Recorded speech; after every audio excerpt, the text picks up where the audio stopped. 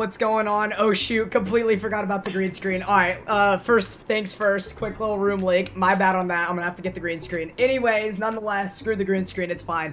Howdy everybody, hopefully everyone's having a fantastic afternoon. I'm so excited for this live stream because we have a real world 737 captain joining us on Discord who's going to be monitoring our flight.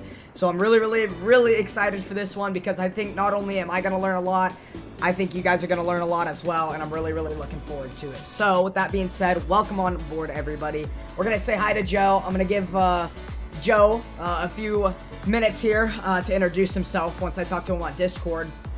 But as of right now, man, it's our stream. We're going to do basically everything by the book, everything like we normally do, except this time we have someone to talk to on Discord, and that being a real world 737 captain, which is insane. So if you guys have any questions for Joe, send them in the live chat, and I'll be able to read them off, and he'll I'm sure I'll be able to answer some of your guys' questions, and then obviously I'm going to have a bunch of questions for him as well. Today, I'm really excited because we're going to learn a lot as a community, so make sure to stay tuned in for the whole entire live stream if you got that time on you this evening. If not, all good, but I want you guys to learn something. I want you guys to take away from this live stream here. Welcome everybody on board. Nonetheless, let's get things started. I'm really excited for this live stream because not only do we have a 737 captain joining us, we also have a series of really short, fun legs ahead of us. So let's get it started. Mitch, what's going on, man? Welcome on board. Great to see you. The Carrier Rail fan, Nolan, what's up, brother? Appreciate you for being here. Big Tex, what's up? Distix, welcome, sir. Appreciate you for being here. Trevor, great to see you. Caleb, what's up? Welcome to the stream. Will, what's up? Raven, hey. What's going on? Welcome to the stream. Omega, what's going on? Welcome to the stream. Max, great to see you on board this evening. Hope all is well with you. 2021, good to see you, man. Appreciate you for being here. What's going on, Kevin? Welcome. Hopefully you had a good birthday. Drill Plays, what's going on, man? Welcome on board. Great to see you. Appreciate you guys all for being here. Gonna send you a Discord DM of my questions since I have quite a few and they won't fit in here. Sounds good, Nolan? Sounds good, man. Hey, Micah, what's going on? What's up, Josh? Welcome on board, guys. Everyone, appreciate y'all for joining up. I'm just gonna say screw the green screen as of right now. I might get it at cruise. I might get it a little bit later on in the pre-flight, but as of right now, I just am not trying to waste time. I'm trying to get it, straight into everything. So I'm really looking forward to this one just because of how fun and how much we're gonna learn on this one, guys. So without further ado, let's give Joe some time to basically introduce himself, and we'll get the party started. All right, Joe, we are live, and I basically don't want to welcome, I want to welcome you, obviously, but I don't want to talk too much about yourself. I want to let you do all the talking. So, we are live, everybody can hear you, and basically this is your introduction. So basically tell the chat and basically my channel who you are and what you do to the best of your ability. Okay. Sure. Yeah. So obviously, yeah, my name is Joe. I do fly the 7-3 for work. Just thought I would reach out to you, and because I'd seen some of your streams and thought I'd been in your chat before there and just watched and thought I would just join you tonight. And instead of just being someone over there and texting you, I thought I would just hang out with you for a night and see if there's anything that I could help you out with, because I know that you reach a lot of people doing these streams, and so, you know, if we can pass on some knowledge to improve some people's sim flying and, you know, make this thing more enjoyable for them as well, then great. I, as a hobby, do some VAT sim controlling myself, so it's also beneficial to me and for us. If our pilots are better, then it makes our job easier as controllers too, so you know, it sort of goes hand in hand in that case. So there you go, that's what it's all about. Everyone in the chat saying thank you, Joe, good looking out, like that's what's up. So I'm really excited. I know the chat is as well. I'm looking forward to this one for sure. But yeah, no, I'm really excited because I'm definitely going to learn a lot from you, become a better pilot, and honestly, it's going to be great for both of us, honestly. First of all, because I think a lot of, like you said, a lot of the pilots want to learn something from you, and that's going to be beneficial to you as a VATSIM controller, making sure that you got knowledgeable pilots on the frequency, and I'm really looking forward to it. So we're going to get everything started. I'm going to make sure I'm sharing my screen here for you as well. There we go. All right, everything checks out on your side? yes, sir. Sweet, let's get it. All right, guys, like I said, we're going to be doing everything by the book, basically. Here, I'm going to actually... Hey, Joe, just a quick question. Do you mind if I just do voice activity instead of push to talk? Yeah, sure. Sweet. Boom. All right, so you can basically hear everything now. Gotcha, Josh. Gotcha. I'm gonna turn it up right here shortly. Which RTAC? He's actually a part of the, what is it, Chicago? Chicago, yeah. Yep, he's a part of Chicago. So he was actually our, basically approach/departure controller a few streams back when we did Chicago Midway to Detroit. Detroit, we shot down to Nashville. And from Nashville, we ended up in Nowlands. So, yeah, he was our departure controller. We got to talk to him a little bit. And I don't know if you guys remember, but me and Joe kind of had something going. He's a, well, what are you? Are you a volunteer fan, or? Oh, my son goes to Tennessee. Okay, there you go. So, yeah. So, his son goes to Tennessee. I saw he was repping Tennessee in the SWA Virtual Discord, and I'm like, nah, I gotta let him know what's up.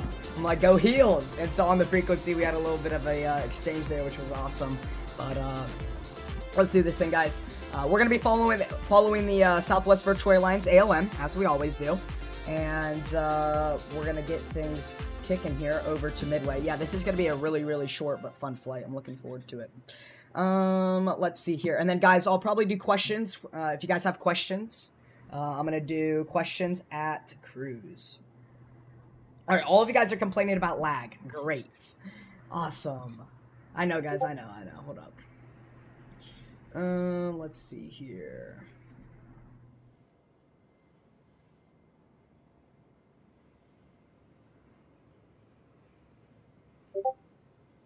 Here, you know what, Joe? I don't think stream delay is that bad. I think something's going on with my streaming through Discord. Yeah, you probably don't have to share the screen. That Okay, might be slowing things down. Yeah, that'll be fine. Sweet.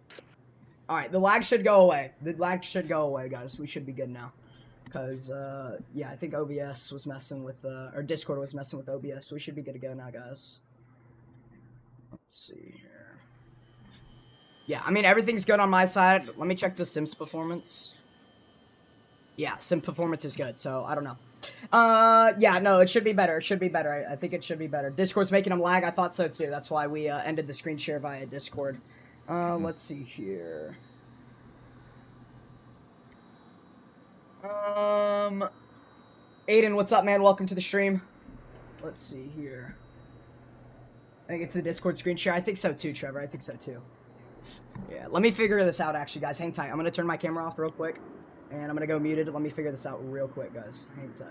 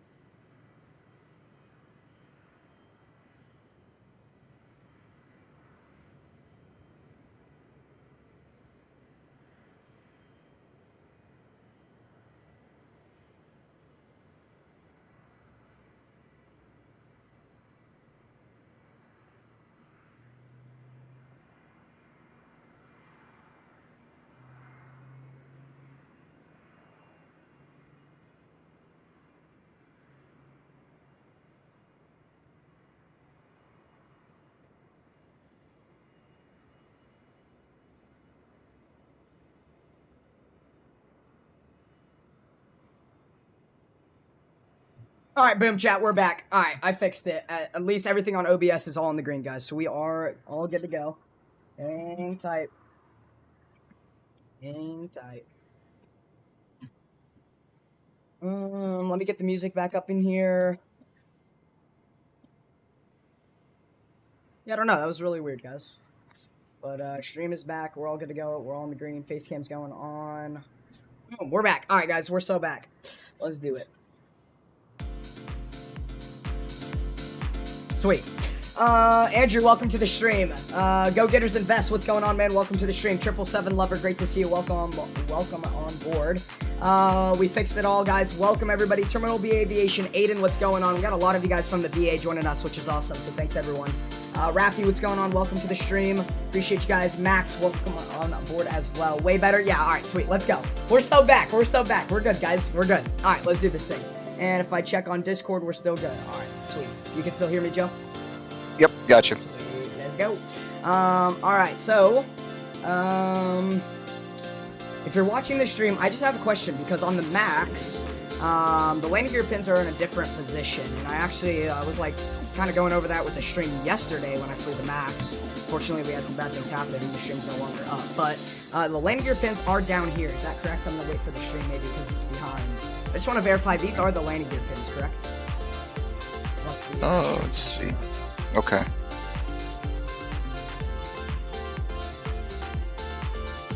We're not doing a shared cockpit, Andrew. He's actually monitoring, well, not monitoring. I guess he's watching the stream, right? But he's actually in a Discord with me. He's in a Discord call with me. So that's why we're not going to be doing a shared cockpit. Shared cockpit is a little bit unstable, and I think it'd be best if he just watches us via Discord. Yeah, it's going to be, and I'm gonna have the lag of the video as they are as well too. Yeah, so those pins would actually be, if you can look further back and to the right, there's like a little cubby. Yep. The iFly Max basically has some manuals down there, and there's a bin down there that holds those landing gear pins down in that spot. Okay. Right where those pins are right there, there's actually a metal bracket where we keep the aircraft logbooks. Oh, okay. So when you're going through those checklists and it says logbook aboard, that's where you'd be looking right there where those pins are, and then landing gear pins 3 aboard would be back down where that bin is with the cubby. And you can, okay, the bin, okay.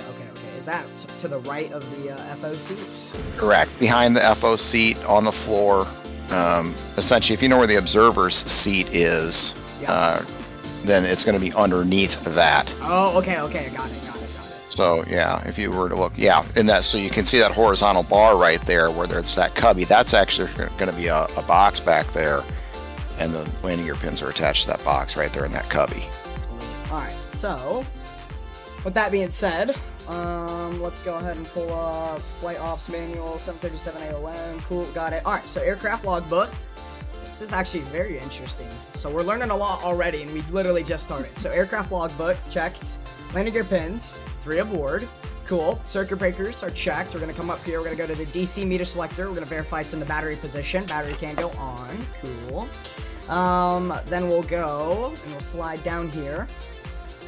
Actually, let's go. Fuel panel, 1 pump on, hydraulic panel, electrics off, air conditioning panel checked. Landing gear lever down, 3 green. And we'll run through the fire / overheat warning system test. And during this test, Joe, what are we looking for? So I want to just basically go over, like, what's the purpose of the test, why do we do it, and what are we looking for as pilots? And just to confirm, yeah, so you don't have ground power on yet. So basically all your R is on the battery power so far. So when you do that fire warning test, you're going to see the 2 overheat lights.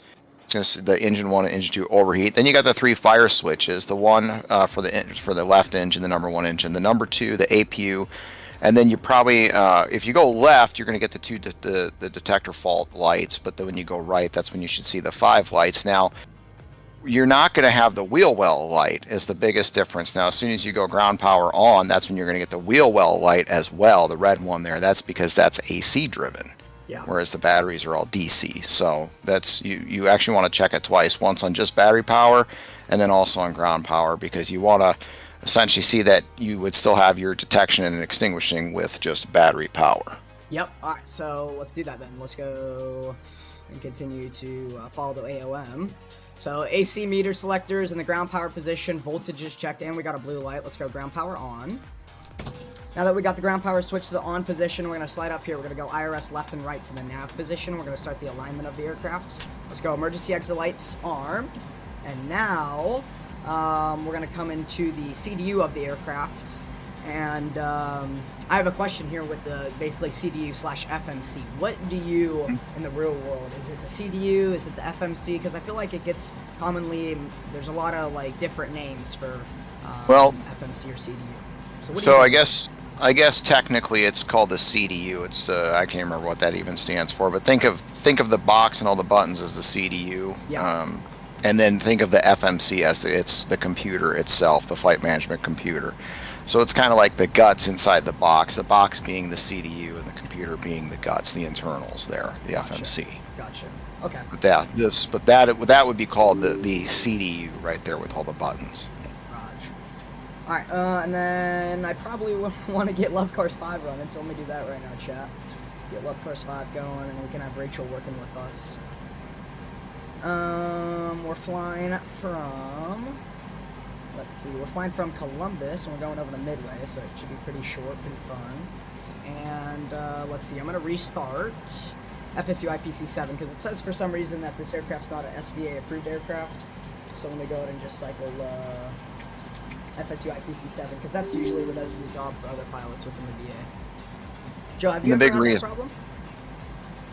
The big reason, too, that they've got the FMC or CDU in that position there, too, is because if you break up the duties between the captain and the first officer, what you want to do is you want to get in there and do like you did, get the IRSs on so that you can do your alignment, because real-world alignment is about 7 minutes. So you want to get those things going, because it does take some time for the displays to align. And in the pre-flight procedure for the FO, they want to get the coordinates put into the box and then go outside and do the walk around, so you can do the walk around while that thing is aligning. Yeah. And obviously there's a lot of other components and parts and pieces too that need that alignment too. Like for instance, you can't do your TCAS, your ground prox test unless those things are all up and aligned, among other things. Right. And in the sim, if I go through the AOM here, let me pull it up. It says exterior lights. So I've watched a few Big Earn videos. I'm sure many of you guys in the chat have also watched some Big Earn videos. And he actually went through kind of like what they do on a walk around, but I just want to double check it with you and make sure I'm not doing anything wrong. So for the exterior lights, is it all lights on, only certain lights, or how does that work? What lights go on the walk around, if any?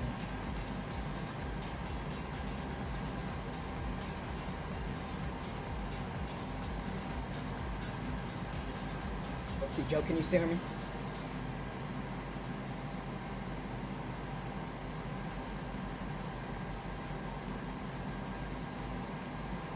Alright, let's see. In the meantime, Curtis, what's up? Welcome to the stream. Aviation Geek, what's up, man?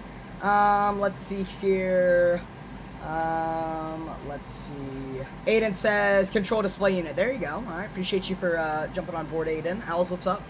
Let's see here. Yeah, shared cockpit is very unstable. I've heard that as well. Yeah, shared cockpit's hella unstable. So, if we would do a shared cockpit, man, shoot, so many things would probably go wrong. That Joe made the decision actually to just watch me via Discord instead of doing a shared cockpit. I originally thought we're gonna do a shared cockpit, and Joe was just like, "All right, my plan is just to watch you via Discord." I'm like, "Sweet, that works too, man." It's me, Aviation Geek. Came into your stream like on New Year's last year. Oh, welcome back, Aviation Geek. Welcome, man. Rat, what's up? Are you with a real-world pilot? I am. I'm with a real-world 737 captain. So it's a pleasure to have him on board. Fixing my PMDG with the reinstall. Yeah, for some reason my PMDG is saying it's like not a SVA-approved aircraft. So if anything, I might just restart the flight and see if it fixes anything. Yeah, that's what I'm gonna do. So quickly, we're gonna restart the flight, and we're basically gonna get back in the same exact position we just were, just hopefully now Love Cars 5 picks up the fact that we are in an actual SVA approved aircraft, that being the 737-700. So I just want to double check here. Joe's internet went out there briefly, guys. He said he'll be right back, so we'll just wait on Joe to come back. Sup, I'm gonna be doing, or I'm gonna be hopping on LAX delivery tomorrow, I think. Nice, well, very nice, man. Who's Big Earn? Flying with Big Earn. He's a Real World Southwest pilot who, like, basically videos all of his flights. Great YouTuber, content creator, and pilot. Alright, Joe's back. Sweet, love it. My Love Cars 5 isn't Love Cars 5-ing, so I'm gonna chill for now. Sounds good, Andrew. If you don't, or if you can't fly with Love Cars 5, that's all good. Also, use your resources, man. The Discord is a great resource. If you have any problems, man, the executive team is usually always there to help you out. The help desk is a great channel for that. Company chat as well. Really, just use your resources in the Discord and be like, hey guys, my Love Cars 5 isn't working. It's saying yada yada yada. Can you help out? And someone's gonna help you out, whether it's a executive team member or it's just some pilot out there willing to help out. I have a few questions I sent you. Can you ask them? Yeah. So I'm gonna be doing like basically like Joe, if you're up for it, maybe if we have some time at cruise, like a Q&A session with the community, because I feel like a lot of people are gonna have some questions. Yeah, Yeah, I don't know why the sim's being so stiffy with me. Let's ask the questions right now. Why restart the sim? Like, dude, I don't know why the sim's acting like this. It's so weird. But Joe, are you down for like a quick Q&A session? Yeah, sure. All right, sweet, let's do it. So, Nolan, like I said, DK Railfans moderator, huge supporter of the channel. He says, "Hey Joe, first question: what is the proper time to use wing/engine anti-ice and de-icing?" For the wings, okay. Well, luckily the aircraft doesn't pick up a lot of ice on the wings or the tail. Usually, your engine anti-ice is more precautionary than anything, and that's why it's called the anti-ice. So, anytime you've got 10 degrees centigrade or colder and you're invisible moisture, you want to have that on, and that can include being on the ground. So, say for instance, you have 9 degrees centigrade temperature and it's showing wet, or it's raining or it's snowing, you're going to want to have the engine anti-ice on, even on the ground. So you're going to even want to program that for takeoff. The wings we don't use on the ground. You can't use it for de-icing or anti-icing purposes. All it's really good for is in the air. And those aren't like the engines where we turn it on for anticipated icing. It's if you start to see a little bit of ice build up on the leading edge of the wing, we'll turn it on. But it doesn't get used very often. I did use it on a flight very recently. We thought we noticed just a little bit of ice out there on the wings as we were coming into land, so just more of a precaution, and we just turned it on just to make sure that we were completely clean when we came into land. And then of course we ran the numbers for in the landing data. You can run numbers for en route ice, and that basically just means that you use that wing anti-ice in flight. But the wings we don't use very often. It has to be off before takeoff, has to be off before landing. The tail itself doesn't have any anti-ice protection or de-icing protection at all, which I always thought was sort of amazing.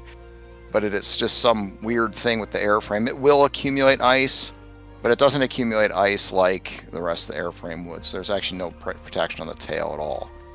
But yeah, the wing's pretty much just for en route. There you go. Rat says, is Joe the one that has the YouTube channel? So, yes, Joe has his own YouTube channel, but Joe's actually the man behind all of the great SWA virtual videos that the VA has access to, and really anybody and everybody has access to. So if you guys want, you guys can head over to Southwest Virtual Airlines TV, and you'll recognize the voice of the man himself, and you'll be like, oh wait, hold up, I recognize this voice. Yeah, so Joe actually is the one who does all the videos for SWA Virtual, so he has his own YouTube channel as well. Yep, correct, Trevor, I do. I was on actually with a buddy of mine like yesterday. This is a more or less airline specific question. Would you I just want to clarify before we head down that path. Are you cool with the airline specific question, or you want to kind of keep it more or less generalized? That's fine? No, that's fine. Okay, cool. He says, how many hours do you have with said airline? Oh, let's see. I started with said airline with like almost 6,000 hours of flight time, and I've been there 8 years, and I fly about 700 hours a year. So you could probably do that math better than I could. Yeah, I'm sure it's well over 10,000 by now. Yeah, it comes pretty fast, so it's hard to get there, but once you get there, then it's abundant and probably more than you want it to be, in fact. There you go. Kevin says, I call it the voice. Okay, there you go. Let's see, Caleb, did I get your question? Ooh, this is actually this is a hard question for me to answer. I want to see how you answer it. What's your favorite airport to fly in and out of? I saw he posted that earlier, and I've been thinking about it for a while, but I don't really have a great answer for you because they're all different. Yeah. But I do enjoy flying in and out of Midway. It's a bit of an adventure every time you do it. Winds are always different. Some days it's windy, some days it's calm, some days it's a crosswind. During the winter time, the runways might be can get pretty ugly there. In Chicago, the weather can get pretty bad, pretty nasty. It's the third shortest runway in the system for us, so it's sporty. It keeps you on your toes. You got to respect it, but it is fun to fly in and out of there. Yeah, and I'm excited. We're gonna be flying to Midway today in the Sims, so I'm excited to see how we can we can do. I know Nolan, I know. I just want to get to everybody, you know. So the second question that Nolan has is, when do you do the captain flow, and what order do you do said flow? So I'm assuming he means like the pre-flight flow when you first sit down in the aircraft? I believe so. I believe so. Okay, so essentially when you get to the aircraft, usually you let the first officer go in first because he's got a lot more to do than you do. Yeah, I mean, you're checking. The first thing that you usually do is check all the certificates. There's 3 on the back side of the door and 1 above the main entry door. You want to take a look at the logbook, aircraft logbook, make sure there's no defects with the aircraft, or if there are or anything's written in there, you want to make sure that everything's been signed off properly by maintenance. You know, before you usually sit down, you've got the overhead panel, but you've kind of got that higher portion of the overhead panel where the observer's audio panel is, the stall warning test, the overspeed test. You basically can do all that standing. And then you can sit down and start going through some of the other things. And oh damn, I didn't think about it like that. There you go. Yeah, if you look at the overhead panel left, all the way to the left side there, that top left corner's got the flight controls panel with the yaw damper. You usually start there once you sit down and just basically go straight down to the fuel pumps. Step over 1 column, if you will, where all the electrical stuff is. Go down that column, top to bottom, then step to the center, which is pretty much just a seatbelt sign. Step over 1 more, start up the top with the window heat and work your way all the way down. And then we'll essentially work across the MCP, the mode control panel, where, you know, if you're flying out of Midway, it's always going to be 3,000 for an initial altitude. You know, set the course for whatever your EFP is going to be. Over to the EFIS control panel, start setting all that stuff up. This is, of course, the screens maybe have come alive at this point. And so that's just kind of what we do. We do that flow down to your flight instruments, come across, you know, to the center area there where like the auto brake switch is, the fuel flow switch. You kind of do all that and then work your way back, right between the 2 seats, like where the thrust levers are. Okay. Yeah, I'm tracking. Back behind that, the fire warning, the cargo fire, and you know, you just kind of work your way back. There's a lot of items, but I mean, if you don't really need, everything is published, right? Like there's a published flow, there's a published you know, setup and prep checklist and all that stuff. But I've always just kind of looked at it more like the sense of, look at the switch, does it need to be moved or dealt with? If it does, do it. If not, move on to the next one. You know, and sometimes we'll refer to some switches as dusty switches because all they do is collect dust because you really don't ever touch them. So there's a lot of those too. So it sort of looks overwhelming at first, but the more you do it, the more routine it becomes. Gotcha.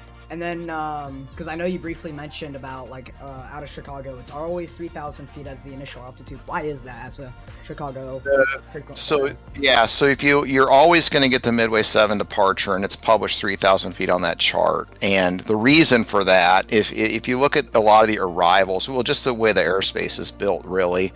And I've learned this just from talking to my friends there at ZAU, and there's some real world controllers in the VATSIM facility there.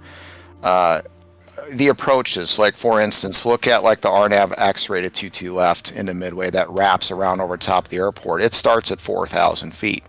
So right there, you've got 1,000 feet of vertical separation. So in other words, once you take off level at 3,000 feet, you're going to have people as low as 4,000 feet going right over top of you. That's why. And then departure is essentially just going to climb you in reference to all those aircraft. Interesting. Okay. And then let's go with, okay, so Devin. Devin's a pilot at the VA. I'm not sure if you've seen Devin in company chat before, but he's pretty active in the VA. He has actually a really good question. Now, this may be tricky to answer for you, but what is the least, or what is your least favorite part of the job? Probably not having enough days off. Okay. I mean, yeah. it's a means to an end, right? I mean, at the end of the day, it's still a job. It's there to provide for your family, and it's a great job. There's nothing else that I would rather do. But, you know, and as much as I do enjoy the job and I do enjoy flying, and I still do, I also enjoy my free time and time off too. So, yeah, it's right now I'm running pretty much a 4-day on, 3-day off schedule, and I wish it was reversed. I wish it was 3 days on, 4 days off, but it's just the way it goes. Let's see here. In the real world, what does it take to go from first officer to captain? Hours, etc. Like, meaning hours or skill, etc. So essentially, once you're hired by the company, you are essentially already a captain or captain qualified. All it really takes at that point is the company to say, we need more captains, and they open up, upgrades, as I guess is what we call them. So it depends on the airline. It depends on their hiring, depends on their needs. There's some airlines that you may get hired, like a regional airline, and you may be a captain after only 6 months. It just depends on the needs of the company. A lot of those things are driven by hiring, retirements, all that kind of stuff. So, at Southwest, typically, historically, our upgrade has been a little bit longer. Historically, it's been anywhere from 8 to 10 years, and that's just due to a lot of those factors that I mentioned. Retirements. Do you have early retirements? How many? What's the span of age range from, in your captain's group? If you don't have a lot of retirements, there's not going to be a lot of upgrades. So, but typically the company also runs like a 60 to 40 ratio. So you got like 60% captains, 40% FOs. And the higher ratio is mostly just due to the guys that are captains. They're older. Some guys are still on the roster, but maybe they're on medical leave, or the longer you've been there, the more seniority you've got, the more vacation you got. So they've got to fill those gaps. They got more gaps to fill on the captain side than they do the FO side. The FOs are typically a little younger, don't have quite as much vacation, are healthier because they're younger. So the FO seems to be getting like the most like workload, I guess you could say. Yeah, and I mean, I guess. Yeah, go ahead. And I guess just to kind of continue on from what I was saying there, it's, as I said, it's just a need of the company, but it's all seniority based. So your hire date is really what dictates when you can get that captain upgrade. If they say that, we need 100, or we're going to upgrade 100, over the next 2 or 3 months, it's going to come down to a bid. You put in your bid. Do you want to upgrade or not? Some people, they don't want to because they like their schedule. They just want to fly weekdays. So they're okay with just staying in the right seat. But it's all seniority based. When the time comes up and your number is there, you can either choose to either go and upgrade or bypass and stay as an FO. Sure. Did you so for example, did you at first decide to be like, okay, no, I'm gonna stay as a first officer, or did you go as soon as you got it straight to the left seat? No, I took it as soon as I could get it. My timing worked out well that they were doing a lot of upgrades. My son was just starting college. He was going to be a freshman in college, and I was already doing a lot of weekend flying as it was. I figured I might as well just do it. Yeah. All right, we're firing back the aircraft up, guys, and we're on ground power now. And when I asked originally, I asked Joe, I was like, so what's the purpose of the fire/overheat warning system test? Like, what are we looking out for? So we went over that, and then he said the main difference is, now that we're on ground power, we're going to see wheel well illuminated. And it's actually labeled on the AON. It literally says wheel well fire warning. So we're going to go over that right now, guys. And you're going to see wheel well be illuminated here. And we'll run through that test now. So there, first things first, wheel well pops up. Yep, so you'll notice on the ground power there, the AC, you're going to get 6 lights now instead of just the 5. And then we go to the left as well, right? So we test right, and then we go to the left, and we look out for the 2, what 2 lights are these again? Those 2 are basically, if you think about it, to the right is essentially it's the fire loops, but the left, if you can think of the left side as that's like the brains of the computer. Is the computer going to be able to detect or take the information that's coming from those loops and actually give you a fire warning? So I think of the left side as the computer, the brains. Gotcha. And then as we move on through the AOM, I'm gonna go ahead and throw in our position. We're currently at Kilo. Let me pull it up. What is Columbus? It's Charlie Mike Hotel. Tossing Charlie Mike Hotel. Next page, we'll grab GPS left coordinates because we're flying from the left seat. Is that correct? Is that what you guys do in the real world? Either is fine. Either is fine in that sense. Yeah, you got 2 GPS sensors essentially, and you're just picking one of those coordinates, and they should pretty much match up anyway. Yeah. But either is fine. Everything has dual redundancy. You've got 2 GPS receivers in the aircraft. All right, and then let's see. Flap lever is up. Parking brake is set. Or flap lever. Flap lever's up. Parking brake is set. We already went through the wheel well fire warning. We did that a little bit early. No worries. And then exterior lights. So before your internet cut out there briefly, I asked you about like basically when going through the interior inspection, what lights do you toss on? Do you toss on all the lights?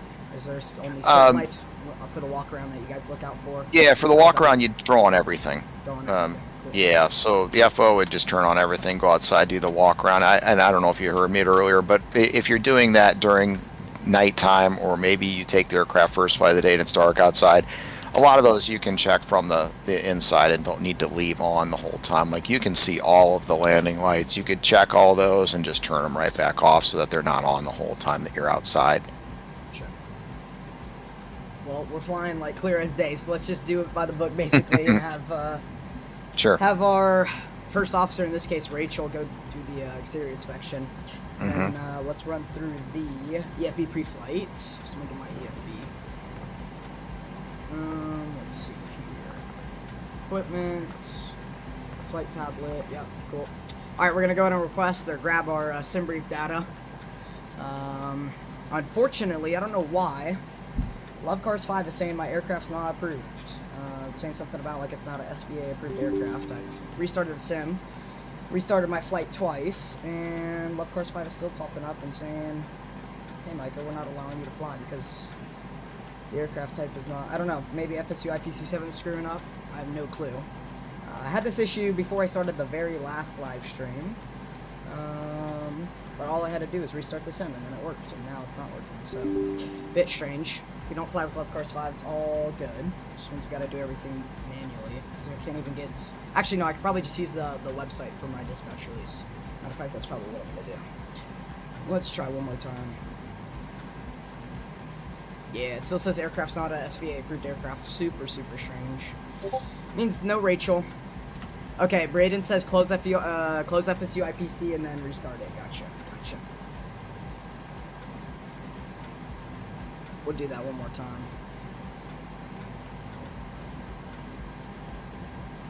You know what? I think I know why. I didn't fully close FSU IPC7, Braden. That's why. And Joe, you've done some flights with Braden as well, kind of like what we're doing today. Yeah. Nice. Yeah, or at least some group flights.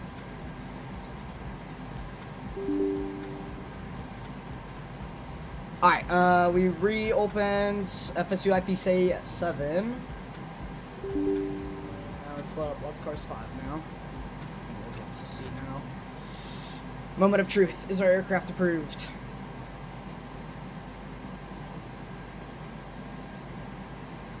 Hey, there we go. We're approved. Nice. Very nice. Thanks for your help, Braden. Appreciate you. Alright, so I want to talk about, like, taxi out fuel and whatnot. Because I had John talk to me about taxi out fuel and whatnot.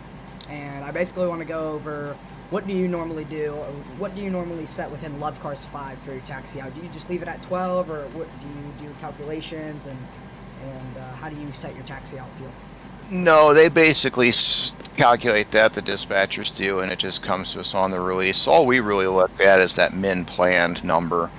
That's going to include all the dispatch ad, taxi fuel, contingency, alternate, all that stuff. As long as we have somewhere between min plan and max plan, we're good to go. Sure. Now, personally, I do what you just did. I bump that extra number up myself up to maybe 1,000 to 2,000 pounds above. And then once I run those numbers on the dispatch, I just make sure that my landing fuel is going to be somewhere in the neighborhood I'm comfortable with. At least 5 or higher is usually what I'm looking at. Gotcha. But the taxi fuel, that's something that they do on the dispatch side. It's usually somewhere between 200 and 500 pounds. It just depends on the size of the airport. They use a lot of historical data to try to determine, how much taxi fuel you're going to burn. So you would say 12's almost like too much, would you say that? So you're looking at 12, yeah, so in that case you got essentially minutes. Now if you were to roll down and look at the fuel part of your tree there, and you'd be able to see what that converts to in terms of a number in pounds. Oh, so this is minutes. Yeah, so you can see Oh, actually, okay. you see up there in the top, one of the top lines there, your dispatch release, it says taxi out, it says 00 plus 12, so you're looking at minutes there in that case. But if you look down there to the bottom, right down there in your tree, you can see plan taxi out, it says 0003, Yeah. and then the 12 minutes. So essentially it's converting the minutes of 12 minutes into 300 pounds. Okay. Cool, cool. That's why you've got then min takeoff of 8.9, but your min planned is 10.2. So that's because you got 1,000 or, yeah, 10.2. So the difference of 1,300 pounds, which is the 1,000 extra and the 300 pounds of taxi. Gotcha. In other words, you're at the gate there, you're going to run your before start checklist, and it's going to say, you know, fuel, and you're going to look at how much fuel you have on board, compare that to min planned. As long as you've got your min planned and then some, you're good to go. Even if you were at or just slightly below min planned, as long as you pushed off the gate and you were reasonably sure that you were going to be able to take off with min takeoff, you're still legal to go. In other words, you wouldn't need to call the fuel truck back out. There you go. Alright, so on the flight plan, or actually on the VAT sim side of things, it looks like someone flying with us took our call sign, which is all good. Which means if I pull up on the website another call sign, we'll just use a different call sign. And we'll throw that into SimBrief and then we'll refresh. So standby 1 on that. Let's see here. Flying out of Columbus, and we're going over to Chicago at Midway. Let's see what call signs operate this route in the 700. We got 586, so we'll toss 586 into SimBrief. And then we're going to generate our basically flight plan on SimBrief and then refresh, and we should get our new call sign on Love Cars 5.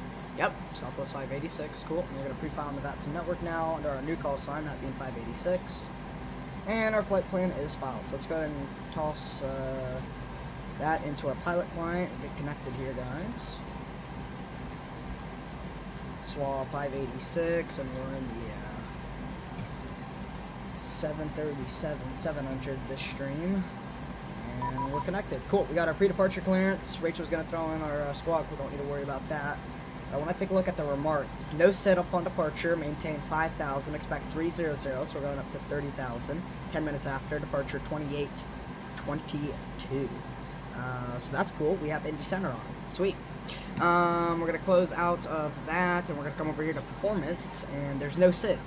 Because there's no SID, we're just going to go ahead and request our takeoff data with basically everything being set standard. Usually if we have a SID, we'll go into the SID, we'll take a look at the takeoff like minimums, and we'll go through the grand feet per minute per nautical mile and grand top altitude. In this case, guys, just because there is no SID, we'll just request everything by what Love Cars 5 already has set in there for us. So we're all good to go there. I'm going to toss Love Cars 5 over to the secondary monitor, and I'm going to pull up the AON, and we'll continue going through the AON. Let's see here. Did we go through the EFB pre-flight? No, we didn't. So let's do that now. Cool. There we go. So our flight plan is now requested from Charlie at Mike Hotel over to Mike Delta Whiskey. We're going to come up here to the upper overhead panel, and I'm going to run through the lead edge device test. Cool. Lead edge device test complete. IRS. Let's see here. Or correction, ELT as installed. Armed, ELT light out. GPS, ILS, and GLS lights as installed. Extinguished. Let's see here. IRS smoke selectors, nav, surface interphone switch off. We're actually going to check the alignment time here. So we're actually all aligned because we've been basically going over questions, and we were trying to get Love Cars $5 or to get all set up. So we're all good there. IRS is already aligned. Sweet. Surface interphone switch is off. MG reverser lights extinguished. EEC switches on, alternate lights out. Crew oxygen pressure is checked. And passenger oxygen switch is normal and guarded. Flight recorder, test switch. We're going to go test. We're going to run through the mock airspeed warning test number 1 and mock airspeed warning test number 2. We're going to run through the stall warning test number 1 and stall warning test number 2. Cool. Flight recorder's going to go back normal. We're going to toss on the yaw damper. And basically, this is where we're going to do what Joe does, basically. And basically, he starts here in the flight control panel in the top left, and basically just starts running down. Fuel panel, 1 pump's on, we're good there. We're on battery and ground power, we're good there. Panel brightness, we don't need any panel brightness. We're going to come up here, we're going to go ahead and toss on the window heats, and then for the probe test, Joe, I'm assuming it's just you toss on the probes on and then back to auto? Yep. Cool. Yep, So that's all you really need to do. Cool, so we just did that, and then for the hydraulic panels, or correction, for the hydraulic panel, we're going to toss on A's off, B's on, and now what we're going to have Rachel do is run through the flight deck preparation procedure, and Rachel's going to run through the flight deck preparation procedure. We're going to check our oxygen. She checked hers. She's going to run through the lights test. She's going to go ahead and toss in the altimeter, minimum cleanup altitude, departure heading, departure course, V2 speed. We're going to go ahead and have her set 5,000 feet, as that's what we got assigned on our pre-departure clearance. Set altitude, 050. Check. So 5,000 feet's now set in the mode control panel. We're good there. Rachel's going to carry on with her flight deck preparation procedure. She's going to come down here to the GPWS. She's going to run through the system test. And she's going to come down here, run through the TCAS test, set her squawk code and whatnot. In the meantime, we're going to go through the, basically, FMC, or CDU configuration. And actually, I'm going to hold off on that. I'm going to wait for Rachel to complete the flight deck preparation procedure. And then we're going to uplink to FMC, our dispatch release. In the meantime, I'm going to get with chat, because I know I've been doing very bad on keeping up with chat. So let's see here. Every time that happens, I just reboot my PC. Micah, what? Every time, like, Love Cars 5 says the aircraft isn't SVA approved. I guess all you have to do is restart FSU IPC7. I'm sure it's a glitch with FSU IPC7, so glad Braden helped us out. And now we can avoid it in the near future. You talked about seniority. I've had this argument with my parents. Oh, great. My parents many times. It is more important to have more hours and experience Flight or a deck degree preparation complete. in, what airlines are looking for. That's actually a very good question. That's a Yeah. very good question.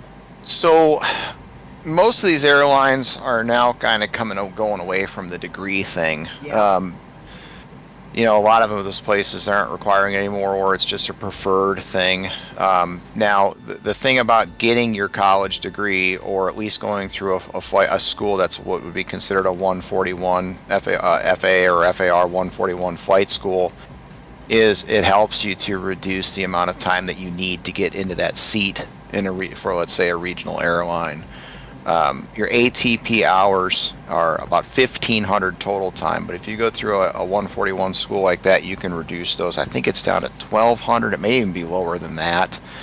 But the idea of the degree is sort of going away. But if you do a college program, it does help you get into the right seat faster. Gotcha. So, yeah. What's your thoughts on Embry-Riddle? I don't know much about them. I went to Southern Illinois, actually. So I did do a college program, did all my flying and everything down there. They're not dissimilar, in any way, right? My training is probably very similar, if not the same as theirs. There's obviously certain requirements through the FAA to get your private, instrument, commercial, all those hours and those things that you have to do. A certain amount of hours at night, instrument time, all that stuff is pretty standardized. How they do those things is going to vary, obviously, but it's a specialized school, so you're going to get good training. Would you say, as a graduate, Southern Illinois has a pretty good flight school program? I thought it was pretty good. It worked good for me. I know there's a few people that I've flown with since, or still know, and even people that I talk to now that are going there currently, even, and say that they're all happy with the program there. There's so many different places you can go. There's lots of places that offer flight programs now. Whether you go the college route or not, I guess what I would say to that is, if you're gonna go to college and you're for flying, and you're gonna get a degree, I wouldn't get it in an aviation subject. I'd get it, do something outside of aviation for your bachelor's degree, so that you do have a backup plan in case the flying doesn't work out, or you have a medical issue and you can't fly. So it's kind of like diversify, if you will, right? Yeah, just prepare for the worst. Yeah. On the checklist side of things, with Love Cars 5, I have a question for the before start originating checklist. Now, I usually just skip over this checklist. When is a appropriate time to run through the before start originating checklist? Like right when you hop inside the flight deck, or what? So you're going to do everything that you possibly can. You're going to do all those flows that you did. You're going to look at the backside of that checklist there. You're going to do all your briefings, make sure everything is programmed in the FMC, that you've got all your performance data, everything is entered. You've pretty much done everything that you possibly can. You got your clearance, put all that stuff into your MCP like you've done, or Rachel's helped you do. Yeah. Once you've got all that done, then you can run that before start originating checklist. Okay, got it. So we're not too late. Sweet. Before start originating checklist. Before start originating checklist. Logbook. Aboard. Landing gear pins. 3 aboard. Fire warning and overheat. Checked. Start levers. Cut off. Stab trim cutout switches. Normal. Lights test. Checked. FMC. Programmed. Briefings. Complete. Oxygen masks and quantity. Checked. EECs. On. Navigation switches. Normal. Display switches. Auto and normal. Fuel. 8.8 cleared with 8.8 center pumps off. Set. Passenger signs. On. Window heat. On. Hydraulic pumps. A's off, B's on. Pressurization. Set. Auto. Flight instruments. 29 or 85. Set. Auto brake. RTO. Takeoff warning horn. Checked. Parking brake. Set. Transponder. TARA. Aileron and rudder trim. Centered. OFP fit for duty. Accepted and signed. Before start originating checklist complete. Cool. And basically we went through the before start checklist, correct? Because on left Yep. course 5. Okay, cool. So we're good there. It's actually quite nice that it goes through both instead of having to run through the before start checklist. That's actually Yeah. really nice. So then, of course, the difference is just the before start checklist is the one that you would run if you were doing a second leg. Like, okay. Got it. for instance, you did a through flight, and now you're doing another leg. You can just do the before start and skip those initial items. Got it. Okay. Nice to know. Start APU. Check. And then on your EFIS control panel there, usually what we'll do too, or I will do, is put your terrain mode on. Okay. And then I usually put on something else like airports, just for some situational awareness. Gotcha. And then if your traffic is or isn't on, you might want to throw that on too. Toss that on.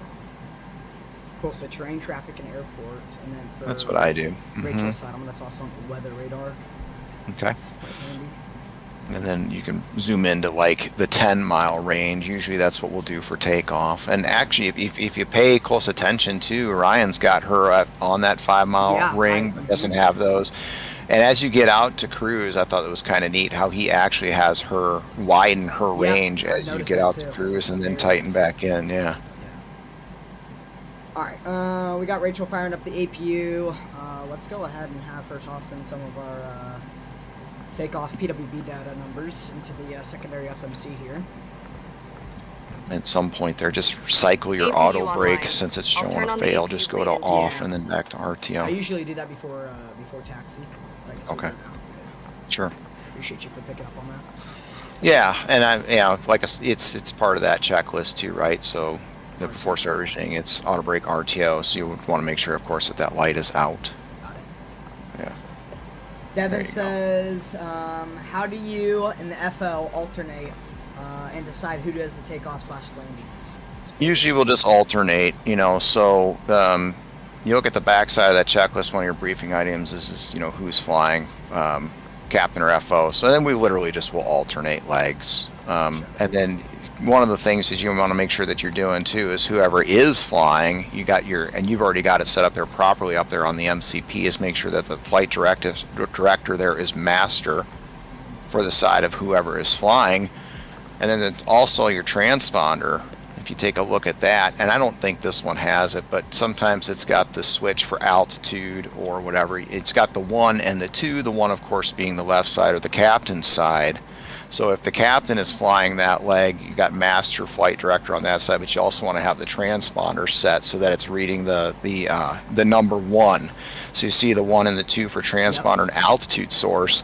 You just want to make sure you've also selected that side too. So in the case of the captain flying the number 1, so it's reading the altitude data from the captain's air data computer. Got it. And then if you were flying in this case, well, if you were in the right seat, then I would probably toss it over to number 2, right? Correct. Mm-hmm. And then to cycle for the flight director, like which side it has master, it's just whatever side goes on first. Is that correct? Or how Correct. do you cycle? Yep. You got it. Lightspeed, what's up? Who are you talking to? We're talking to a real world 737 captain. So this is quite a special live stream for the channel. I'm very, very happy, and it's a pleasure to have Joe on board with us. He's a real world 737 captain. He's basically been helping us out all through the pre-flight, basically just fine-tuning our ability to fly our aircraft here that we have in the sim. Well, more APU specifically bleed on. the 7-3 family. But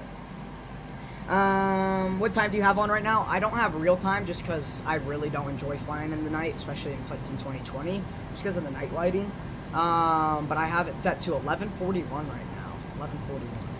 Now, obviously, if we're flying a little bit earlier on in the day, then yeah, we'd have real time on. But right now, it's pitch black outside, and in my opinion, I don't think that's fun for anybody. Let's see here. I'd say I'm on a good track to get my PPL by like 17 or 19. How would you go about getting recognized by airlines after getting dual engine, instrument, and all my certs, or getting a plane type rating, says Mitch? Well, you're going to have to get a lot of time. Most people will usually leave their training programs, commercial pilot, instrument, multi-engine, even with maybe about 350 to 400 hours. And then you're going to have to build that time up to the regional mins, which a lot of those is anywhere from 1,000 to 1,500 hours. A great source for that kind of stuff is a website called airlinepilotcentral.com. And you can usually go on there and find some pretty good data about hiring minimums at the different regionals. Now, how do you get those hours? Most people flight instruct. That's what I did once I was in my senior year of college. I joined up as a flight instructor, and that's really how you start building a lot of that time. The harder thing to do, because a lot of the regionals and stuff require a certain amount of multi-engine time in a twin aircraft. That's kind of the harder time to find, because there's not a lot of people that are going to allow you to do multi-engine instruction, for that matter, or for that matter, even it's to even find one to rent nowadays. But yeah, you just got to find some way to build the time. Sure. Let's see here. Curtis says, someone spawned in at the gate I'm in. Okay, it might have been me. I'm not sure. I think we have, what, like 4 or 5 people flying with us this evening? Yeah, so Curtis, I actually see you. It seems like you're starting your push right now, which is perfect. So I'm going to let you get on your way. You're pushing out, which is perfect. So I'm very sorry. I basically just respawned in. I knew Nolan was on the right, and we have Trevor joining us. He's to the left of us at gate Alpha 5. So I was like, all right, let's spawn in there at the middle, or in the middle of the two. And you were here, so I'm sorry about that, man, but it seems like you're pushing out so well. Okay, anyways. Let's go through the before push checklist. Before push checklist. I think it's quite Zero neat too. fuel weight. When you run through the before push checklist, Rachel actually goes and actually runs through like next page and whatnot, and goes to the certain page. Yep. Just totally realistic. The FO will put you on the proper page. You'd be reading off the left side CDU is where the typical data would come from. You'll just have to use LC5 for that. Gotcha. 107.0 set. Gross weight. 116.1 cross-checked. PWB remarks. Reviewed. N1s. 60/6 reduced set. Runway. Set. Flaps. PWB 1, CDU 1. Set. V speeds. 122, 125, 129. Set. Stab trim. Set. Min cleanup altitude. 1815. Set. Flight deck door. Lights out. Before push checklist. So I want to go through some of the complete. briefings, because that's something that I basically Sure. knew. That's something I want to go over. And I want to make basically like nail down on the briefings. So, what briefing? Because I'm sure I missed a briefing somewhere through the pre-flight. So, what briefing did I miss, and what briefing can we go over right now? Yeah, so I mean, it's in the before start checklist. So that's one of the things that you want to do too, because you remember it said, what do we got? FMC. If you look at the before start, you got FMC program briefings complete. So if you use the back side of the checklist, you can see that big briefings box, and it's got CA capped, and you got the little bullets. Those are required, and then the dashes are just as relevant. So if you look at that, all you really have to brief is whose leg it is the captain or the FO flying, and then you can drop down to clearance. So in your case, if you're going to do pretty much a bare bones brief, because maybe there's nothing to talk about. Maybe you don't have an alternate because the weather's good. You got no MELs, nothing's broken on the airplane. Adverse weather, maybe it's a nice, clear, sunny day. You don't really have to talk about weather too much. Taxi routing is usually one you do want to cover, like especially at a more complex airport. Like what runway are you expecting? How are you going to get there? Any hot spots that you're going to cross? When they talk about SMIGs there, SMGCS, that's like the low visibility taxi routing. So you're talking about low visibility. Like if it was foggy and you're talking to like half mile to a mile visibility, let's say, then you might have specific charts for a low visibility taxi, and that's what that is. Runway conditions, if it's dry, you don't need to mention it. Maybe it's wet, maybe it's cluttered, it's snowy, it's slushy, you might want to mention. RTO is something we'll almost always hit, at least the first pairing. So the first time you fly with somebody, just so you're on the same page, you might want to hit the RTOs. And essentially what that is what are you going to reject the takeoff for? What's your abort criteria? So prior to V1, typically what we'll say is if I have any fire, which could be a cargo fire, APU fire, engine fire, I'm going to abort prior to V1. Your V1 speed today is probably around 121-ish, because I see your V2 is like 129. Yeah, I don't know exactly what it is, but 122. not a bad guess then. Okay, 122. So prior to V1, which is 122, what I would say is I'm going to abort for any fire, an engine failure, a predictive wind shear warning, or if we think this aircraft is unsafe or unable to fly. That's sort of the spiel that we give. So those are the things that I'm looking for. And then as you're trucking down the runway, it'll be a little more obvious to you. You can sort of think about it as any red light or anything that makes any noise. So like a fire bell or a wind shear warning, it's going to say wind shear, wind shear. So essentially, if the aircraft is talking to you or you see that fire warning light up, that's essentially what you're looking for. Now, the one that you can't see is the one you can't see is the unsafe, unable to fly. That's sort of a judgment call.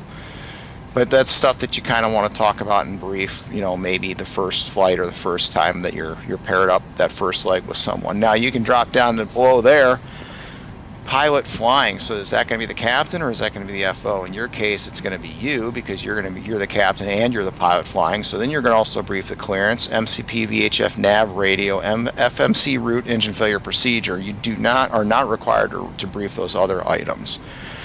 So at a minimum, you're probably going to want to say, okay, hey, we're cleared as filed. We don't have a SID. I'm going to expect to vector off the runway up to 5,000 feet. MCP and VHF nav radio, that's going to be, your MCP up there. You got 5,000 in the window, you got V2 plugged in, and you got runway heading plugged in. That's a pretty good guess, right? Yeah. You're probably going to get something like runway heading or turn left or right off of that heading. So that's something good there. FMC route. So if you were indeed flying a departure procedure, a SID will say that's like an RNAV SID where you're going to get the fix off the ground. Think like Atlanta or Denver, where you get, it's a long string on that SID. You're going to want to go through each of those points in that FMC and make sure that they match up on the chart. And you're also going to verify the speeds and altitude so that you don't end up blowing an altitude, because they might say climb via SID. So you're going to look at the chart and it might say 23,000 feet for a top altitude, but there might be a lot of altitude constraints in the legs page. On the way up. You want to verify that your FMC database matches that chart. And then of course your EFP, is it straight out 281 in this case, or is it going to be a certain distance, turn left, turn right, something like that. So those are the required items. Cool. I don't know if that really helps you or answers your question, but no, it does. I mean, dude, okay, so definitely what helped a lot for me is just I didn't even see this kind of like key up here. I didn't even see that. Basically flew right over my head. But yeah, bulleted items and the bullet points you definitely want to go over. Those are required brief items. Got it. Cool. So yeah, I mean. So again, if you had no MELs, no significant NOTAMs, see now it's a sim, right? So you're not going to have significant NOTAMs. There's really nothing you need to cover in something like that. Right. So we basically went over all the briefings. Well, you did. I appreciate that. Yep. So then when you do your arrival briefing, you'll be able to just look at those bulleted items there. Those are the required items, and then the ones that just have the little dash or hyphen, you just kind of take a peek at those and see if there's anything that you want to mention when you're doing your arrival briefing. Cool. All right, sweet. Let's go back to the co-pilot tab within LC5. I mean, pretty much good to go. Ran through the before push checklist. Let's do the pushback procedure. Check. We'll have Rachel run through the pushback procedure. I'm going to toss in Pushback the rest procedure of complete. our fuel pumps here. I also want to read out a question that Nolan had. Do you keep fuel pumps on, or fuel pumps all? Let's see here. Do you keep fuel pumps all of before the captain flow, or you just turn one on? If only No, you one, turn all. Those will all be on before start checklist as well. Oh, okay. So you okay? Yeah. Okay, gotcha. Mm-hmm. Yep. So the same way you did your A's off, B's on, make sure you turn all those pumps on. Then, of course, if you had 1,000 pounds or more in the center tank, you'd have the center tank pumps on as well. Gotcha. So it's 1,000. Okay, got it. Correct. Magic Back number. bus, APU gen, voltage checked. We're good there. Cool. So everything is good to go on Rachel's side. We're good to go on my side as well. We're pretty much good to go. Unfortunately, I didn't update GSX, and GSX was bugging out before I started stream, so I'm not even going to try GSX until we get to Midway. Maybe Midway, or maybe GSX will work once we get into Midway. We'll see. But as of right now, I'm basically just going to start the push here, and we're going to do a straight back push with using the PMDG integrated push, which hopefully, pray to God, it goes well, because last time we did this push using the PMDG integrated push back tug, it did not go good. Let's go ahead and bug up in Palm 1, Indy Center, SATCOM 1, 128.22. Check. We're now over to Indy Center on 2822. Kiwi 62, radar contact 15 miles south of Bible Grove, via wire walk. Cool. And it says departure frequency 128.22. So I'm not going to go in and call him for push. Unless, Joe, would you say we need to call him for push? It's only if we enter a taxiway, is that correct? Correct. Yeah, if you're going to enter a movement area, Columbus is would just be an advisory only. We'll typically call them and just give them an advisory that we are pushing, and they'll just typically come back with push at your discretion. Okay, gotcha. So the call would be like Southwest 586 and be pushing out of Alpha 5 straight back. Something like that. Yep. Mm-hmm. And at this point, would you call and let them know that, hey, we have the weather on board? Because ATIS is not up. Would you say, hey, we got the weather and NOTAMs or whatever? Would you wait till taxi to do that, or you just leave it out? Usually I would just wait till you're going to call them for a taxi in that case. Now, a lot of these controllers on VATSIM, they don't necessarily even know what the real world procedures are at some of these airports, so you may just want to call for push anyway. Okay, let's do that. Indy Center, good evening, Southwest 586. Going to be at Columbus, ready for push out. Push and start to your discretion. Give me a call, ready to text. Oh, you're ready for taxi, Southwest 586. Cool, so he said push and start our discretion, which means we're good to go, guys. Let's do it. Chief Aviation, what's up, man? Thanks for joining the Discord. I saw you in the Discord, man. Appreciate you for joining out, and hope you have a good evening. Bronco, what's going on, man? Hey, Michael, where are we going? I just joined the stream, so surprisingly, yeah, we've been on the ground for quite a while. We are just now pushing out of the gate. Now we're in 5 minutes into the stream. We've been doing everything by the book. We have a real-world 737 captain in the Discord push and start at your discretion. Call me, ready to text. and he's basically walking me through everything and basically just helping me out, making sure that I become a better pilot and everybody watching the stream is a better pilot. And that's basically my goal, and that's Joe's goal as well by the end of the stream. We're just trying to make sure that everybody benefits from this live stream. GPS 14, Joe 78, sharing his knowledge, it's very North, Chicago Center is offline, register, terminated, frequency change. and so we have a real-world 737 captain in the stream. A lot of people have been asking questions. I haven't been able to get to every single one of them, but if you'd like, toss in a question in the live chat that you have for Joe, and I'll maybe be able to have Joe answer it for you. But as of right now, we're pushing out of Columbus to answer your question, and we're heading over to Midway. We're getting done with the, actually, we're just getting started. Southwest 93, 78 on departure 5, the runway heading, Alright, laser we're gonna column, go runway 28 left, start the push. Upon departure, fly run hex for clear for takeoff 28 miles. We've been cleared for pushback and start straight back. Straight back it is. Roger I got you, Mitch. I'll that. try my best, man. I got you. Straight back. Release the brakes, please. Alright, parking brakes released. Start number 2. Brakes released. Start number 2. We're gonna have Rachel fire up engine number 2 now. And this is basically where I shut up, let Rachel do the calls, and we'll come over here to engine number 2. Get you guys a nice engine number 2 engine view here Oil as we have number pressure. 2's firing up. Ladies and I do gentlemen, have FT if Sim your attention sounds. for just a moment, Yeah, I have we'd the like FT to Sim point sound out the pack safety installed. features of our You guys Boeing get to enjoy the wonderful FT Sim sound pack. 737-700. A We safety have number 2 information firing up card here. is in the seat Curtis, we back got you on the runway literature there, about to pocket take in off. front Sweet, of have a you. good flight over to The Midway, man. passengers Looking light forward off. to seeing you in Fly the Chicago. flat Spike, what's up, end man? of the Give me buckle. 5 minutes. I'm like joining you right now. Sweet, Strap Spike, sounds to good. tighten. Thanks for To joining up. release, Lift up on the buckle. Position your seatbelt tight what's and up, low Will? across your hip. Appreciate you joining and back work up, man. anytime you are seated. Yeah, There we're are 6 doing. emergency exits, Originally, I 2 planned forward exit Kansas, doors, but instead 2 we're going to be doing overwing Columbus. window We're exits, going over to and Midway. 2 From exit Midway, doors in we're the going back. over to St. Louis. Signs So overhead good and lights on the floor series lead of to flights, exit. lakes to do. If an evacuation is necessary, follow flight yeah, Mitch, attendant man. commands and leave We everything. are just so happy This to aircraft is equipped have people with like you life asking rafts. questions in the chat. One life raft is located in the forward just ceiling happy to have compartment, questions and 2 life rafts are as well. located in the ceiling compartments at mid-cabin. Let's see here. In the Sorry to event of hog all water the questions. evacuation, Just want to use the use this life great vest opportunity. under your seat. You and Jeff Remove giving the us. Oh vest yeah, man, only no if worries. told to do Roll so. back. Ask as many questions Pull the as you red want. Like I said, I'm strap going to try and Ready get to start number most of one. them when we have time. Remove the And, vest like I from said, the pouch as I'm shown super on happy the you're asking safety questions. I'm information sure on card. behalf of Joe, he's Place the happy you're vest asking over your questions. head. And yeah, for sure. Wrap the This is strap great around your waist, experience buckle and it in the great time to front, learn. and pull it tight. DeJuan, appreciate you for joining out, man. What's Pull up? down on the 378 radar Alright, contact. pushback Wait procedure for that. complete. Parking brake set. We're going to Manually fire in one. place, One. lower into the tube at your shoulder. Something Your vest has a light The that APU turns is on already automatically in the Start water. Level 5378, Please refer to Start the number one. 40, clear information to card carry. for use Number of one the life fast now. vest I'm on a Sam an File instant. 340, Flight clear direct attendants carry. will distribute additional vests if needed. We are coming by to check that your seatbelt is fastened, your Good seat evening, back and good tray evening. cables Columbus, are in guys. full Pretty upright nice. Oil pressure. and your carry-on items are completely under the seat, in front of you or in an Joe, have you overhead flown to bin. Columbus before? Leaving the area. Oh, yeah. Many a time. There, in the laboratory. The use Yes. and charging of Actually, I live in Columbus, so Oh, you do? yeah, I didn't actually I haven't actually flown in there myself recently, but I commute out of there because I live there. So yes, unfortunately, I'm very familiar with that terminal and those 6 gates. It's not awful.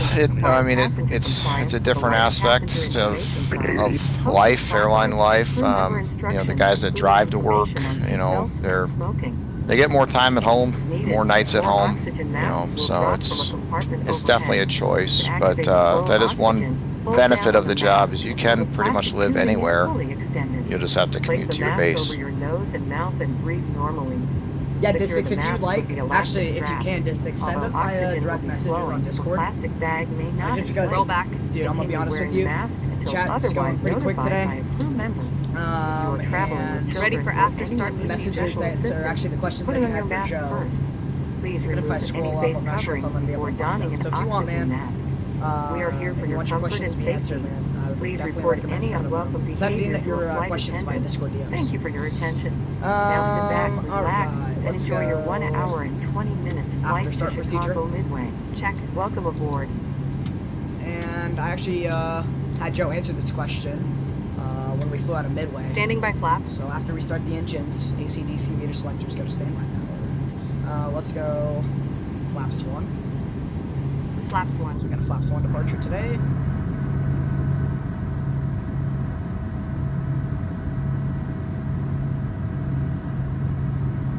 And I believe this is Trevor right here pushing. Cool. Flaps 1, we got a green light. Actually, hold up, no we don't. Now we got a green light, there we go. For taxi checklist. Before taxi checklist. Electrical. Generators on. Probe heat. On. Anti-ice. Off. Flight controls.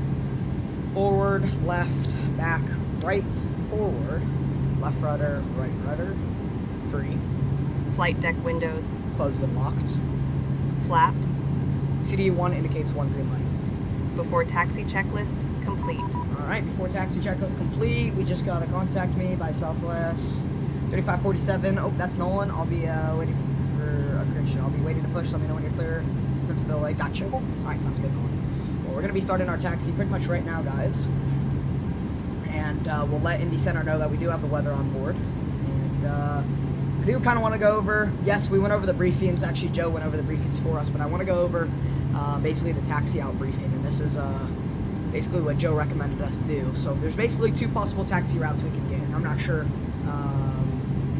Joe, usually, or I'm sure you know, but usually what's the taxi instruction out of Columbus? They'll probably, or you going off to it left?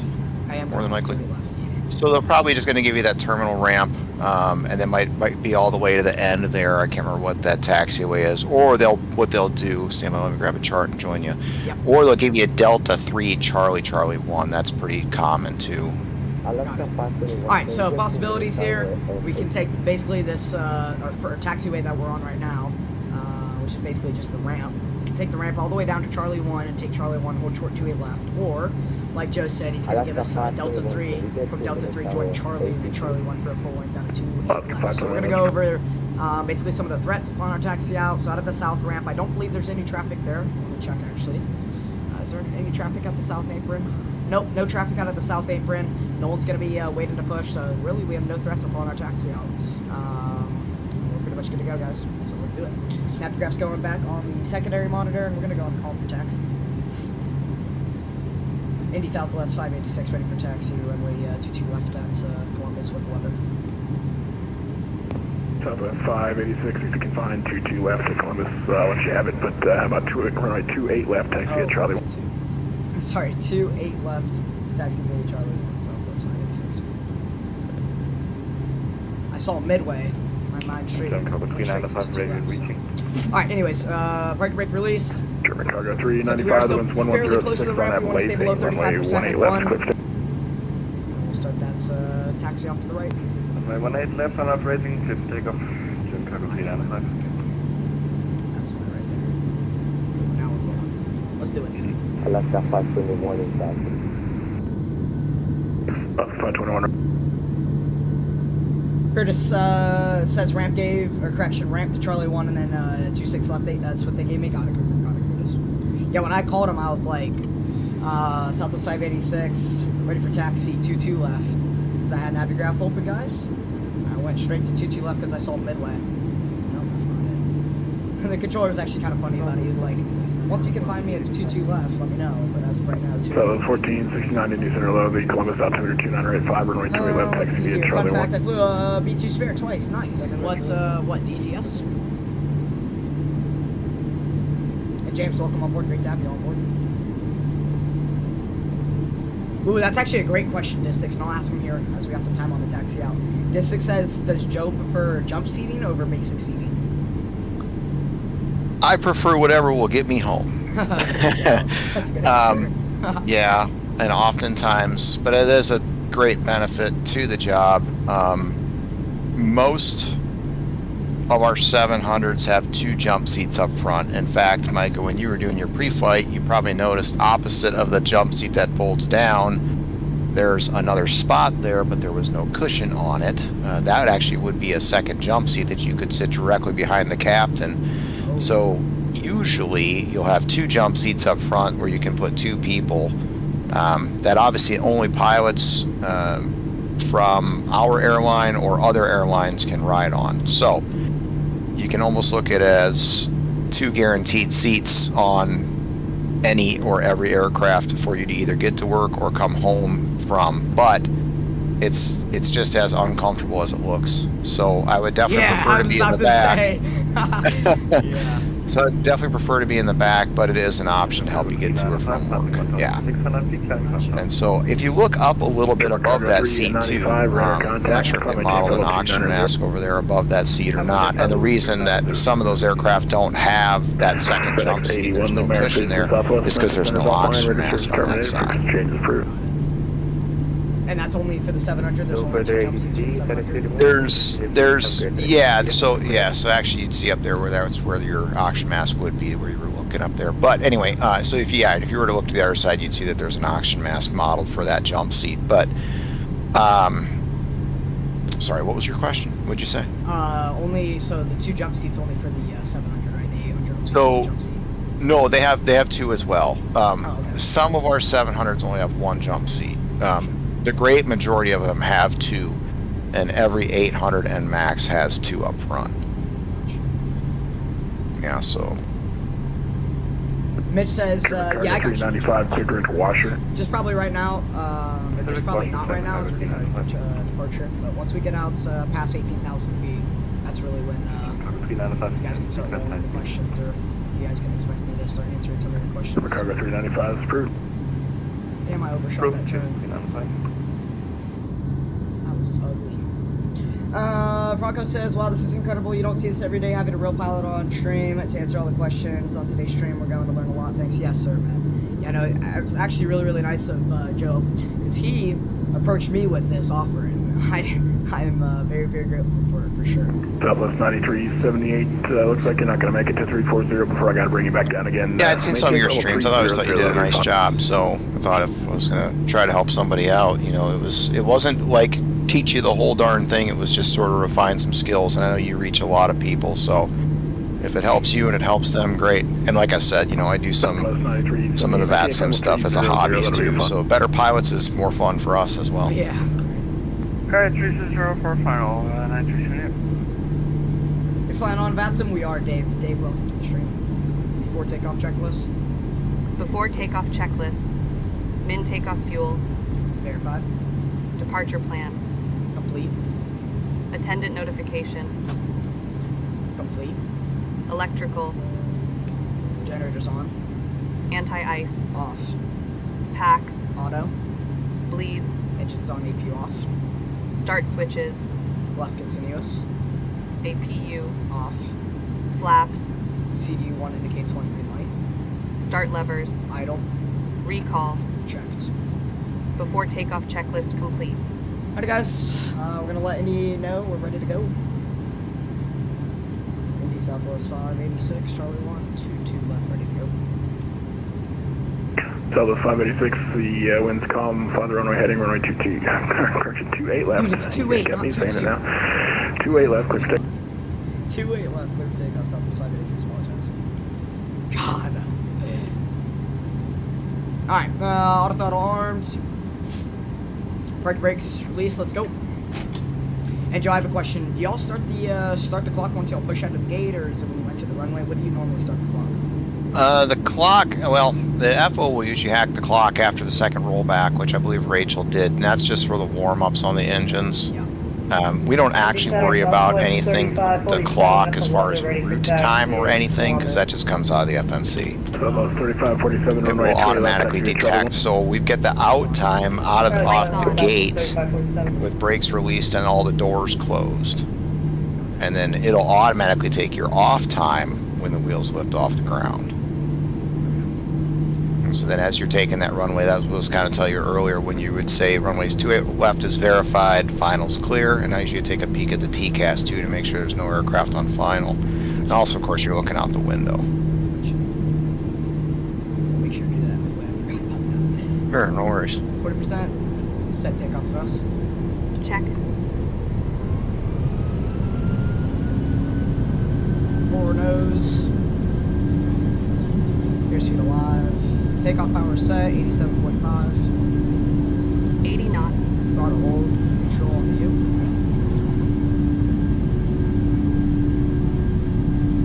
V1. V1. Rotate. Slight back pressure on the yoke. Nice and easy. Very nice. Positive rate of climb. Positive rate. Landing gear. Gear up.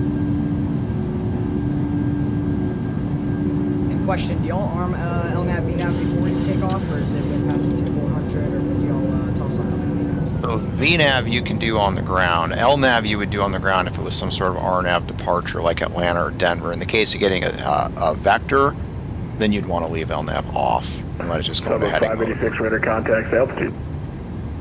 Leaving 900, Southwest 586. Southwest 586, how maintain 50300. 306, Southwest 586.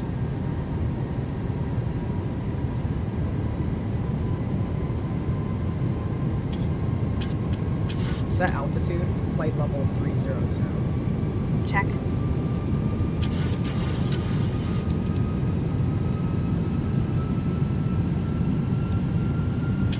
Southwest 3587, looks like you took Delta 3 there.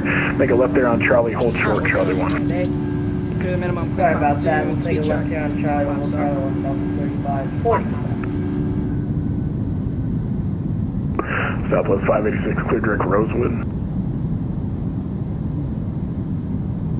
Clear direct Rosewood for Southwest 586. Yep, cool. So Rosewood's gonna be Romeo Oscar Delta. We're gonna toss in Romeo Oscar Delta to the FMC. We'll proceed directly with Oscar Delta. We'll toss on that as well. We'll go retractables off.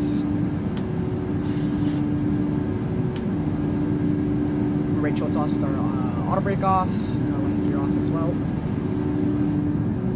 I just want to say, flying through your airspace, this Also, I don't know if you got it in your nose wheel. is not it. Light, yep, you got it. Cool. Yep. Now we're set. Oh yeah, appreciate you guys members. Thanks a lot. Not too bad.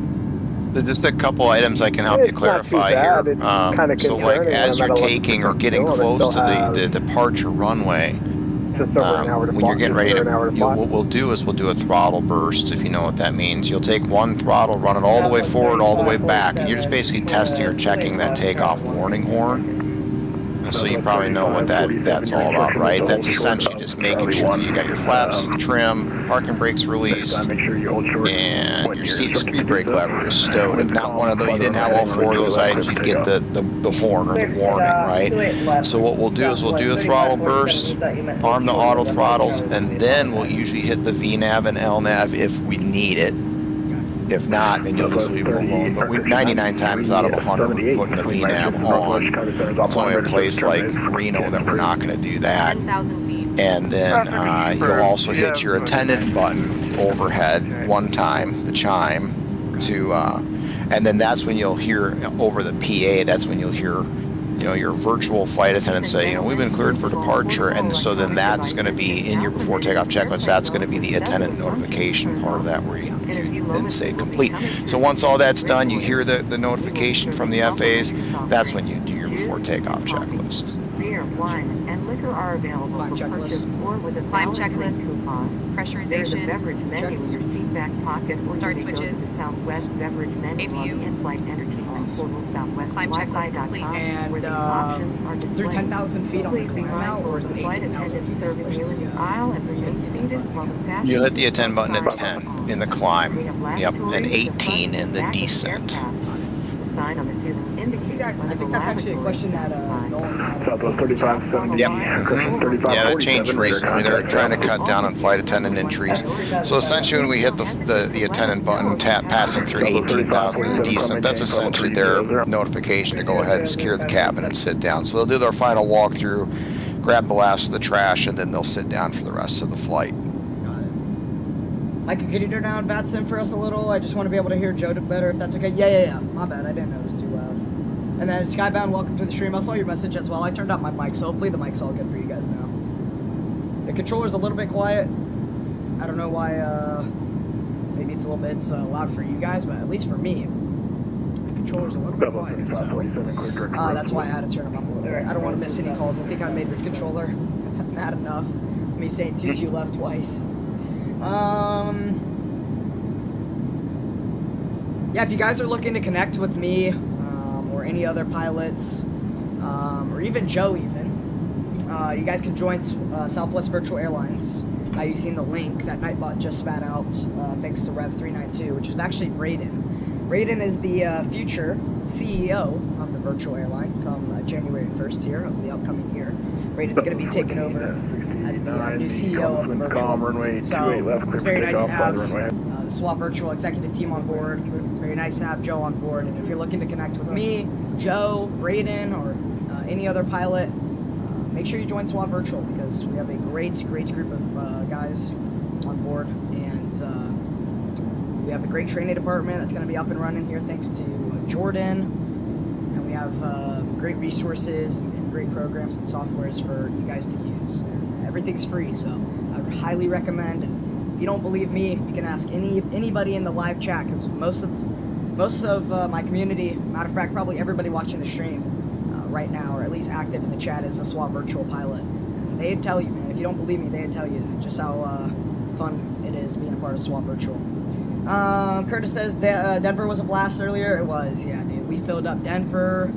Actually, well, Denver's a very hard airport to fill up, to be honest. But we did very, very well out of Denver, because there was like, what, 15, 20 people flying with us.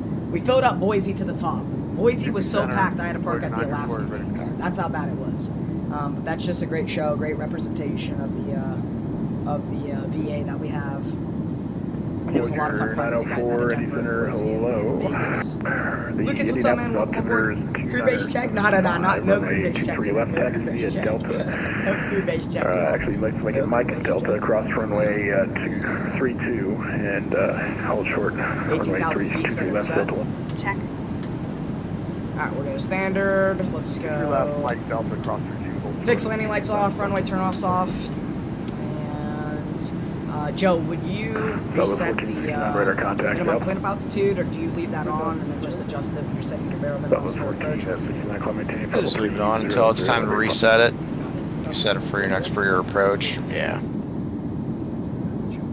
Hope you all had fun at Boise. Yeah, thanks for controlling on. 1469 Quidrick Rosewood. Oh man, just not today, Devin. Not today, man.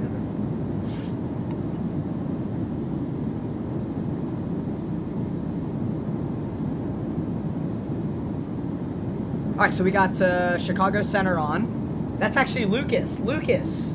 Yo, Lucas! Let's go. So shout out Lucas. He's in the stream. He's also going to be our Chicago Center controller. So we're going to have Chicago Center on. Actually, Chicago Approach, not Center. Chicago Approach.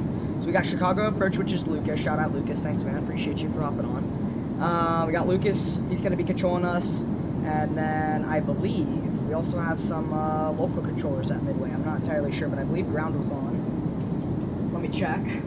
Lucas, I'm sorry. I saw a Navigraph. It popped up. And I was like, hold up. We got Chicago Center. And then I clicked on... Here, like, I'll show you what I'm talking about. It's quite hard to explain, actually. But Lucas, like right here on Navigraph, with their most recent update, you actually get to see basically about some traffic and ATC sectors and whatnot. So I was like, oh shoot, we got the Chicago Center on. I want my center cert. Dude, you're an S3. That's something to be very proud about, man. That's a lot of hours, a lot of hard work, man. And Joe, you're also an S3, correct? I'm a C1. Oh, you're a C1. Okay. I got it all. There you go. You should ask Lucas who gave him or taught him his S3. Oh, shoot. Ah. Lucas says, who's Joe's favorite C90 controller? Yeah, he already. Who is it, Joe? Who's your favorite C90 controller? He's hinting towards himself. Yeah, I can tell. I get that. I get that from him, for sure. I get that vibe. Let's see here. Curtis says, let me fly this RNAV. Lucas, yeah, we got the RNAV planned. We're going to be shooting the... actually, no, 22 left is not in use. They're going to be... Actually, let's check that. Yeah, no, they're arriving 4 right, so we're going to have to change that. Alaska 521, cross Akbar, flight level 300. Might as well do it now. Alaska 521. Nolan coming in with the $50. Appreciate it, Nolan. Thank you very much. Nolan says, Joe, I just got the auto fail light on and cabin altitude warning going off. What do I do? Both packs Alaska on, 521. Just to make sure, do you say... If you got the auto fail light and you didn't also get the alternate light, then that would mean both of your cabin controllers failed. You can try and flip it over to alternate and see if that will help you out.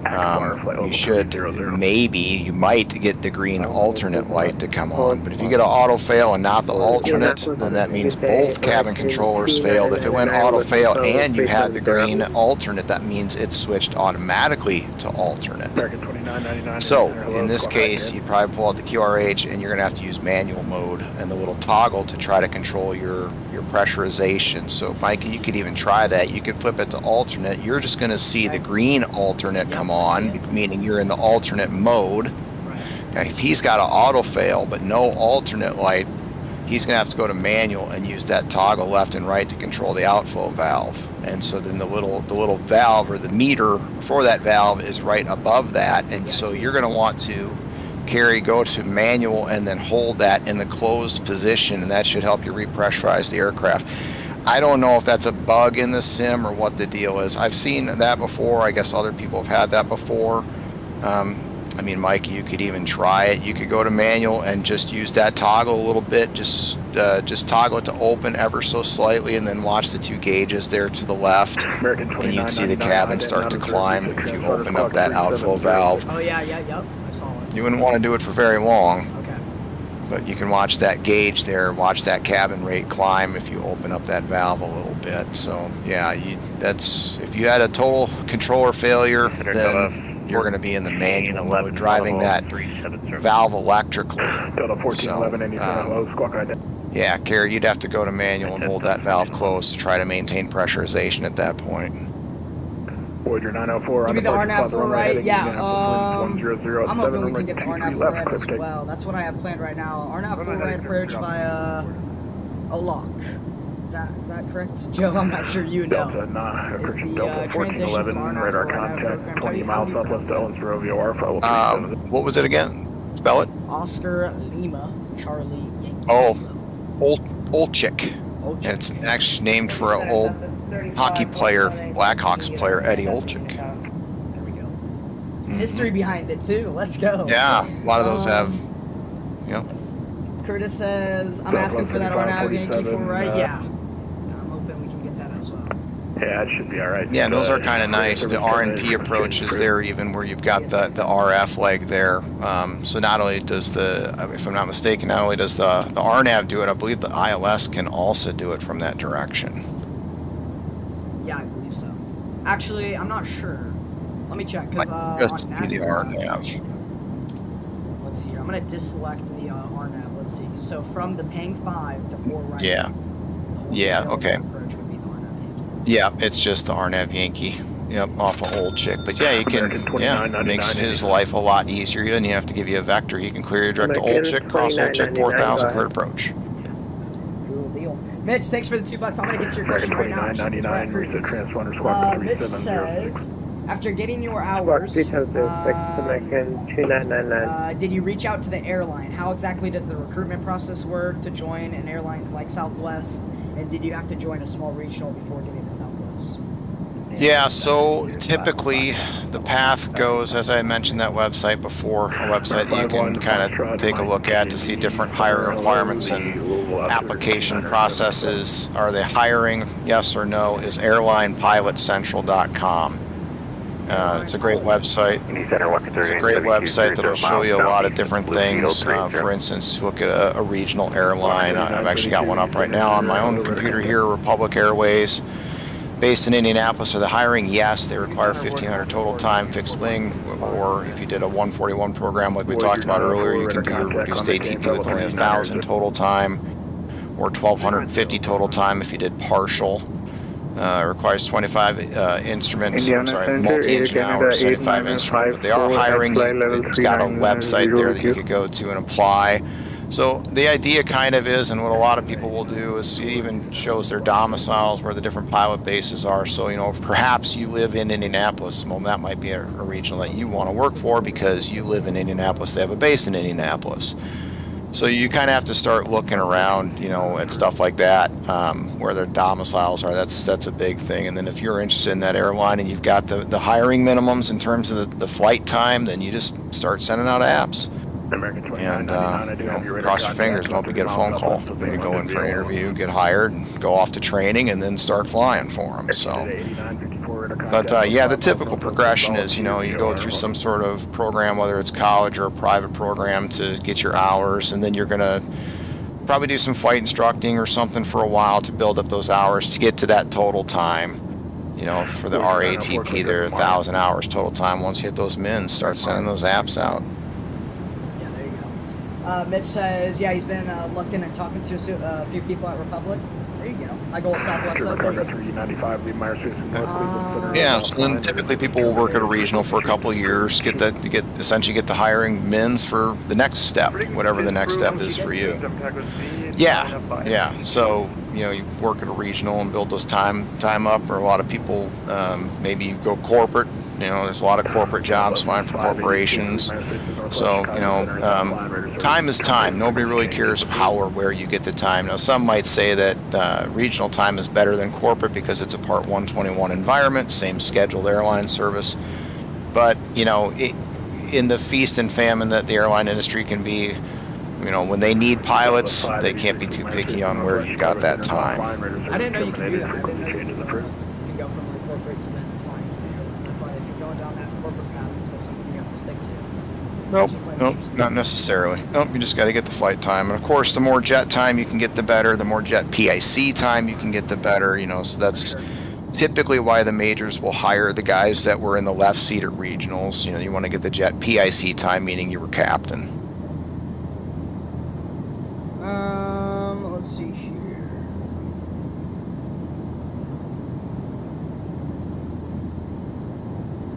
No, Lucas, I know, but it's hard. It's hard to manage it, Lucas. Like, obviously, when I go into your airspace, I'm gonna lock it in, right?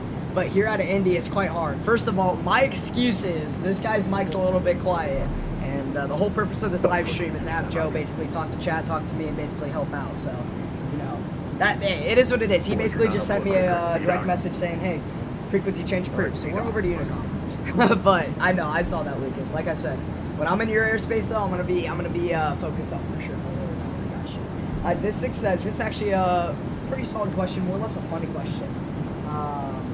Did you have or have you ever had any like funny encounters as a pilot with ATC, like with controllers? Occasionally. I mean, yeah, sometimes guys are in a good mood. Sometimes you can have a little fun back and forth. But that doesn't happen that often. I mean, they're usually pretty busy. They got a job to do, especially, you know, in an area like Chicago, you know, Chicago approach.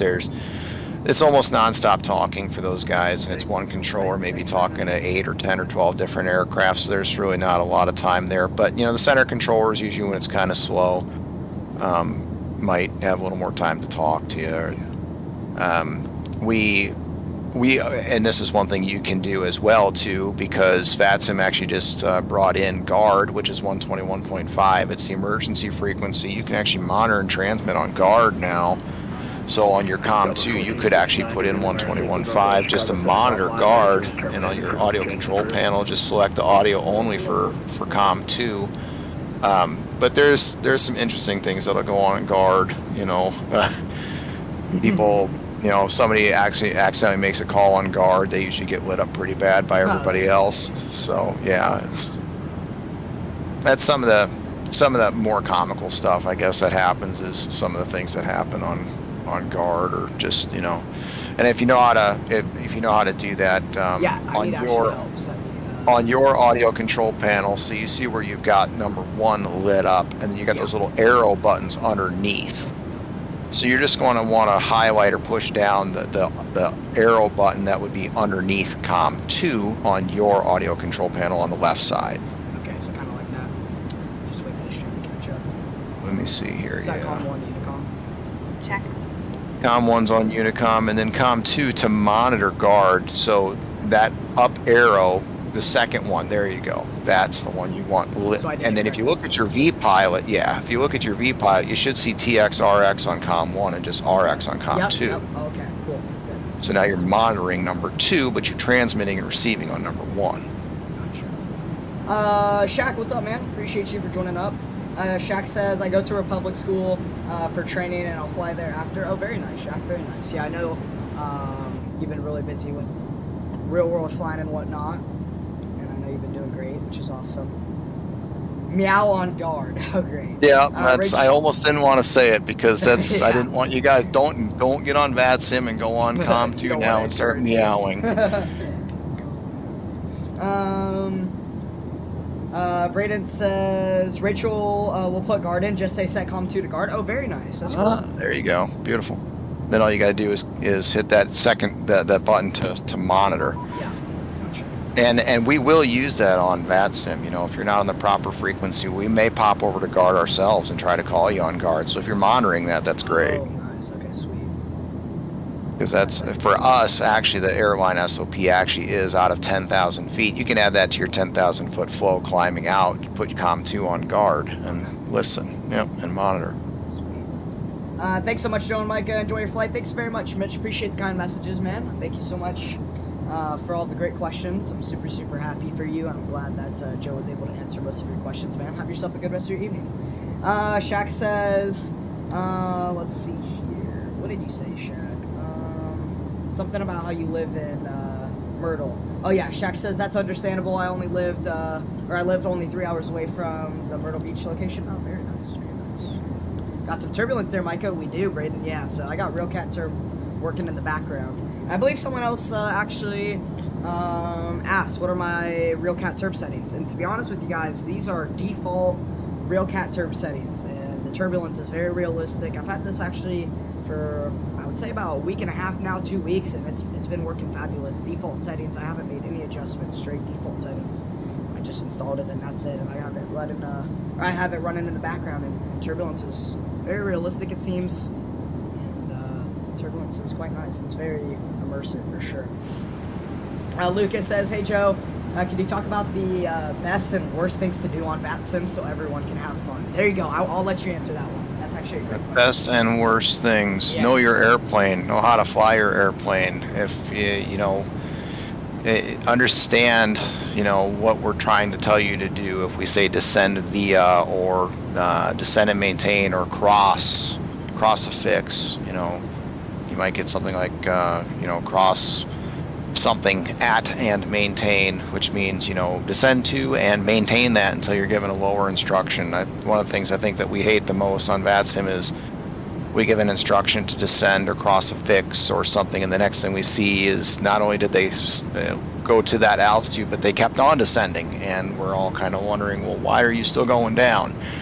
I think that's probably one of the biggest things we see the most is a lot of busted altitudes, but some of that I think just comes from not really understanding the aircraft or how the FMC works, that kind of thing. Yeah, I see that.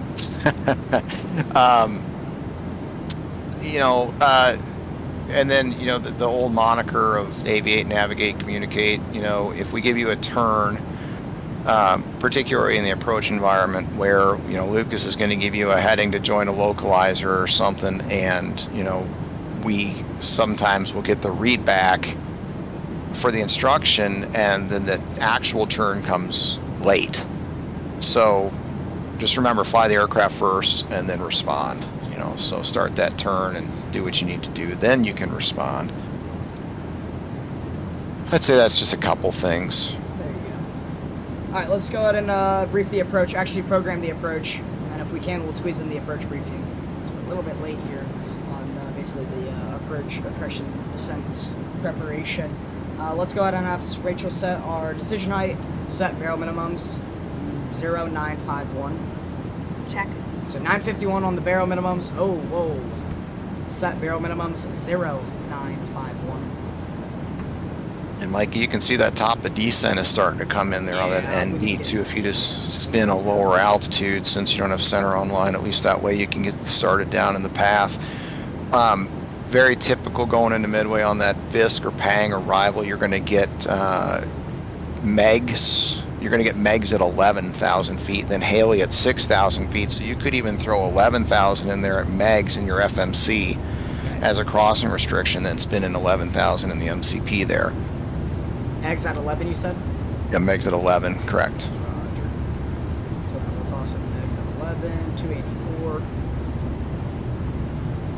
And in the real world, you'll go through South Bend approach. So not only you'd get megs at 11,000 feet, and then what's going to happen is you get handed over to South Bend approach. They drop you to 10 to get you in their airspace, and they give you that crossing of Haley at 6,000. Gotcha. Haley at 6. Let's see. Yeah. If you, at 6. Sweet. if you look at the chart, it does show that next fix at 11, but it's usually, let me double check just to make sure here. Set barrel minimums, 0951. Check. Yeah, so you'll get megs at 11. You won't necessarily be told to cross awesome at 10,000 if you're looking at the Pang 5, but they will just ascend you to 10, and then they'll tell you to cross Haley at 6. And then just before you get to Haley, they'll send you over Chicago approach. Alright, 951 set, barrel minimums, cool. Let's go ahead and grab our landing PWB data. For 700, Joe, would you run flaps 30 or 40 into midway? Midway, I always go 40. You know, and if it's wet at all, you're going to be using auto brakes max. Yeah. Now, if it's a dry runway, you can do 30 if you want to. 40's typically the go-to. But you can do 30 if you want to. On a dry runway, that's fine because you don't have to use the auto brakes. But 40 speed's obviously going to get you a little slower target and ref, so you're gonna have a little better braking and stopping margins with 40. But some guys opt for 30 in an 800. If it's gusty, windy, you might opt for 30. Weather today, midway, and the way I usually do this is ABCs, and I don't know if you are interested in writing anything like that down. I do ABCs. It's ATIS, so grab the weather. The B's, there's 3 of them. Build, bug, brief. So you're going to build the approach in the FMC. You're going to bug the approach, which you're doing there with your course knobs, your barrows, and your ILS frequency. Yeah. Then you're going to brief the approach, going through the chart, going through the backside of that checklist, and then your C's is usually going to be it's your checklist, your communications. So you're going to talk to the flight attendants, perhaps. You're going to make your descent PA. And then run all your checklists once that's complete, your descent and approach checklists. Gotcha. Descent checklist. Descent checklist. Minimums. Set. VREF and V target. 121, 126. Set. Auto brake. 3. Set. Recall. Checked. Set. Descent checklist complete. Alright, cool. We're gonna go flaps 40. 121, 126, sweet. We got that set. And then for the auto brakes, I heard you say if it's wet at all, auto brakes max. Is that correct? But it's not wet. It's probably going to return max. Now look at your PWB data. Now if it's blank for 3, it is. Okay. Then you can't do 3. You have no margin, right? You got no stopping margin. So you probably have a number for max. I do. That's correct. Yeah. What's that number? So you'd have 1,378 feet of braking or stopping margin with max. The thing about a dry runway with max, though, is it's quite violent. So most of us will not use auto brakes at all on a dry runway, especially if you have to use max. But that's completely up to you. Chase, what's up, man? Welcome to the stream. Nolan just came in with $5. Thanks, Nolan, for the $5. Shout out, Nolan. Joe, will a tail strike cause this mess? Because I think that's what I did wrong. That's probably what you did wrong. Okay. Then. Yeah. So, I mean, in theory, if you smack the tail hard enough, you could crack or do damage to the pressure bulkhead. And actually, your outflow valves are back there too. So, it's very possible. Approach checklist. Approach checklist. Altimeters. All right, we need to grab the weather here. Let's see here. And on the next flight, guys, I'm going to have a lot more time to run through, like, basically the descent PA. That's something I missed. I missed all the PAs today. Or not today, but on this flight. It's all good. We'll run through the PAs next flight. We'll run through the briefings next flight and all that stuff. Just this flight, just because of the duration of the flight. And with Joe teaching us all this crazy new things that I'm learning on this flight. That's why we basically missed some of the checklists. Or not missed the checklist, we just weren't on time with some of the checklists. And then that's why we weren't able to do any of the briefings or PAs on the descent. But next flight, definitely want to make sure we're doing everything by the book, going over the PAs and whatnot. But anyways, I wanted to grab the weather, more importantly the altimeter. Set altimeter, 2907. Packs. Set. Start switches. Left continuous. Approach checklist complete. Alright, let's go. Left continuous. Set altimeter, 2974. As we make our final descent to Chicago Midway, please go laptop. You can see those winds too, 120 at 5. It's not real gusty. You saw you didn't have much of it. You didn't have anything more than just the standard +5, so I would do flaps 40 on this one all day. Set altimeter, 29.74. Check. Cool, 2974 set. We're good there. It's not an ILS approach, so we don't need to toss in any of the ILS frequencies. Just for backup, just to play it safe. Joe, I'm sure you can probably newspapers and any other trash. What you call it, like toss in your opinion here, but I believe as pilots, you guys throw in the approach courses on RNAV approaches anyways, just as like a backup. Yeah, you'd still want to throw in that final approach course, 047. And I would still just go ahead and throw in the ILS frequency anyway. Oh, okay. I mean, it would leave you an option to switch over to the localizer and glide slope on final if you wanted to, but I certainly don't have to. Now, more than likely, you're not going to do that anyway since you're going to be cleared for the RNAV. But, you know, if you were cleared for the visual approach, let's say, then you could do that. Gotcha. Okay, cool. Let's see here. So it's left continuous because the ignition is to the left. I believe Correct. So, yeah? Yeah, correct. Correct. Kevin says, Nolan, I've got maintenance on the phone. Oh, great. Mhm. Let's go set altitude 060. Check. All right, let's go down to 60, and I want to see where we are accordingly on the approach, and our distance till we reach Lucas on Chicago approach. I'd say we'll probably be on his frequency here in the next 5 minutes or so. Let's see here. Mikey, can you ask the rest of my questions? Yeah, I'll try and knock some out more, or I'll try and knock some more out right now. Let's see here. Nolan. Do you do the? Okay, so here's the thing, Nolan. How? He asked, how do you use the AC/DC panel? Nolan, I'm gonna kind of answer this, I guess. Just reference my live streams, because I mean, I don't know, I don't want to speak out of my shoes or anything, but I think when it comes to like the AC/DC meter selectors and whatnot, all that stuff, I think I'm pretty good when it comes to that. Is that correct, Joe? Like I'm on point with that stuff. Yeah. So just reference these live streams then.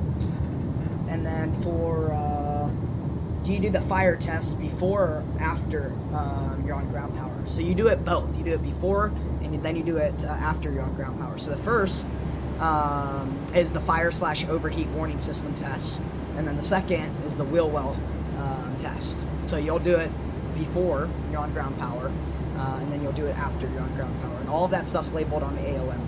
So you could just, if you're following the AOM, which I'm sure you do, Nolan, then everything's labeled there accordingly, and like it's labeled in sequence. So it basically tells you when to do said test. That's what I thought. Thank you. Yes, sir, Chase, and welcome to the stream, man. Hopefully you're having a good evening, man. To Joe, when flying a MAX, when and how do you do single engine taxi? Ooh, very carefully. Because if you don't have a very long taxi, you need 3 minutes on those motors. So there's not a lot of single engine taxi that we do in a MAX. Place like Midway, it's not going to happen. Yeah. Even a taxi in can be kind of a pain to get the 3 minutes. Some of the bigger airports, you know, maybe Atlanta, Denver, we might start off as a single engine taxi. You know, so we start the number 2, do the after start flow. Once the ground crew is clear, do the before taxi checklist, get going, at least, you know, get the taxi call and start heading towards the runway. And then, you know, it may be a minute or two before we start the number 1, or we might just as soon as we start rolling, start it immediately so that we get the 3 minutes. But that's the big thing, is you just got to try to gauge the time. Like today here for Mike after he lands at Midway, landing on 4, you're going to exit right, and the terminal's right there. Yeah. You're going to have both motors running all the way up until you park. Speaking of which, let's go through Love Cars 5 to find our gate. We're at Bravo 11 this evening, so if Bravo 11's not taking, it's going to be literally right there. So we're going to roll off the runway and we're going to park straight into Bravo 11. And our planned exit point, I would say, Joe, you know best here, so you can correct me if I'm wrong, but I think we just plan to take, let me pull up chart 10-9. Yankee 5? Would you say that's a reasonable exit point? Yeah, I'd say Yankee 5 or Quebec. They definitely don't want you turning on Papa because you're going to jam things up there at that intersection, Yankee Tango. You're really not going to be able to make Papa anyway. No shot. Yeah, so Yankee 5 or Quebec, guys. And we're literally going to take Yankee right there and do Bravo 11, so it should be pretty nice. All right, let's go ahead and bug approach. And we're going to be able to talk to the one and only Lucas, who's watching the stream. And I guess Joe here was Lucas's instructor, if I'm not mistaken. Mm-hmm. So I hope he does well. Satcom 119.00. Check. All right, we're on approach now. Let's go ahead and grab Midway ATIS. We got Bravo on board, and let's just say we're going to be descending through 8 for 6 on the PIN 5. And I know you kind of mentioned your briefings and such. One of the biggest things at Midway is kind of one of the reasons I thought going into Midway would probably be a good example or a good idea for one of these legs is we always talk about latest touchdown point. Yep. And in your briefings, want to brief latest touchdown point. So now your margins there for max auto brake was what, like 1,300, which seemed high to me. It usually comes in around about 500 or 600 feet. So we'd add 1,500 feet to that because we're anticipating touching down about 1,500 feet from the arrival end of the runway. So 1,500 plus the 500 basically tells us how far we're going to stop from the departure end of the runway, about 2,000 feet. So in that case, we want to say if we don't touch down within the first 2,000 feet of the runway, we're going to go around. That's a big thing because we're trying to prevent overruns. And visually, would you say that's 3-1 left? Pretty much, yeah. So you can either start using the scale on the airport diagram and try to overlay that on essentially where the runway is there and see about where that would intersect. Or in this case, you might even try to say, okay, 2,000 feet down the runway might be the crossing there of 4 right and 3-1 left, or maybe even Foxtrot, and say, hey, if I'm not down by Foxtrot, we're going around. The runways too, you typically have markings on them too, right? The 1,000 footers, 1,500 footers. You might even say that if I'm not down by the 2,000 footers, we're going radar around. contact 15 miles east of Halley, Midway Bravo is current. Expect RNAV Yankee running 4 right. Alright, he's giving out the RNAV Yankees, guys. Let's go. Let's do it. Alright, it's going to be our turn right here now. Chicago approach, good evening, Southwest 586 with Bravo on board, 75857 for 6. American 412, turn right heading 240, intercept on right 277 localizer. 240 and intercept American 412. Southwest 586 radar contact 5 miles east of Halley, Midway Bravo's current, altimeter 2974, expect RNAV Yankee, runway 4 right. Okay, we got Bravo, 2974, expect the RNAV Yankee 4 right, Southwest 586. Perfect. So as far as your other, arrival and approach briefings, just to star those crossings, you had those crossings there at 11,000, 6,000 approach. You're doing the RNAV Yankee. You talked about the flaps, the braking, touchdown point, exit plan. That's all you're really required to go over. If you're doing the visual, you probably say something along the lines, we're going to do the visual backed up with the RNAV Yankee, runway 4 right, or maybe you're just doing the RNAV to 4 right. You go through those fixes on the approach, touch on your final approach course, touchdown zone elevation, maybe talk a little bit about obstacles, CMSA 3,400 feet, look at maybe lighting Pappy on the left side there, as a visual reference, latest touchdown point flaps, that pretty much covers it. The other thing you could do, since you're doing an RNAV with the RNP legs, is go in that legs page and change that RNP value from 1 to 0.3. If you know what I mean there, on the bottom left-hand corner of the FMC, that Third RNAV Yankee 4 right, Southwest 586. Sorry about that. No, you're good. That's what you need to do. Appreciate it. I just don't want to rudely interrupt you. No, you need to fly the airplane. You're good. I have a question because when flying like a visual backed up by the RNAV, oh shoot, hold up. That's not good. We need to fix that. Southwest 2970, Chicago approach identity. Yankee 4 right. Well, then didn't think we got Bravo for 2970. You have a direct Southwest old chick. 1469, flight present heading, descend and maintain 5,000 expedite. I had it all figured out and configured on Navigraph. I just forgot to actually insert it into the aircraft, so we're good now. Sure. Alright, so back to my question. When flying like a visual approach, Southwest backed up by the 586, showing you RNAV. off the approach, stay attention. Yeah, we're going to be direct hold check for the RNAV 4 rights. Southwest 586. Roger. When flying a visual backed up by the RNAV, so you program the RNAV into the FMC, correct? But then you fly the visual? Yeah, I mean, even on a visual 2970 approach, we're still going to minus fly. 60, I would still, if I was given the visual, and to get the visual, you got to report the airport in sight. So the controller is usually going to, point the airport up to you. He's going to say, Midway Airport's at your 1 o'clock, 15 miles Port Field in sight. Once you say you got it in sight, he's going to say cleared visual approach, runway 4 right. I would still fly that exact procedure to a T. I'd still fly an LNAV VNAV path all the way around to about 1,500 feet, kick the autopilot off and land. But I wouldn't change anything. I mean, the RNAV is going to protect you, vertically and laterally, so you might as well just use it. Yeah, 14 And same deal, way too high. And same deal, backing it up with an ILS. I'd still just fly the localized right? glide slope just as if it was any other ILS approach, even if cleared visual. Okay, gotcha. Yeah, that's what I usually do. Just like ILS. But... Yeah, it protects you, right? Yeah. It's going to give you vertical and lateral protection. And Southwest 35, let's see here. For this approach, because it's an RNAV approach, would I kick on approach mode, or what would I do? Nope, since you're doing an RNAV, just leave it in LNAV and VNAV. All you got to do now is, so there's a little bit to this, right? Are you inside Old Chick yet? Not. So, okay, so what you could do is you could set something lower on the approach. Once you're cleared for the approach, what we'll usually do is set something lower so that you basically give the FMC or the aircraft authorization to descend out of 4,000 after Old Chick.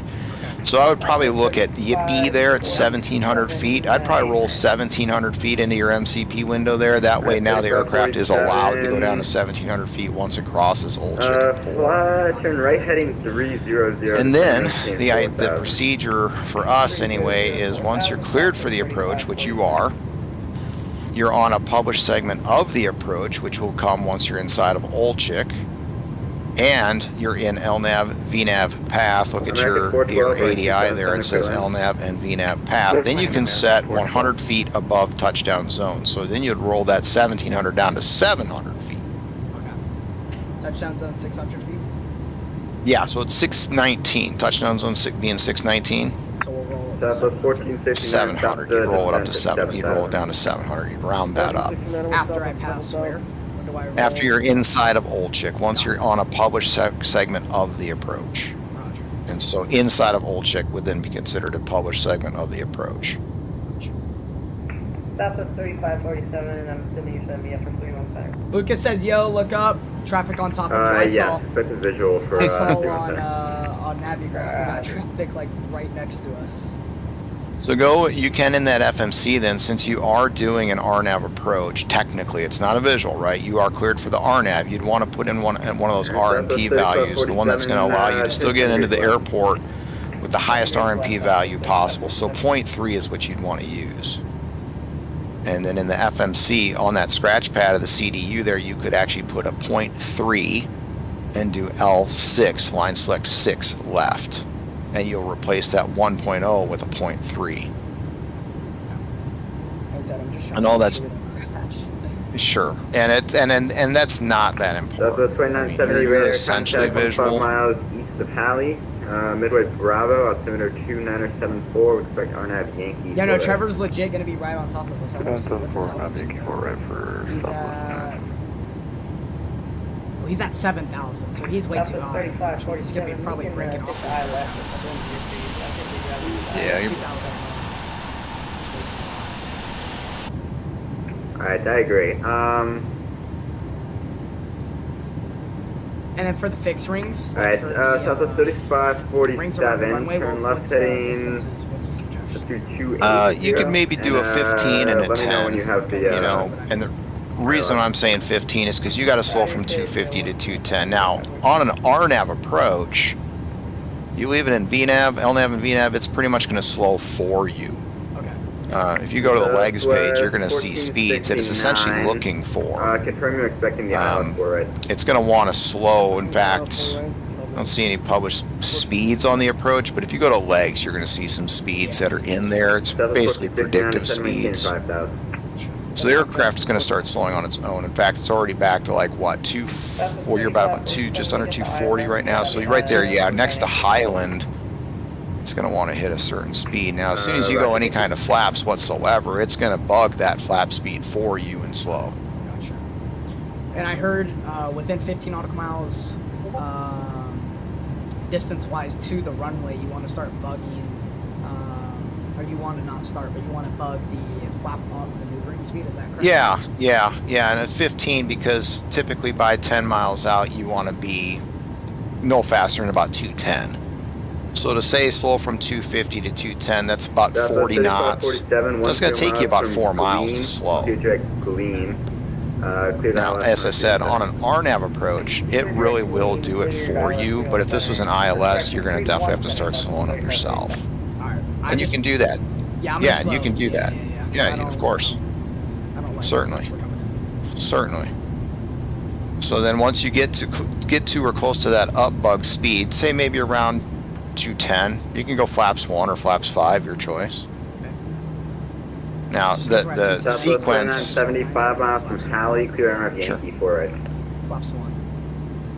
And then if you close your MCP speed window, you'll see it'll American automatically 412, bug welcome to flaps Chicago. 1 speed for you. Make a right turn on 'Cause you're on an RNAV. Papa and State Park. Let's go.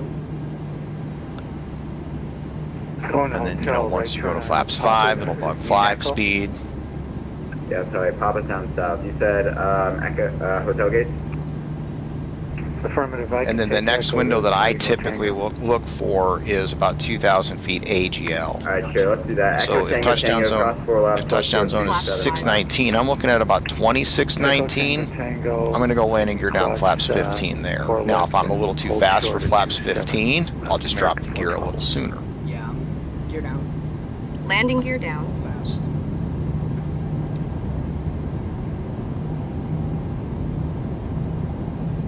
There you go. And then once you're out of your missed approach, or 300 feet below your missed approach altitude of 2,600, if you see that on the chart. So once you're out of 2,300, you can set 2,600 in case you have to go around. Flaps 15. Flaps 15.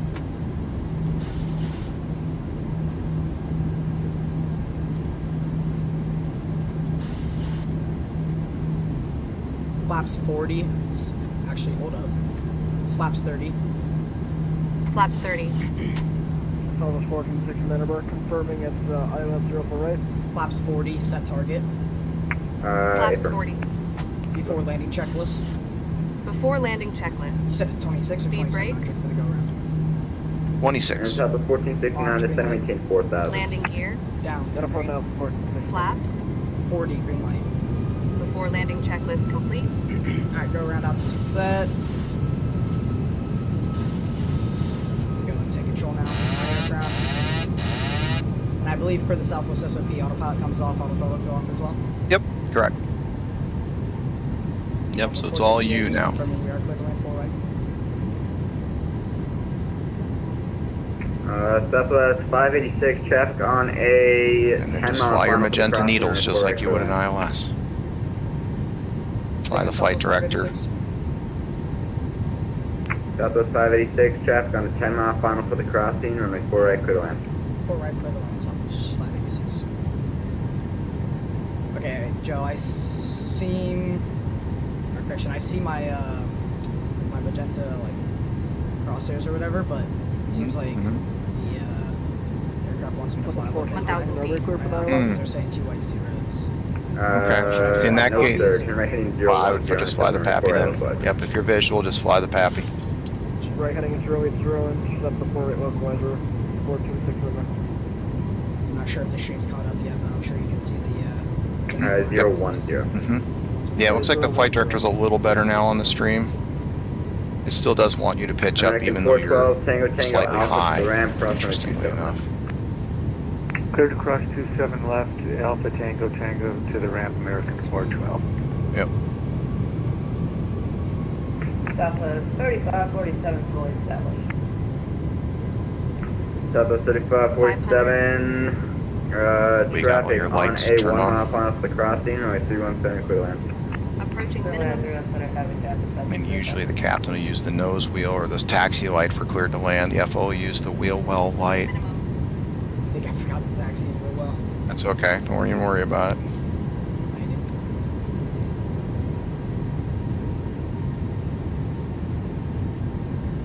Make sure you're right down on the next one.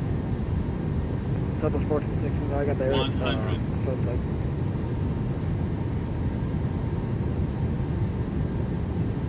50. 30. 10. Oh my god, baby, that was not good. Extended. Mix it up. And my Deployed. perception designs is not loaded. 60 knots. We stopped on behalf of this flight passengers. crew and Southwest Airlines, welcome to Chicago Midway. That's all right. That's a good midway landing. Yeah, right. Seat back and tray table in their full Mhm. upright and locked position, and all carry-on Are you items placed establishing on local the table in yet? front of you. When the captain turns off the fasten seatbelt sign, Cool, please the be 1 careful. miles Opening from Midway. Oh, it did go Items into may have shifted during flight. Mm-hmm. Yep, I wrote that in there. Yeah, so at some point, maybe we set the 2,600 feet a little too soon or something, and it captured. That's why you want to be out. I should have probably said you want to be out of 2,300, so 300 more than 300 feet, so that it doesn't capture. I think that's what happened. When you set 2,600 feet, it probably captured the altitude. Right when able, and sit parking. So you had the VNAV. We certainly have enjoyed sharing part of our day with You had the VNAV needle there on the right side of the PFD, but the flight director was in altitude hold. Alright, let's see here. Yeah, I don't have my scenery installed, which is just icing on the cake for that one. I don't know. Yeah, it was a midway landing, but shoot, I feel like I could have done a hell of a lot. Southwest That's 1459 all right. traffic on a 1 mile final for the crossing, only 4 right pit lane. They're not all Everybody, appreciate perfect. it, guys. Check that thread. Yeah, that was definitely firm.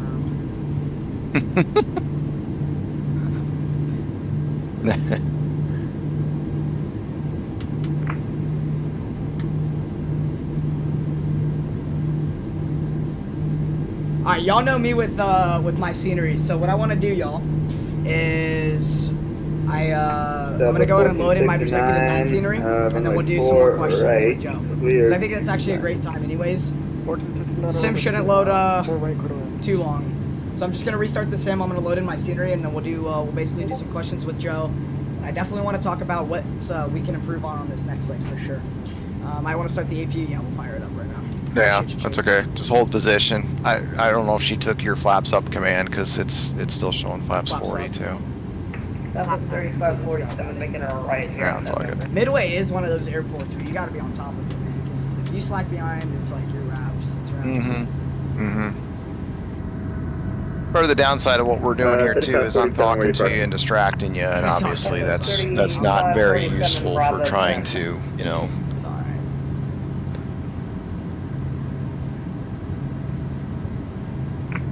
Let's see. Yeah, I think that's what happened. I think we probably just set the missed approach altitude a little too soon, so that it was less than 300 feet, and so it tried to capture the altitude. That's why you want to go 300 feet or more. That prevents the autopilot from trying to capture the altitude. You were off the autopilot, so of course you were still able to descend. You still had the VNAV needle On the bus? Right. for the vertical, but the flight director was trying to level or go back to that altitude. That's why it was telling you to pitch up. I saw in the FMA above your attitude indicator there that it was in LNAV and altitude hold. So that's what it was. But so just for the next time you do an RNAV, just make sure that you're 300 feet or more below that missed approach altitude before you spin that up there, and then you'll be Engine fine. shutdown procedure complete. Got it. All right, engine shutdown procedure complete. Cool. Yeah, dude, that was a nasty landing. I can't even lie. 1.09 G's. Is that terrible? I don't think that's too awful. Well, yeah, I mean, it's... The feet per minute, I don't even want to talk about. No, well, I mean, you can still get some pretty decent landings at Midway. The thing about Midway is, typically what we'll do too is on short final, you will usually shift down a little bit. If you look at the taxi airport diagram, pretty much every one of those runways has a displaced threshold because of the fence. Right. So once you clear the fence, you actually got quite a bit of distance or space there before the actual threshold of the runway. So it's actually pretty easy to get down at about 1,000 to 1,500 feet. So we'll usually shift down coming over the fence, and you can still get a pretty decent landing because you do have quite a bit of room between, the 1,000 footers and your latest touchdown point. But if you do float it a little bit, you kind of blew your one opportunity to get a nice landing, and now you just kind of have to put it on. Yeah. All right. You do have an opportunity, but that opportunity kind of goes pretty quickly. So no, I wouldn't have a problem with that at all. That's a good midway landing. I think I kind of want to do maybe after. Is this the last leg? I don't know. Maybe. I know this is Joe's last leg.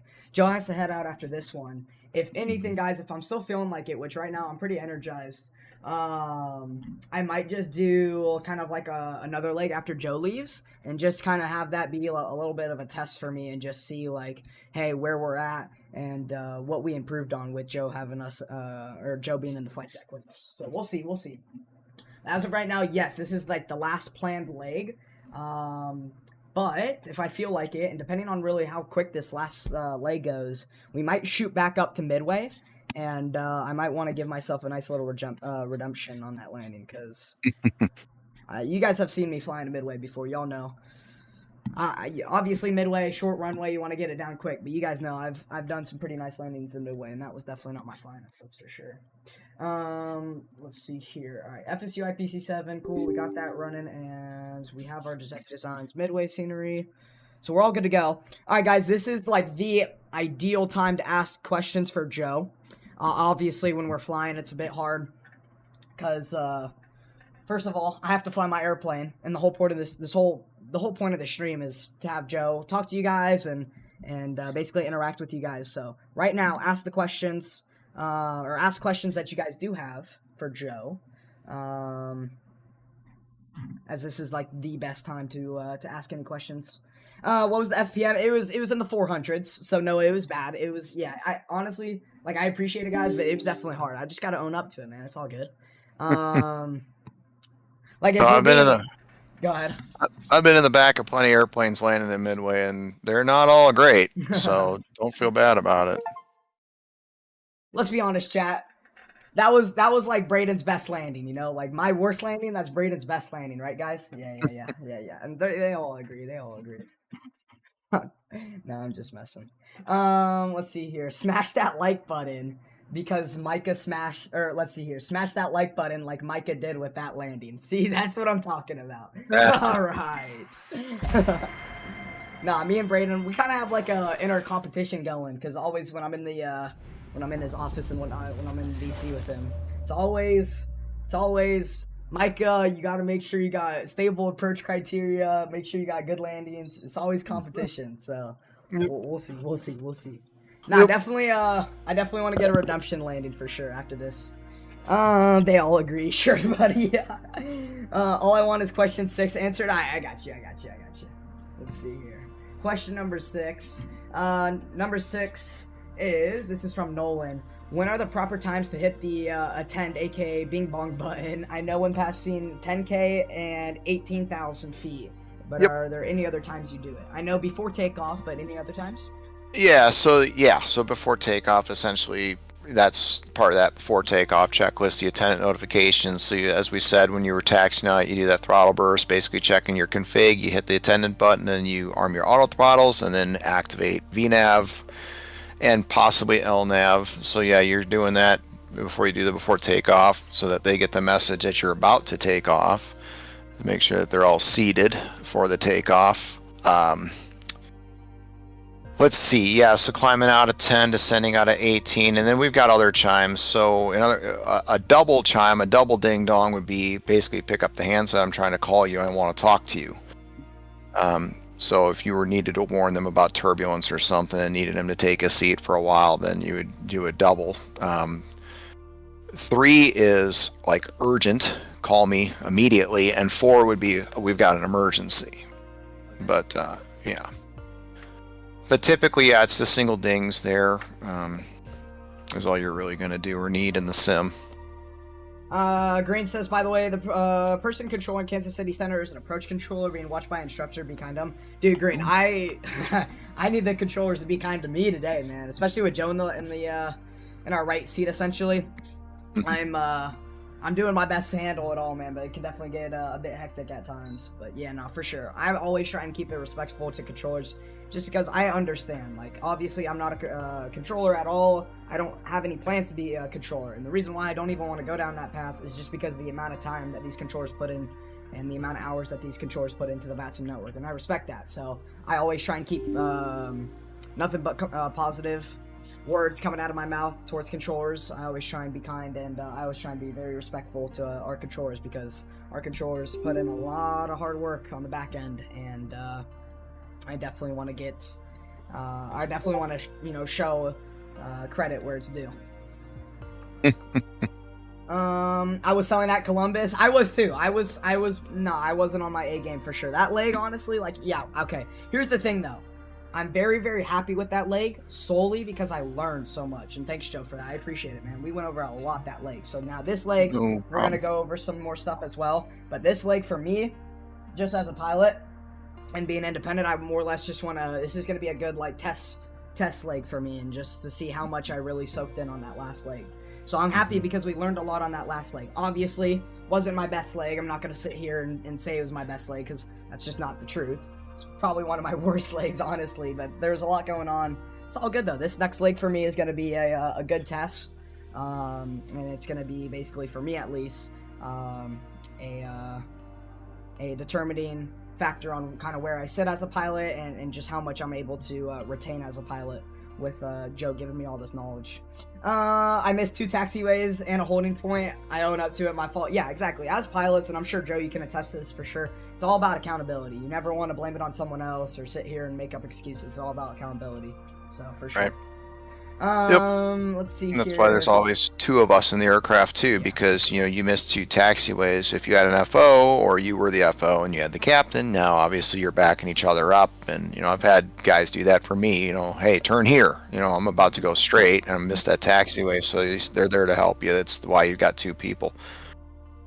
Andrew's question is, dude, Andrew, that's not even a question, dude. What? No, I'm not gonna check out Flight Sim screenshots right now. No. Devin says, why is it so important? Why is it so important for our seats to be in the upright position when the plane is landing? That's a great question. I wish more people really understood why they do that. So the flight attendants have a real purpose, right? Yeah. So why do you have to have your seats upright? Why do you have to have your bags stowed for takeoff and landing? Because if you had to do an emergency evacuation and someone couldn't get out of their seat, or it took longer to get out of their seat because they're trying to climb over somebody's bag or get out from behind somebody's seat who's reclined, it's just going to take time. It's going to add time in an evacuation. That's really what it comes down to. If we had to evacuate the aircraft, the idea is to get out of that thing as fast as possible.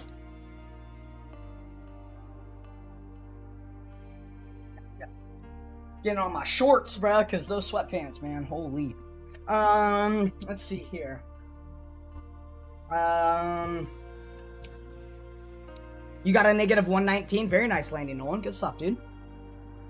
Let's see here. Those who can't teach. So what, Brayden? So what? He says, hey, watch your mouth. Let's see here. FS realistic. I'm in New Orleans right now. Very nice. Local Av Geek. Welcome, man. Great to have you on board this evening. Hope all is well. And Chase, I saw you said you had a great, or you're having a good evening so far. That's awesome to hear, and I appreciate you for checking up on me. I'm having a good evening as well. Let's see here. Not too bad for a short field. Appreciate it, Noah. Thanks a lot, man. All right, guys, we're in the sim. Let's go. We're ready to rock and roll now. So like I said, this is basically for me. We're putting everything to the test. Obviously, we're gonna still have Joe. And it's going to be good because I'm going to probably have to ask him some more questions and whatnot. And in case we miss anything, Joe's going to be right there for us. And he's going to be letting us know what we can do to avoid the situation or make sure we don't miss that situation or checklist or whatever it may be in the future. Let's see here. I'm late to the stream, but I will still be on St. Louis Ground Green. What's up, man? Welcome on board. Sounds good, man. Yeah, we're heading over to St. Louis. And like I said, if I feel like it, we'll head back up to Midway. We'll see, though. We will see. Approaching ZMA Center for Orlando. Very nice. Very nice. Flying in from the south, I'm assuming. Gotcha. Makes a lot of sense. Oh, yeah. Oh, yeah. Glad Joe was able to answer that one. All right. Let's go ahead and let's see if GSX is willing to load up. It doesn't seem like it. It was doing this before the stream. It literally just says loading GSX. It doesn't load. Trust me, guys. So it is what it is. We're just going to have to do everything via PMDG, which is fine with me. We'll go ahead and connect the jetway. That's really all we need. And the ground power unit, obviously. And we're going to go ahead and pull up the ALM. Cool, we're good there. I'm going to go ahead and pull up Love Cars 5. We got our booking. We're going to be Southwest 2940. And lovely. I have to restart FSU IPC7 because it's saying the same thing. SVA, it's not an SVA approved aircraft, which is strange, but It's all good. All right. Let's see here. We'll recycle FSU IPC7. Firebolt, appreciate the sub, man. Welcome on board. I'm joining this lake. Sweet, Chase. Sounds good. Repping the heels tonight. Oh yeah. So, actually, a little bit of a backstory. So Joe is, as he said multiple times throughout this live stream, he's a VATSIM controller, and I actually didn't know, but he actually has his center cert, which is very nice. I thought he only had his approach cert. So it's cool that he's a C1. And when I was in the SVA Discord, getting ready for a live stream, I was actually talking to Joe because I saw he was repping Tennessee. He changed his profile picture and everything. And I was like, oh, shoot. And so I was like, all right, I got to let him know what's up. And as I play baseball, if you guys don't know this already, but I play baseball for one of the top teams in the country. And I actually get to tour UNC. Well, at least I go there for my birthday every February. And Tennessee last year actually won the College World Series. So as I saw he was a Tennessee fan, I got to let him know what's up. I'm like, go Heels. And so on our live stream, we were departing out of Midway, and he was our departure / approach controller. It was really cool because when he gave us our frequency change, he said, go Vols, and I was like, go Heels. So that's basically the reason why I decided to toss on the UNC shirt for this stream. It's only right, man. It's only right. Sounds good, Chase. Have a good evening, man.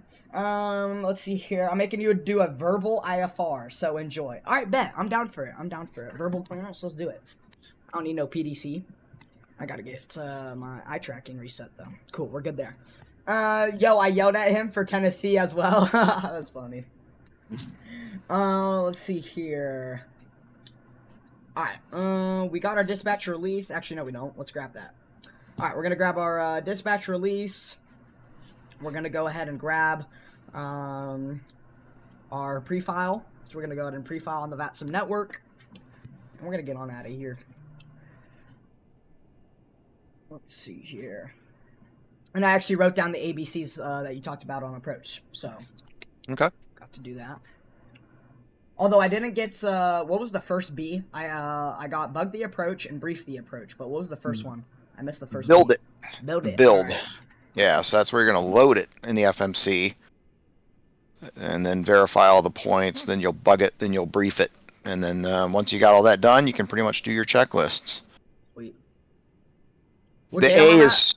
The The A is sort of misleading though too, because the A is not just the ATIS. It's kind of, there's a package there. It's basically the weather and your performance data, because you can't do your descent checklist without the performance data anyway, because you need the ref and target speeds for that. Yeah.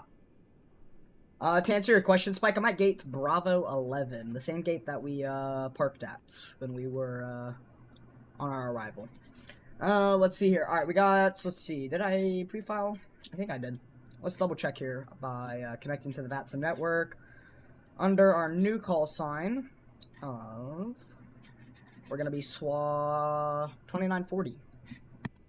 Got about a 58-minute flight over to St. Louis, so very nice flight time. In my opinion, at least. Most of you guys know me by now. I love my 1-hour hops. Let's see here. Alright. We're connected. I'm going to go ahead and toss in our flight plan into Navigraph. And let's see here. So the SID that we're going to be expecting is the Midway 7. And Joe, you talked about how it's always going to be the Midway 7. Why not the other SID? What is it? The Cicero? Yeah, Cicero, yeah. The Cicero, the story I got was years ago. The Cicero was developed for noise abatement, but they never got rid of it because they figured the public would have an outcry of they automatically would assume that the airport is going to be noisier because they're canceling some noise abatement procedure. But that's the story I got. So they just kept it, but they never use it. The big thing about the Midway 7 too, notice on that, and we can do something kind of fun today on your VNAV for departure that says maintain 250 knots until advised, right? So even above 10,000 feet, you have to stay at 250 knots until center gives you relief, and they'll say resume normal speed. One great way to do that is, after you take off, let's say you take off flaps 5. Okay. Typically at 1,000 feet or acceleration altitude, you can say set speed, flaps 1, climb thrust. And Rachel will do that beautifully for you. She'll set the speed, she'll go flaps 1, and for climb thrust, she really doesn't have to do anything. It's a verification, but it's already there, so she doesn't really do anything. But once you do the set speed, what you can do then, once you're above 3,000 AGL, is you can bug 250 and just leave it there. The other thing you can do is an L2, L3 method, we call it in the FMC, and it'll basically hard code 250 until you go to econ. If you want to try that, we can do it. Yeah, I want to try that because Braden actually talked to me about that a while back, but I really never got it, so I definitely want to try that for sure. Yeah, and then what was the command with Rachel? Flaps 1, climb thrust?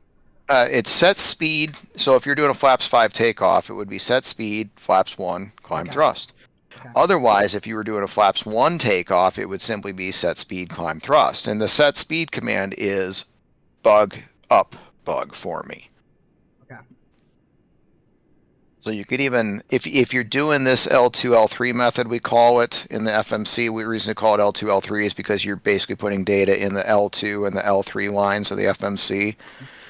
If you're doing the L2, L3, you don't have to do any of that. If you're taking off flaps 1, you just say flaps 1, climb thrust, because it's already going to bug up bug for you the way we're going to program it. If you weren't doing that, you know, as you saw out of Columbus, it jumps to 230. Yeah. So the set speed is to have your FO open the speed window and set your speed bug to the up bug speed. Sure. So you might want to get in the habit of, for your takeoffs too, saying set speed, climb thrust, or yeah, I need to do that. Say it was even a flaps 25 takeoff, it would be set speed, flaps 15, climb thrust. So basically you're asking for that next lesser flap position. Yeah, let's actually take a look here. I'm going to go and request my PWB data. It says MRTW exceeded by, that can't be right, 117,000 pounds. Yeah, it doesn't seem right, no. Definitely That seems a little excessive, yeah. Yeah. Here, I'll bring it up Yeah, because your empty weight's going to probably only be about that, which would essentially mean you couldn't take any cargo or passengers. I'm going to check SimBrief. Passenger count 100. Payload 25,000 pounds of payload. Let's see here. Estimated takeoff weight of 117,392. Estimated zero fuel weight 108,000 pounds. If I come here to performance, let's go ahead and see if we set the runway. If we set the runway, let's see if that changes anything. Let's go. Yeah, I was going to say, which runway does it have it selected? It's winds currently 120 at 5. Yeah, they're departing 4 left right now. So really no headwind at all. I really. can't even select 4 left here for some reason. It's only giving me 4 right. 4 right. 4 right. Oh yeah, 4 right. Yeah, so 4 right. Let's see here. Yes, yeah. Cool. All right, 4 right. Request takeoff data. Let's see what changes, if anything. And it would be really odd that you wouldn't be able to take off on 4 right. You know, you're light. You're not going very far. Yeah, no, I'm good to go now. I think it's just, I don't know. Usually, Love Cars 5 auto-populates the runway for me, or at least I don't usually touch anything. And in this case, it didn't, which is all good. Now that we set our runway, we're getting a flaps 5 departure. Okay. Alright, let's see here. Anyone at Gate Bravo 12? I don't think so. I'm not sure. I could check for you. And then you said if you don't want to read, actually, there is someone at, well, Bravo 12's on the other side of the terminal. You can pick Bravo 15 now. Nobody's to the right of us. Yeah, Bravo 15 is good to go. And then I saw, if you don't want to read the entire AOM, which manual, or, correction, if you don't want to read the entire AOM or any entire manual, which document is best to use in SVA life? To be honest with you, I mean, there's not, I mean, everything is, let's see, what's the word? I mean, pretty long, I guess. You know, everything, there's no really, like, short, quick document to get you going, like, immediately. I would recommend you just go through the entire AOM. If I'm being very genuine and very honest, I haven't gone through the AOM. I haven't gone through every single part of the AOM. And that's just me being, once again, that's just me holding myself accountable and being honest. I haven't gone through every single page of the AOM. I bring up the AOM on stream and I follow it to the best of my ability. But once we usually get to the, once we get past the hydraulic panel setting the A's off, B's on, that's usually where I kind of toss the AOM aside and kind of go off in my own lane. And so that's where I usually am just being dependent on my own ability and like ability as a pilot, and that's not me really following the AOM. So you'll see. I'll actually let you know when I stop following the AOM. Brayden says there's a flows cheat sheet. Yeah, the flows cheat sheet, but personally, I find it kind of complicated to follow the flows document on SVA, but that might just be me personally. But I checked that one out as well. But honestly, the document that's helped me out the most as a pilot is the AOM. Just take the whatever hour and a half to go through. I mean, I don't even think it's gonna take that long. Joe, how long do you think it's gonna take to go through the entire SVA AOM? To be honest, I don't know. The thing about this airplane is once you understand where those switches need to be in which position, you can get through the whole thing in about 2 minutes. Yeah, right, pretty quick. I mean, obviously understanding which position those switches need to be in. Once you got that down, you can get through that flow pretty darn fast. And like I said, there's a lot of what we would call dusty switches that you don't have to touch at all. Yeah, I know you want yeah, and in fact, if you go in that airplane, Mike, I can walk you through it pretty darn fast. Yeah, let's do it. Walk me through it. So I'll tell you exactly, and I'll tell you the ones you got to touch, and that's it. All right, bet. I'm down for that. Let's do it. So basically, he's gonna run through all the switches that we do need to actually touch, and all of the rest of the switches that we don't need to touch. Those are the dusty switches that he was talking about. Yeah, I mean, essentially, if we're talking about this from a sim standpoint and not looking at this like a real world airplane, yeah, I would just go up there immediately to the battery. Okay, sounds good. Let's go. Flip the battery on. Now in the real world, I'm essentially checking to make sure the hydraulic pumps and stuff are off, the landing gear levers down, all that stuff. But I mean, battery. Okay, so fire warning test. Okay. Left and right on that test, and then left and right on the little green where we got the little green lights for the squibs to check the bottles, fire bottles. Once you got that, you can throw ground power on. Okay, ground power's on. And then go up to the overhead panel where the IRSs are. You could throw the IRSs on. Okay, IRSs are to nav. Okay, and then you can check the leading edge devices. And then I would take a look at the EECs, make sure that they're on. You're not actually going to do anything or touch them. Jump over to the flight recorder. You could test that if you want. If you want to skip it completely, you could. You can do your airspeed, your Mach test, and your stall warning test. Hit those 4 buttons up there. I'm not sure if this is a glitch with PMDG or it's accurate in the real world, but the stall warning test doesn't work because I think you have to be on ground power. Yeah, for like 4 you minutes. do have. That's correct. Yeah, so it may not work immediately. You may have to come back to it, and you might forget to do it. Yeah, I probably will, to be honest. And in the sim, I've routinely forget to do it too. I'll come back to it. And then you can go straight to your yaw damper there on the flight controls panel. Gotcha. And at this point, is it all fuel pumps on or just one pump on? And then all 4 of those main fuel pumps on. If you got less than 1,000 pounds in the center tank, leave the centers off. That's huge. I always used to do one pump on, so it's nice to know. Yeah, so all 4 of the fuel pumps, and then you can go to your electrical panel. If you want to rotate through some of the positions, typically what we'll do is we'll check the 3 TRs, the TR1, TR2, TR3. Just make sure you got a reading. That's all you really need to do, okay? And then you're basically done with the entire electrical panel. Now in the real world, we're making sure that all those switches are guarded and covered and closed and everything else. I saw you already got your emergency exit lights. So you're looking at your window heat, test your probes, back to on, back to auto. Yeah. A's off, B's on. You can test your CVR there by holding the test button until you get a green light. But hey, if you skip that, you can skip that. Not that big of a deal. Yeah, I'm done with that. You can do a sort of a preliminary setup on your air panel, set your pressurization, and the overhead is done. Cool. I usually have Rachel set the pressurization. That's cool. Yeah, so even better, right? And in reality, that air panel and the pressurization is in the real world is the FO's panel. That's their side, his side, her side anyway. So and that's correct. Rachel's got that set up, and Rachel will even do the engine start switch, left, right, both, whatever. And then you can get into the MCP, set up the altitude, so out of midway 3,000 feet, set your EFP on your course. Set up your EFIS control panel, terrain, airport, make sure the TCAS is on. You know, but she'll even do that. She'll do the altimeters and the bug for you, the acceleration bug 1620. She'll do that for you. Cool. I'm just waiting. Jump to the. I wait for the IRS to align before I run through the before start checklist, or not before start checklist. Sorry, either flight deck or through flight. And the reason why is just because of the GPWS and then TCAS test as well. Yep, exactly. Yeah, and I'm impatient in the sim. I've got like instantaneous alignment. You know, in fact, I've got a saved panel state where I'm basically ready to do my before start checklist. Oh, okay. That's what I do because I kind of get bored doing this over and over again. But you know, I obviously, like it just like as a streamer because I get to talk to chat and whatnot. Well, sure, certainly. Yeah, and I mean. Yeah, and this setup is obviously, you know, there's quite a bit to do. But then jump over to your auto brake, put that to RTO.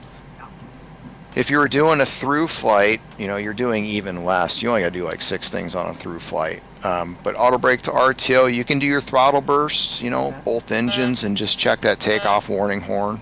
For me, I have it's kind of complicated, but on my hardware, I do have 2 throttles. But just for the sake of it, I have the left axis. The left axis controls both of my actual in-sim throttles, so I can't do Sure, so that's fine. I mean, we'll typically test each throttle independently, but that's fine. As long as you got the warning, you're good. I mean, at this point, you could redo your fire warning test. Just, you know, all you're really checking is the wheel well light at that point for the AC power. Do a cargo warning test, and you're pretty much done. At that point, you could go back up to that stall or mock warning test and check the one that didn't test the first time. But now you're basically collecting your weather, your performance data, programming the FMC, your routing, setting up your radios, setting up your clearance, so altitude, initial altitude, maybe an initial heading. You know, transponder code, setting up some frequencies, and you're pretty much ready for the checklist at that point. Sweet. Yo, this is actually insane. This is so cool. But when you do it that much and you get used to that flow, but do you see how you could do that whole thing in about 3 minutes? Yeah, yeah. Super quick. And you see how many buttons we skipped over too, right? Like. Yeah. Now there's other things too. Now here's something that we didn't do in your first flight that you could incorporate. We call it a hoof check. Okay. HOOF, hydraulics. So look at your hydraulic quantity on that ND or that on the display. Okay. The O is oil quantity.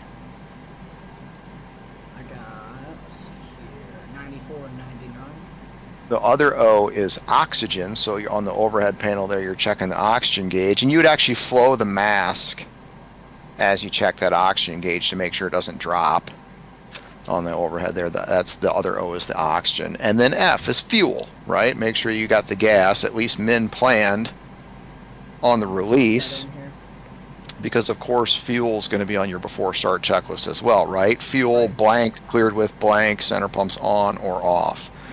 So basically, once you got all that done, you're pretty much ready for the checklist.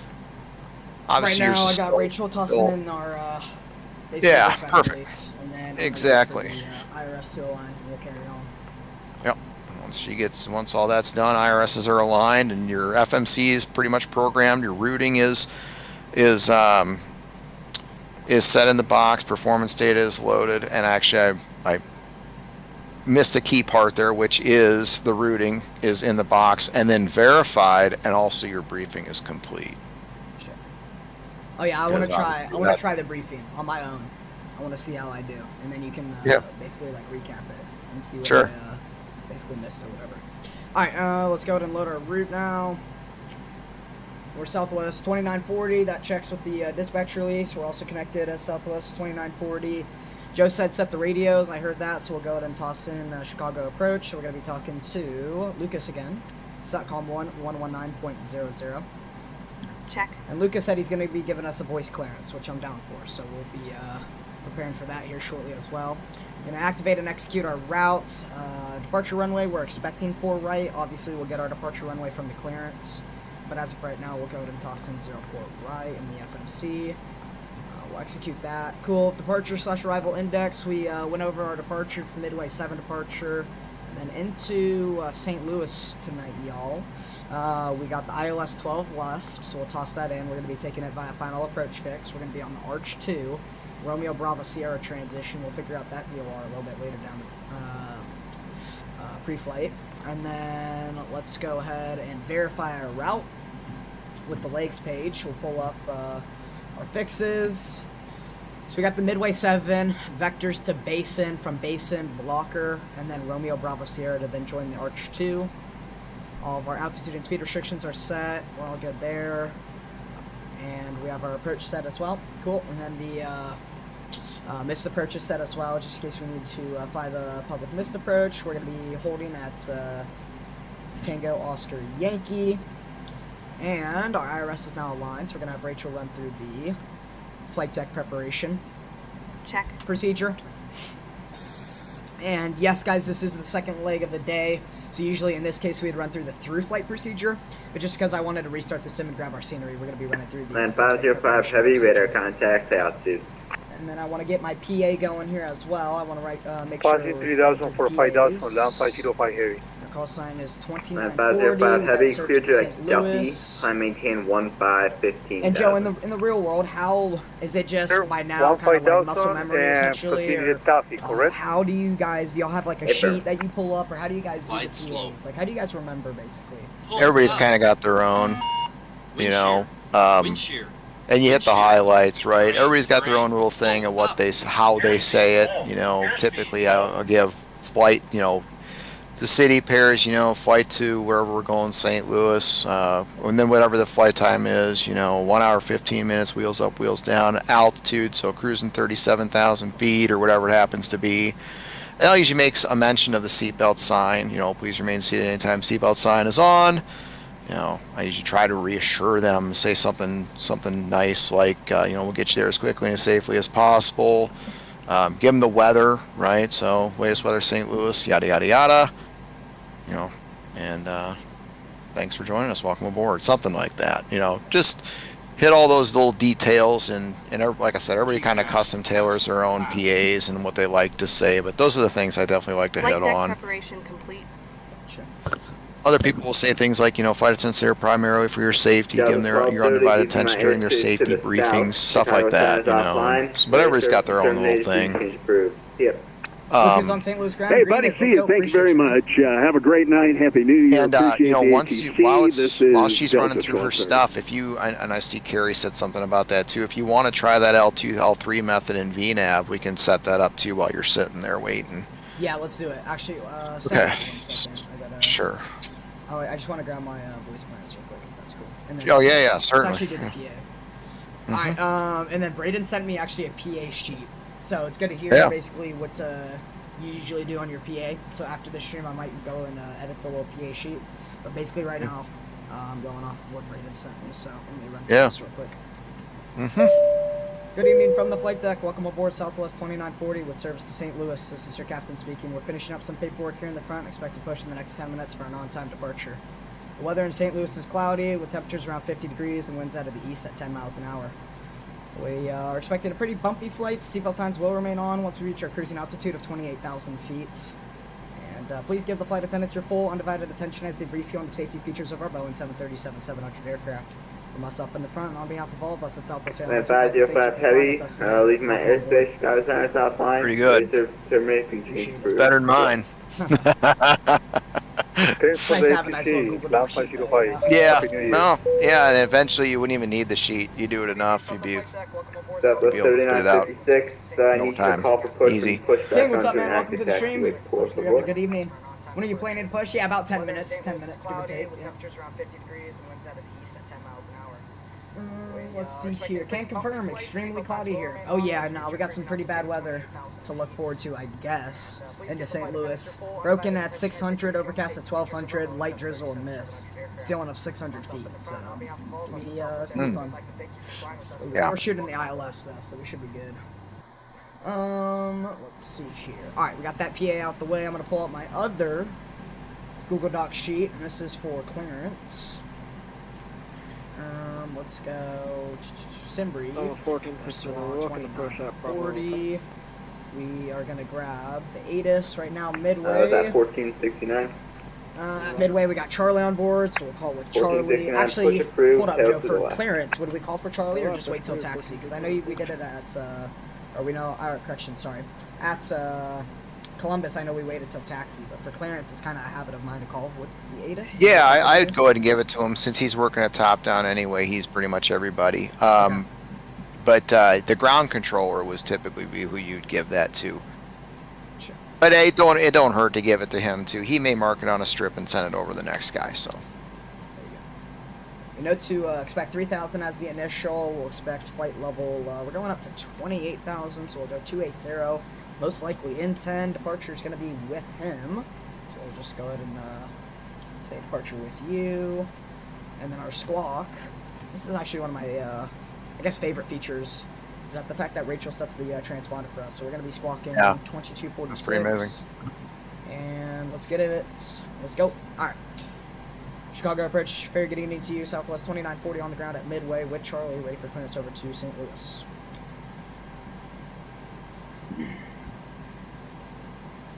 Southwest 2940 Chicago approach. Thanks for Charlie. You're clear to St. Louis International by the Midway 7 departure.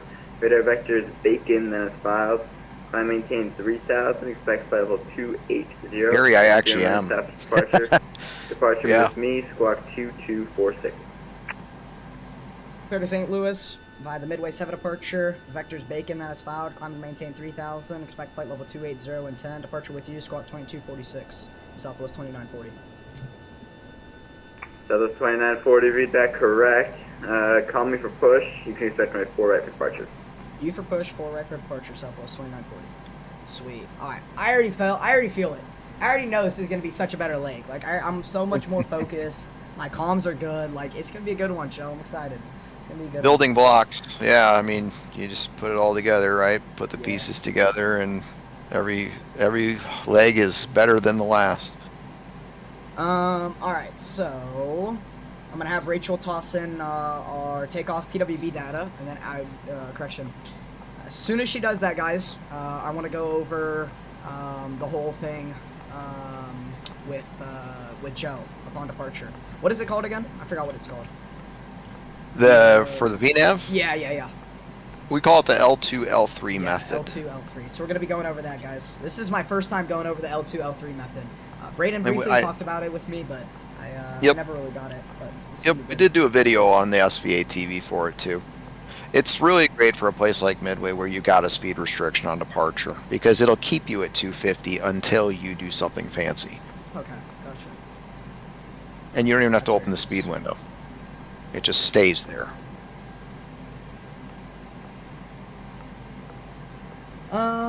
Let's see here. James, what's up, man? Welcome to the stream. Great to have you on board.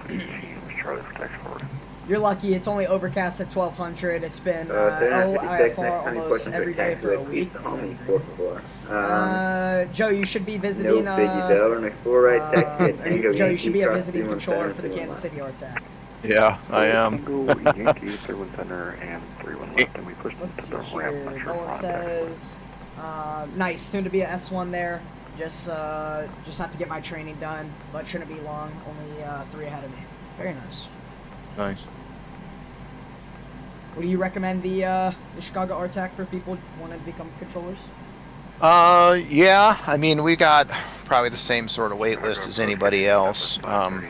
I know our guys do definitely hold people to a pretty high standard, though. So not only, I mean, you'll get trained, but you'll get trained properly, but don't expect it to be easy. Yeah. I feel like we'll train you right. Yeah, but that's actually very important. Training you right, not rushing through the training process to get your certs. Exactly. I definitely can tell. You guys definitely train the controllers properly. I mean, with you, with so far my experience with the Chicago RTAC's been very nice. Lucas, he's been great. Very professional guys for sure. So it definitely shows. It definitely shows. All right, let's do the whole VNAV thing with like the Okay, speed so restriction. you got all your data. Everything's programmed. You hit init ref and then go to approach. Find the flaps 40 speed. And what is that? 125. Do you know how you know what your up bug speed will be? You will always add 70 to your 40 ref speed. So 125 then becomes 195. Okay. Right? That's So you're gonna flaps up speed? correct. So flaps up speed, you're gonna add 70 to that, so it's gonna be 195. So what we're gonna do is you're gonna hit VNAV in the climb. Sorry, you're gonna go climb. And then it's gonna take a second for your stream for me to see, but when it does, we're going to put something on the L2 side, so the second line down on the left. Got it. And what we're going to put there as soon as your stream refreshes, because I can never remember which one's which. So you're going to want to put 195, I believe, on L2. So type 195 and drop it right there. Hopefully it doesn't say invalid entry. If it does, put it on L3 instead. No, I did it. 195, and I Okay. executed it. All right, and then you're going to put in L3, you're going to put 250. Wait, no, I think I'm doing this wrong. Oh, gosh, let me think about this for a second. Oh, good. Take your time. Kansas City will always have the shortest wait list. That's great. Sorry, you're going to put 250 where you put 195. Roger, 250. Okay, so essentially what we're saying is we're only going to climb at 250. That's the highest, fastest speed we're going to do in this climb is 250 in L2. And then what you're going to want to put in L3 is the 195, which is up bug. And we're going to put slash and whatever our 3000 AGL would be, so 3620. So 195 slash 3620 on L3. Okay, and I executed it. So Okay, 250 on the so- L2, and then 195 over, or correction, slash 3620. Correct. And so what that's going to do is you're going to break ground. And then when VNAV goes active, it's going to jump to 195. It's going to hold 195, which is up bug, all the way to 3620, which is 3000 AGL. At that point, it's going to jump to 250. And it's going to stay at 250 until you delete it.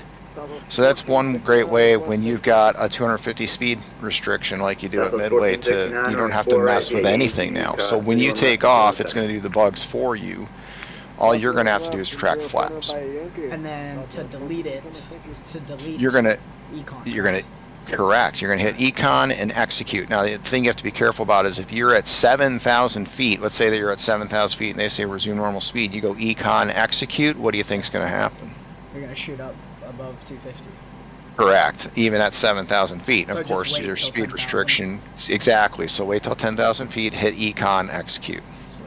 Alright, sounds good. There you go. Alright, that wasn't so bad. I thought it was going to be like this whole thing we had to go through. No. That was very quick, actually. So Sweet. yeah, I mean, take a little screenshot of that maybe, and that's pretty much how you set it up. 250 on L2, and then it's going to be your 40 flap speed plus 70. That's going to be up bug over 3,000 feet AGL. Of course, Midway is 620 feet, so that's why we did 3,620.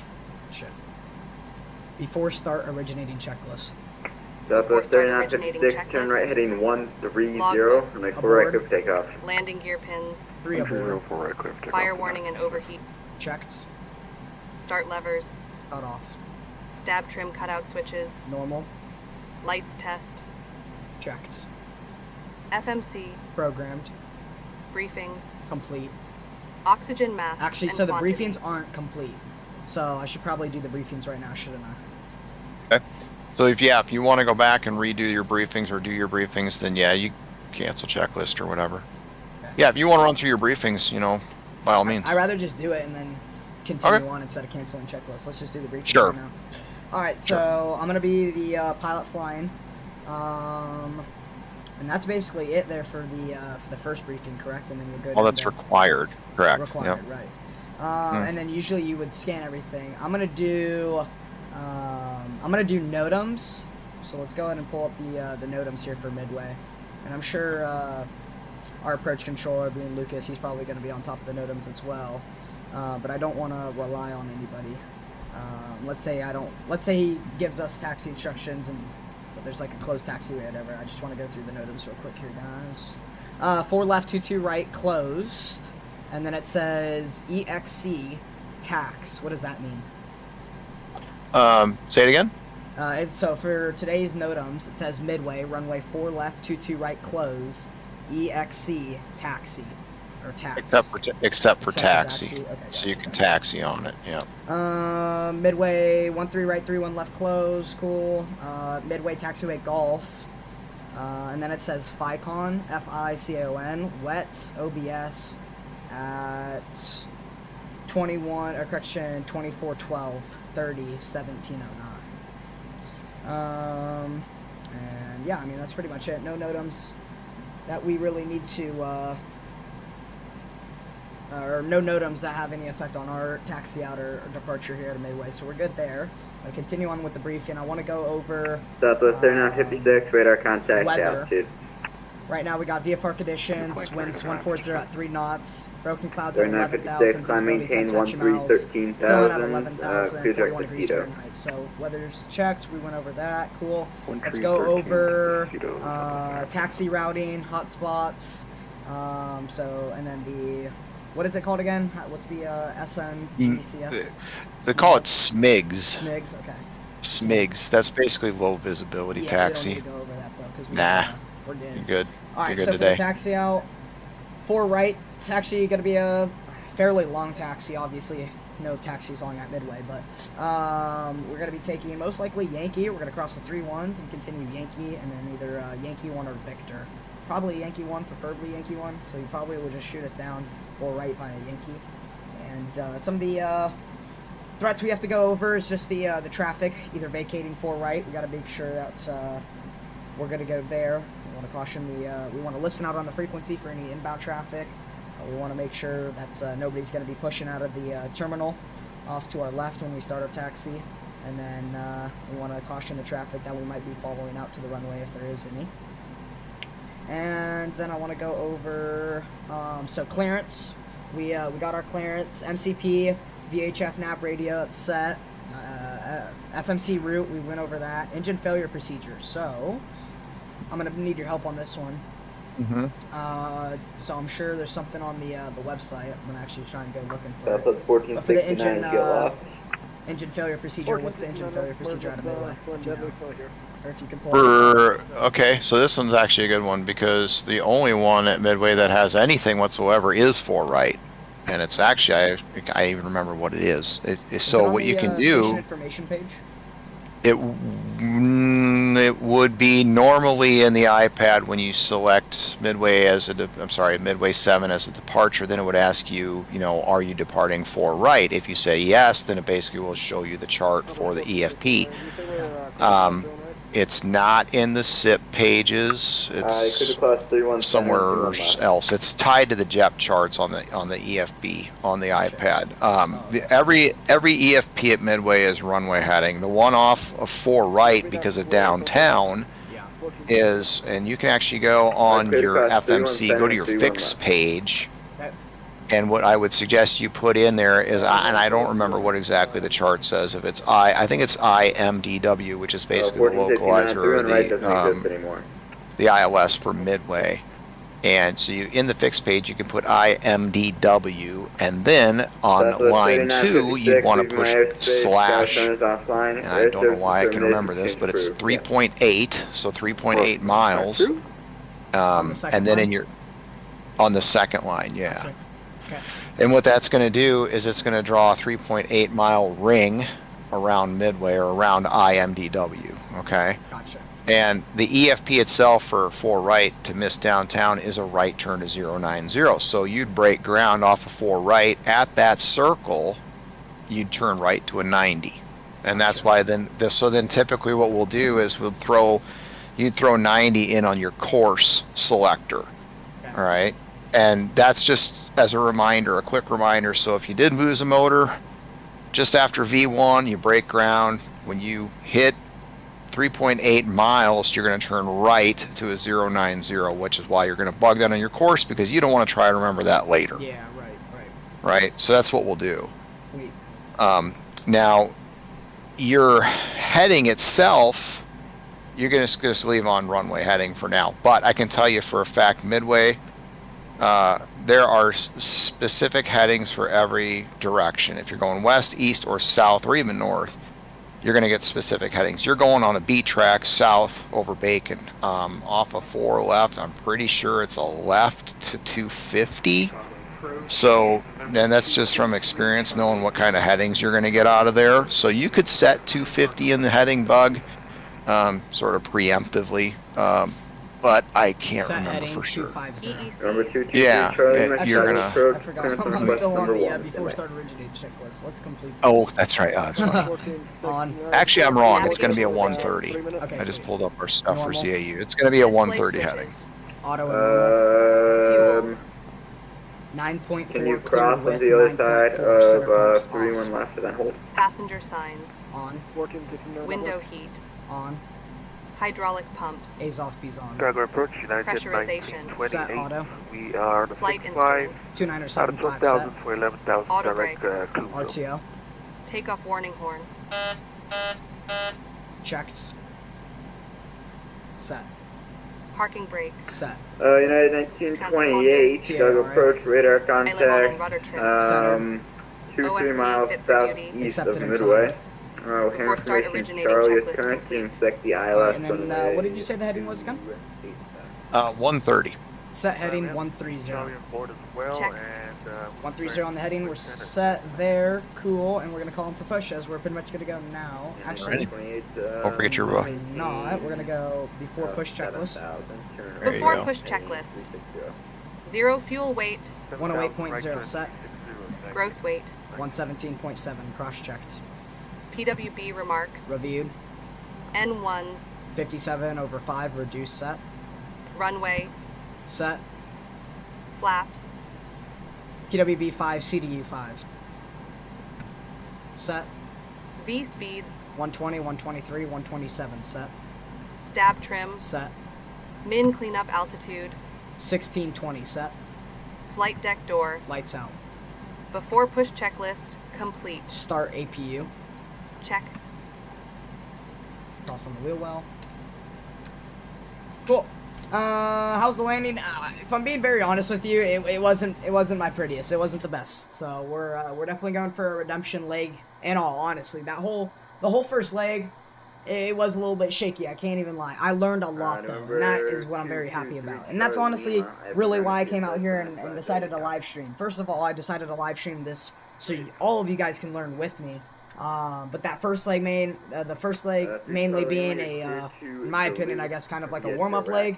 Although I wouldn't say that's the best title to give it, but more or less it was a leg for me to first of all learn a lot, which I most definitely did, and now this leg is like the test leg for me. So I'm basically gonna soak in everything that I've learned on the previous leg. And I'm gonna go ahead and translate it onto this APU leg, and we're online. gonna see how we do. I'll turn on the APU blade in Let's 2 see minutes. here. Are you pushing? We are. We're gonna be pushing right now, actually, Trevor. Let's see here. Joe has done a great video on SVA TV. I don't have the link at the moment. Yeah, just search VNAV for takeoff. Yeah, there you go. There it is. Joe's in the chat with us this evening. 3,000 above the field elevation. Yeah, midway 620 feet above. Or correction, midway field elevation is 620, and 3,000 AGL, so it'd be 360 or 3,620. There you go. RTAC equivalent for a flyover state. What does that mean? RTAC equivalent for a flyover state. Ah, I got you, Green. Just because of how short it is, or how short the wait list is. Gotcha. And Joe's gonna be right back. He said. I think he said he's gonna be disconnecting, which he just did. So he'll be right back. Devin, what's up, man? Welcome on board. I'm going to be meeting up with you in St. Louis. Headed there from Nashville and the Max. Very nice, Devin. Look forward to catching you in St. Louis, dude. That's what's up. Yeah, this is a perfect time to chat, guys. Austin's a W. Is that you guys' like instructor? Or are you talking about... What are you guys talking about right now? Austin, the supervisor. Is there like a nice supervisor out there who's helped you guys out or something? His name's Austin or what? I have no clue what you guys are talking about. I'm assuming something about an instructor within the Kansas City RTAC. Cool, I got you, Joe. Let's see here. United 1928, descend and maintain. Right now we're just waiting on Rachel to toss on the packs, guys, and then we'll be on out of here. 4,000 expedite to United 19. Austin W. is the manager of the Kansas City RTAC, and he's a supervisor. Oh, gotcha. I knew it was something along the lines of someone within the Kansas City RTAC. Alright, let's go ahead and release ground power. So we don't need that anymore. Let's go ahead and come here to pushback. Rachel now tossed on the packs for us, so we're good there. APU bleed on. Or correction, APU bleed, but yeah, packs as well. And we're going to run through the pushback procedure. Check. And we're going to go and call for pushback. Pushback procedure complete. Approach Southwest 2940, midway, ready for push out of Bravo 11. Southwest 2940, Chicago approach, push approved, tail to the left. Push approved, tail left, Southwest 2940. And approach Southwest 2940, just request for the push. Can we do it straight back? Sure. Roger. The reason why, usually I am able to accept a certain pushback direction, as in this case he gave us push to the left, just because my GSX is outdated and my GSX seems to be not working this stream, which is all good, we just have to improvise, so I just requested if we can get a straight back, and he approved it, so we're going to go and select our tug, and start push. 1204, push inside, Let's go, guys. discretion, contact me at Start number 2. Start number 2. Clear for pushback and start straight back. I actually might have done that, I might have started number 2 a bit early. Roger that. Ready for push straight back. Release brakes, please. Park brakes release. We'll come over here to engine number 2, give you guys a nice wing view / engine view of our number 2 engine. Right turn on Victor and hold Fire up engine number 2. Run Victor Wolford. Look to your right, fellow love pilot next to you. Oh yeah, Spike, appreciate you joining up, man. Thanks a lot. And we're rolling. Light off. And hang tight, guys. I'm gonna take a quick little bathroom Ladies break. and I'll be gentlemen, right back, have guys. your attention for just a moment. We'd like to point out the safety features of our Boeing 737-700. A safety information card is in the seat back or literature pocket in front of you. To fasten your seatbelt, slide the flat end into the buckle. Pull the loose strap to tighten. To release, lift up on the buckle. Position your seatbelt tight and low across your hips and wear it any time you are seated. United There are 6 1928, emergency turn left exits, heading 2 forward exit doors, 2 overwing window 310, exits, intercept the and runway, 2 exit doors in the back. Signs overhead and lights on the floor lead to exits. If an evacuation is necessary, follow flight attendant commands and leave everything. This Roll back. aircraft is equipped with life rafts. Ready to start One number life 1. raft is located in the forward ceiling compartment, Alright, and 2 perfect, life guys. I am rafts are back. located in the ceiling And compartment we're at ready to start number 1, mid-cabin. so we're gonna go ahead In and the do event that of a now. water evacuation, use the life vest under Start your number seat. 1. Remove the vest Start number only 1. if told to do so. Pull the red That's strap okay. to open Stand the by container the and traffic. remove the pouch. Remove the vest I've from the completed the pouch pushback as shown on procedure. the safety information card. And really, Yeah, although he do- wanted us to call him for Wrap push, the we strap really didn't around need your to. waist. You can Oil push pressure. straight back Still within and the not hit his wing. Once outside, pull down on the red tab to inflate the vest. And I'm right on that, Chris Joe. You Then don't blow that's the on tube That's correct. over. Yep, you are correct. You are, yes, Straight back. 100%. Please Light refer off. to the safety information Stop. card for use of a life vest on an infant. Flight attendants will distribute additional vests as needed.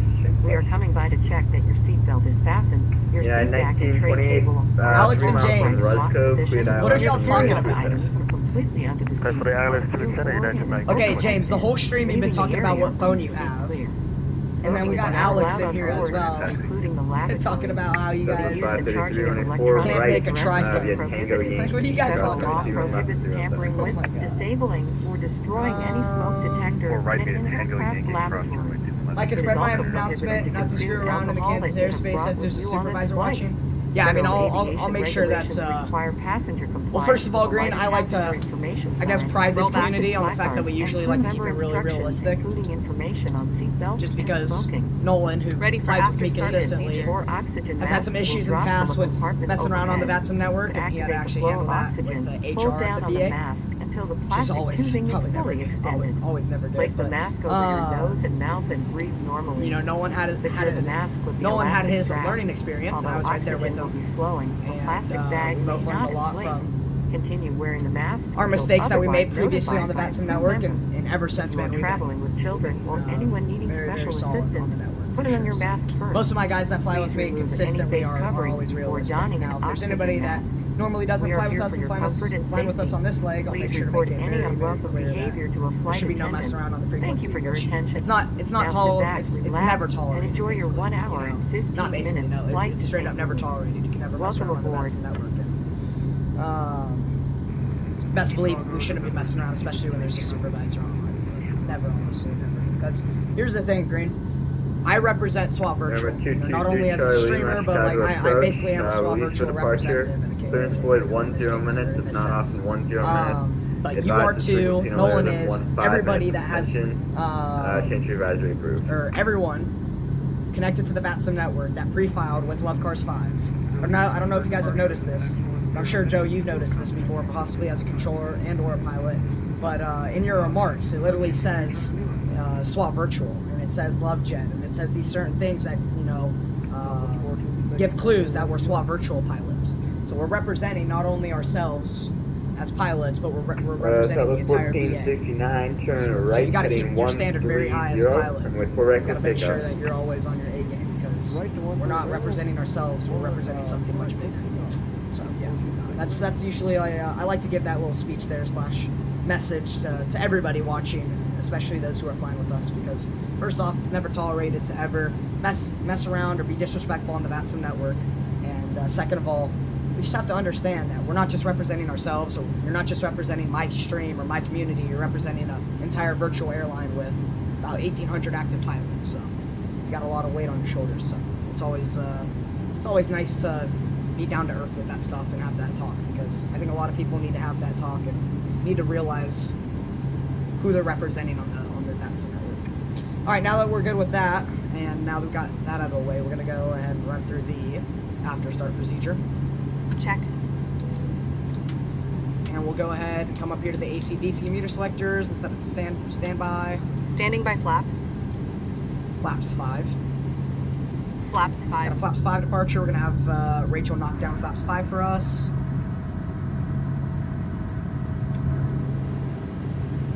And then we're going to go ahead and stop the APU.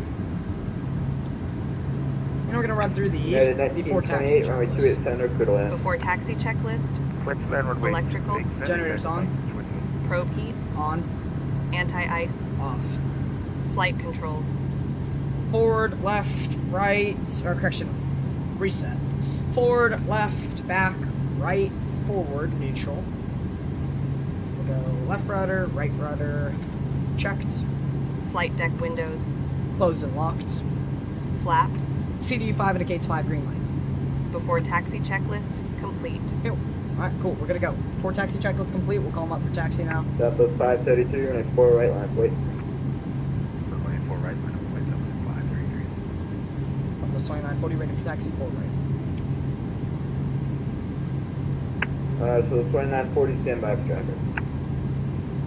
Alright, we're gonna stand by for traffic, and what I'm assuming what he's gonna give us is just probably follow the company traffic, but let's see. Let's see here. There's some things that aren't always the most realistic. Just to make sure y'all behave. I don't want anyone being suspended. Obviously not, and I don't want that. Southwest 1204 on a 4 Well said, appreciate it, Kevin. Taxi via Tango Yankee, Appreciate it. cross 231 center. I just, you know, I'm not trying to benefit myself by giving these nice speeches. I'm trying to benefit those around me and those who fly with me. We're ready for taxi. As, Southwest 1502 on a you know, 4 it's the right, truth. taxi It's via the truth. Yankee. We represent, as Batson pilots, as SWAT virtual pilots, we represent company, an joining entire Yankee network. We represent, more importantly, within the network, an entire VA. All right, across the 31. I want to make sure my pilots, especially my pilots, who fly with me on stream and fly for SWAT Southwest virtual, 2940 on a 4 right, properly. follow the company off your right wing, cross 231 center and 31 left. Follow the company off to our rights, and you said hold short 31 left for Southwest 2940. Cross 31 center and 31 left. Across the 3-1s and continue by Yankee. We'll follow the traffic. Southwest 2940. Southwest 1469, radar contact Alright, out. cool. Alright, so basically just as we briefed and as we expected, we're going to take Yankee, we're going to cross the 3-1s, we're going to Southwest follow traffic off to our 1469, right. Let's radar go. contact altitude. Through 2,100. Delta 1469, climb, maintain 12,000. Low pressure at St. Louis right now, altimeter 2951 G's. Joe, what's the lowest altimeter you ever, Southwest 533, turn right heading 09. Oh, gosh. 60s, maybe? 50s, maybe? Okay. Pretty low. Approaching exit 1928 with clear for Get much lower than that. You're talking about getting close to hurricanes and such. Yeah. 1928, right turn on hot line, safe parking. send us anywhere to Bravo 22. Do you stay in the Midwest, or do you fly, like, all over? Like, where do you Oh, usually everywhere. fly? Everywhere. Yeah.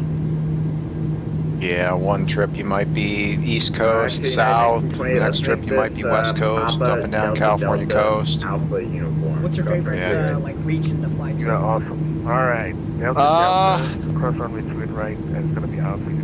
I don't like the East. It's too busy. That's fair. Delays pile up. Yeah, I've always been Midwest. West is kind of nice. West Coast is kind of nice, just because the weather's almost always good, and you know I'm an East Coaster in Ohio, so it when you got those early wake ups on the West Coast, it's not so bad. How about, With the time changes and such. as a Georgian, how do you like Atlanta? Because I've heard Atlanta is not a fun airport to fly into. I don't mind Atlanta too much. I mean, they do a pretty good job. Controllers do get you in and out, and things are pretty standard. I mean, you can pretty much know exactly what to expect down there, so it's not too bad. Delta 533, maintain 15,000. How about their efficiency as, like, controllers? What do you say? Ladies and Oh, gentlemen, they're excellent. we've They're been cleared for fantastic. departure. Yeah. Enjoy your Yeah, I mean, you flight. need to do exactly what they say when they say it, though. And if they say they need a speed, you need to get it now. You know, there's no time to, like, dally and mess around. Like, if they're telling you they need something, they need it. So try to make it happen as fast as possible. You know, LaGuardia used to be pretty awful. It's gotten better. Yeah, mostly if the weather's bad on the East Coast or New York, you know, those types of areas, Boston, it's just bad, and it's going to be bad. Even on a clear day, it can be not great. Remember a couple weeks ago or a month ago, it was just windy, and there was a lot of delays. So right about here, Micah, do that throttle burst, hit that attendant call button one time. Do your, you can engage your auto throttles and your VNAV. And then as soon as she responds, and then that now you've got your attendant notification, you can do your before takeoff checklist. Am I waiting for her to say, like, 1459? Correct. Yes, that's the complete on the attendant notification. You basically got, you know, verbal confirmation through you'd be monitoring the PA essentially through that audio panel down there.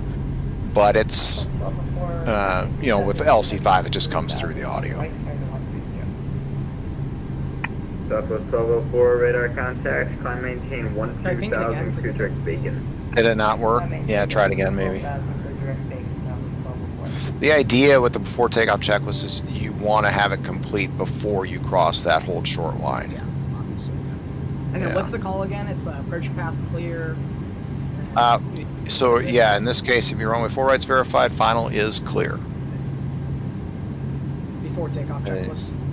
Before takeoff checklist. I'm just gonna run through the min takeoff fuel. It doesn't seem like Sure. Yeah.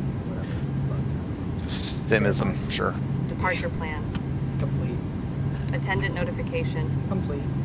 Electrical. Generators on. Anti-ice. Off. Packs. Auto. Bleeds. Engines on APU off. Start switches. Left continuous. APU. Off. Flaps. CDU 533, leaving my airspace. Start Guide levers. runners offline. Rest of Recall. change crew. Checked. Have a good night. So, Before takeoff checklist complete. what's the call? Flaps 15, set speed, climb thrust, says Nolan. I believe it's flaps. Well, what are you doing? Are you doing like a flaps 25 departure? I'm assuming. So is that a command you can give Rachel? Flaps 15 seconds speed? You can, but start with set speed. So set speed, flaps 15, climb thrust. Got it. Is In what my you're case, gonna it's want to gonna give. be set For speed, you, flaps you don't even need, Charlie Lima but outside you don't even need to say Pacific, set speed because you yeah. did the L2, L3. Yeah. So yours is going to be flaps 1, climb thrust. Southwest 1502. She may not take that though on a because she four may right, not be good takeoff. programmed to take just flaps 1, climb thrust. She is programmed to take set speed, flaps 1, climb thrust. So in your case, you might, if she doesn't take flaps 1, climb thrust, just say flaps 1. Southwest 2940 on a 4 right, line point. 4 right, line of point, Southwest 2940. And for the lineup, I just want to double check with you. When's like a good time to line up? As soon as they tell you? Do you give the traffic in front of you about like a minute, 2 minutes? Like when is a good time? As soon as he starts rolling, you can go into position. Yeah, when you don't think his jet blast is going to be a factor for you anymore. Sure. And then I just want to double check, or triple check actually in this case, to make sure I get it right. What's the call when lining up? It's approach path clear. Fine. We always say we'll verify the runway. So runway 4 right's verified, finals clear. 4 right verified, finals clear. Sweet. Yeah, and I'm just checking the TCAS too on that navigation display to make sure there's no little white diamonds out there on short final as well as looking out the window. And then if you had an FO, the FO should be looking to the right saying clear right. And then we would respond by saying clear left, correct? Correct. Yep. And then your lineup and weight, your overhead, your lights would be your runway turnoffs, but not the landing lights. Yeah. And then once we're clear to take off, that's when we'll tell us on the units. All of them. Yep. And what do you, if you do have retractables, which I'm not sure if you do in real world, at least in the sim, We do in some aircraft, yeah. okay, so when do you usually toss off the retractables? Turn them off. Yeah. So clean aircraft, clean jet. So flaps up. Rachel's going to do your auto brake off, landing gear lever off. When she does that, that's when you do the retractables and the taxi light off. Southwest 1502, radar contact south. So I should toss on the taxi light? You'd have your taxi light on still as well, yeah. Correct. Is it, because I know in the daytime, because right now I think it's pilot's discretion, I believe. Southwest 1502, radar contact south. Which? For the taxi light, is it pilot's discretion? No, taxi light you'll have on. Always. Southwest 1502, cruise direct Bacon, climb maintain I thought level it's only 5000. nighttime or like. No, anytime you're moving on the ground, taxi light's going to be on. Southwest And 2940, you know, and if you 130 stop on a and you 4 set record the brake takeoff. because maybe 1.0 full right clip takeoff Southwest 2940. All right, let's go. And then for the it's flaps 1 set speed, or what is it? for you it's just going to be flaps 1 climb thrust. At the top of the hour. But you don't have to say climb thrust, just flaps 1. I don't think she's programmed to take flaps 1 climb thrust, but you can try it. If she doesn't respond, then she wasn't programmed for it, that scenario. Or shoot, set takeoff thrust. Check. I'm already pre-programmed, dude. Let's go. Yeah, I'll stop talking to you so you can fly. Takeoff power set, 88 points, or airspeed line. 80 knots. Got a hole, neutral.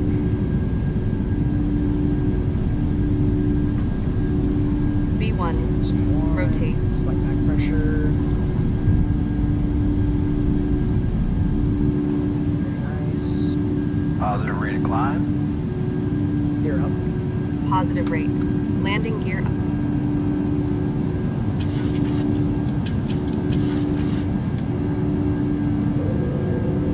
At what point do I turn right to like 30? As soon as heading select goes active, about 400 feet. Cross on Command A, we're through the minimum cleanup altitude. Let's go. Flaps 1. Flaps 1.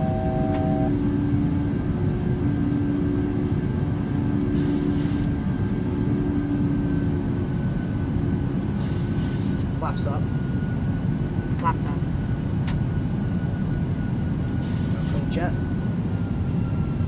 Southwest 2940, radar contact altitude. 3000, Southwest 2940. Tempo 2940, climb maintain 13,000, clear direct Bacon. 13,000, direct Bacon, Southwest 2940. Set altitude 13,000. Set altitude 13,000. 2940, man, the altitude, climb maintain 12,000. 12,000, 2940. Set altitude 120. Check.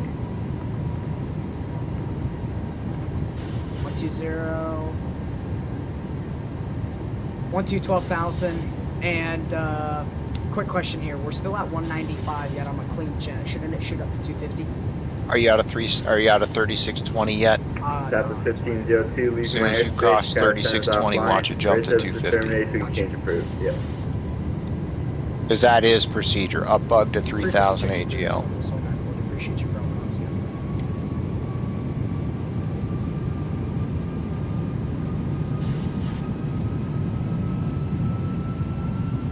Setcom 1, you know.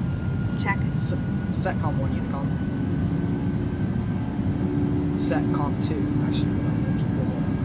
It's through 10,000 feet that I toss on guard. Yeah, at 10. You can do it with your climb flow. Climb check. We're up to 250 now. That's me. Okay. Check your retractable landing lights too. Those should also come off with being clean. Direct Bacon says green. Oh yeah, direct Bacon. And then if you recall, out of 5,000 AGL, so 5620, you can do your climb reduction, like delete the climb reduction on the N1 page. Oh wait, how would I do that again? N1 page on the FMC. Yeah. And then hit delete, and then select whatever is selected, climb 1. Okay, I think it automatically did it. It just went to on. Oh, you know what? I'm sorry. That's right. She does. She automatically does it for you. I forgot about that. Because I honestly don't remember going over that. Yeah. I forgot. She's programmed to just do it for you, which is nice, actually.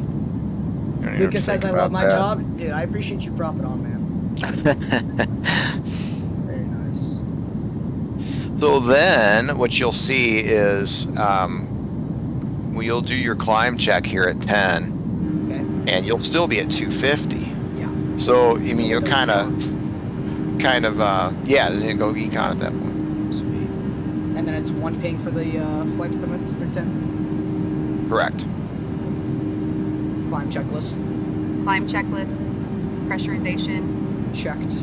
10,000 feet. Start Set. switches. APU. Off. Climb checklist complete. I didn't know if it got my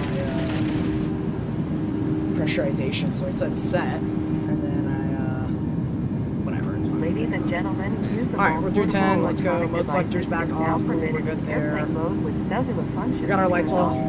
In a few moments, we will be coming through to take your drink order. We will be serving complimentary soft drinks, juice, and coffee. Beer, wine, and liquor Easy are peasy. available for Yeah, purchase obviously I or don't want to with a jinx valid anything. drink We're coupon. through 18,000, There is a but I beverage think that menu was in your seat back pretty pocket, good. or you may go to the Southwest beverage menu. Yep. Do you do on the climb at 10K or flight level 180? Wi-Fi.com, where these Says options are displayed. 10. Please You do be the climb mindful of checklist flight at 10. attendants serving you in the aisle and remain seated Because you while want to the make sure that passengers airplane's pressurized. You look at that checklist, pressurization. Yeah, you don't want to be at 18,000 feet and find out that you're not pressurizing. Plus what's going to happen if the cabin exceeds 10,000 feet? That's when you start getting the for cabin pressurization, right? So that's your last chance really to look up there and make sure. And also in that pressurization check, I'm not sure what you're looking at exactly. You got the 2 gauges up there. It's also good to take a glance at your air panel and just make sure the packs are in auto and that both the engine bleeds are on.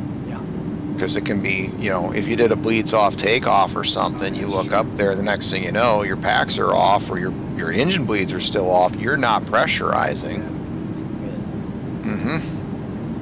Satcom 2 guard. Check. That's sick.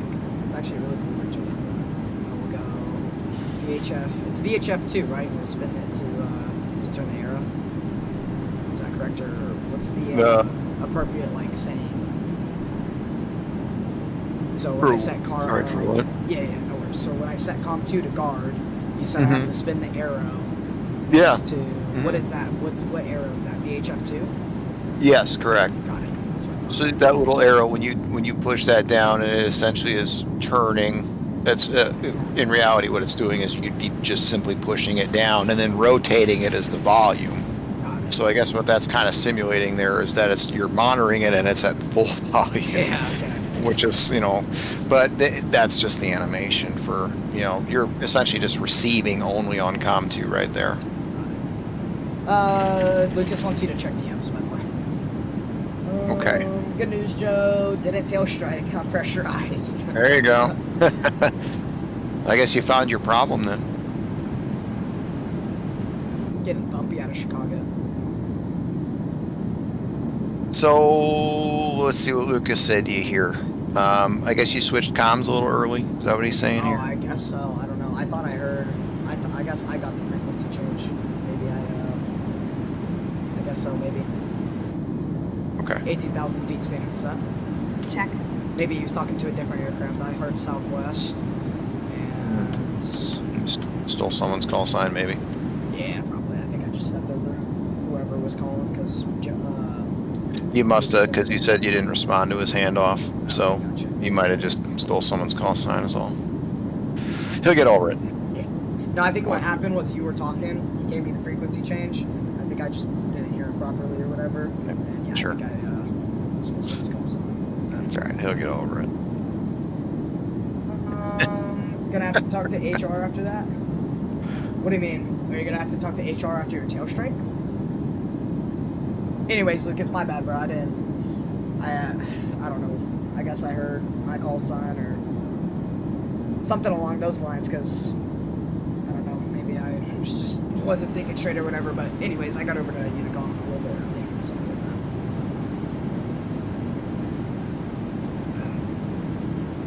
you know what? I know exactly what happened, actually. He probably gave the person flying in front of me Southwest 1502 clearance, or not clearance, but frequency change over to advisory.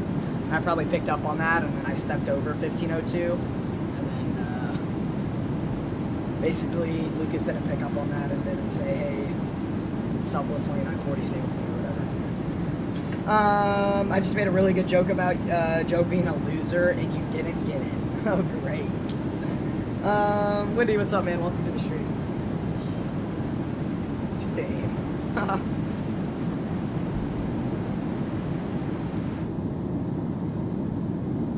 So, are you kind of in the clouds, would you say? Yeah. So your temp there, if you look at your engine gauges there, it's now at negative 10 centigrade. So that's kind of a thing for anti-ice.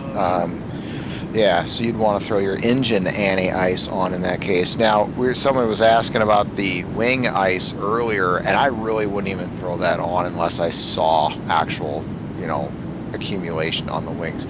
Now you're out of it essentially, so you're good to go. No, I have to be in clouds essentially for me to. Yeah, visible moisture, 10 degrees centigrade or colder. Then you'd want to throw the anti-ice on. Just remember, you actually do the igniters first. So that actually you can tell her to do that. If you turn those back off, The antennas. yeah, you can actually just tell, and then watch the igniters and those engine anti-ice switches when you do it. Just say anti-ice on. Okay. Anti-ice on. Check. Oh. Yeah, that's pretty sick. Kind of cool, huh? And then do anti-ice off now that you're out of it there, and Yeah. watch the sequence. Anti-ice off. Check. So wing anti-ice comes off. And then, But you'll see, actually, if you're just watching the engines, you'll see the sequence there with the igniters too, Yeah, I right? saw So the igniters igniters always come on first. Yeah, so the igniters come on first, off last. And then here's another thing about your anti-ice. So if you hit the prog page on your FMC and then hit next page, okay.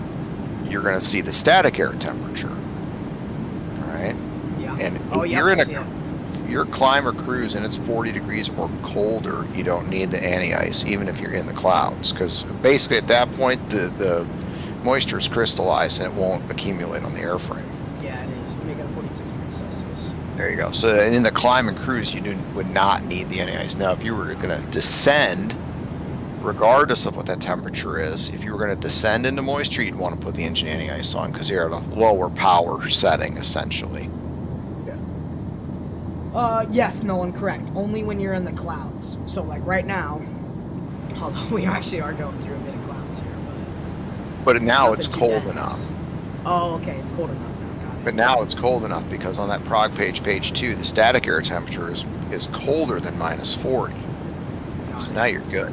So if you come here to the prog page, Nolan, you go to the next page, as long as the static air temperature is below -40 degrees Celsius, you're good because it's cold enough. But if it's not and you're a little bit earlier on in the climb like we were, you're going through those clouds and the temperature right here says -10 degrees Celsius, right? 10 or below? So Yeah, if anything it was less than 10 Celsius, then you're going to want to flick on the antennas. Yeah. Got it.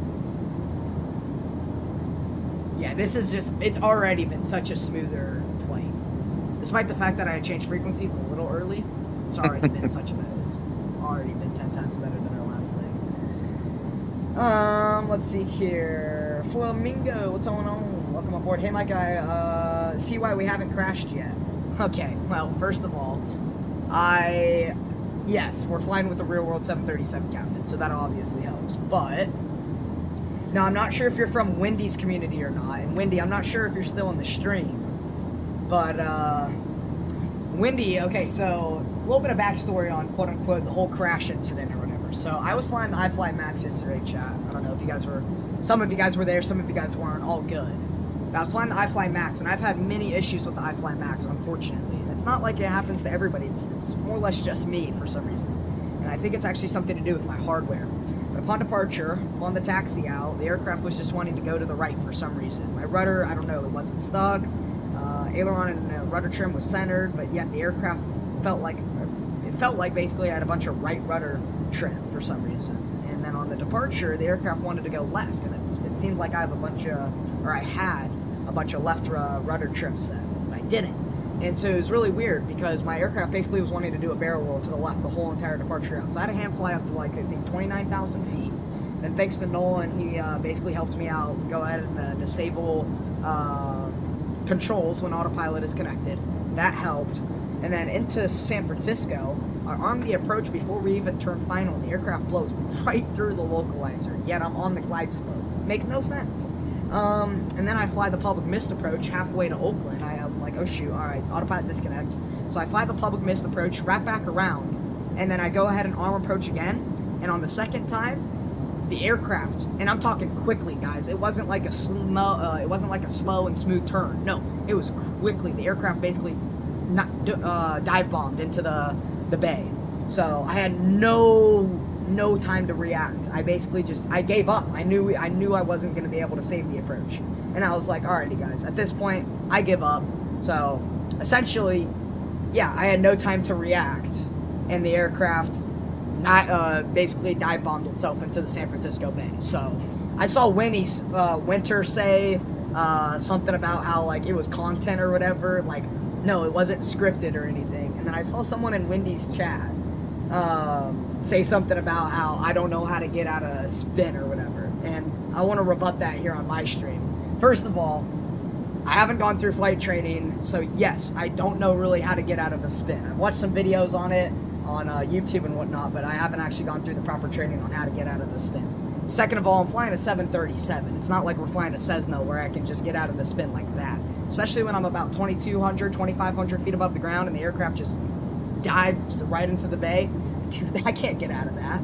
So that's basically my whole rebuttal to the situation. Okay, so just want to handle it here on my stream because I saw some chitter chatter about how me crashing or whatever and me not getting out of a spin. So I want to make sure we got that all settled and handled before the rumors continue on about how I don't know how to fly or whatever. So, but I think that was actually my first ever crash, surprisingly. So make sure you have that on the record as well. First ever crash. Let's see here.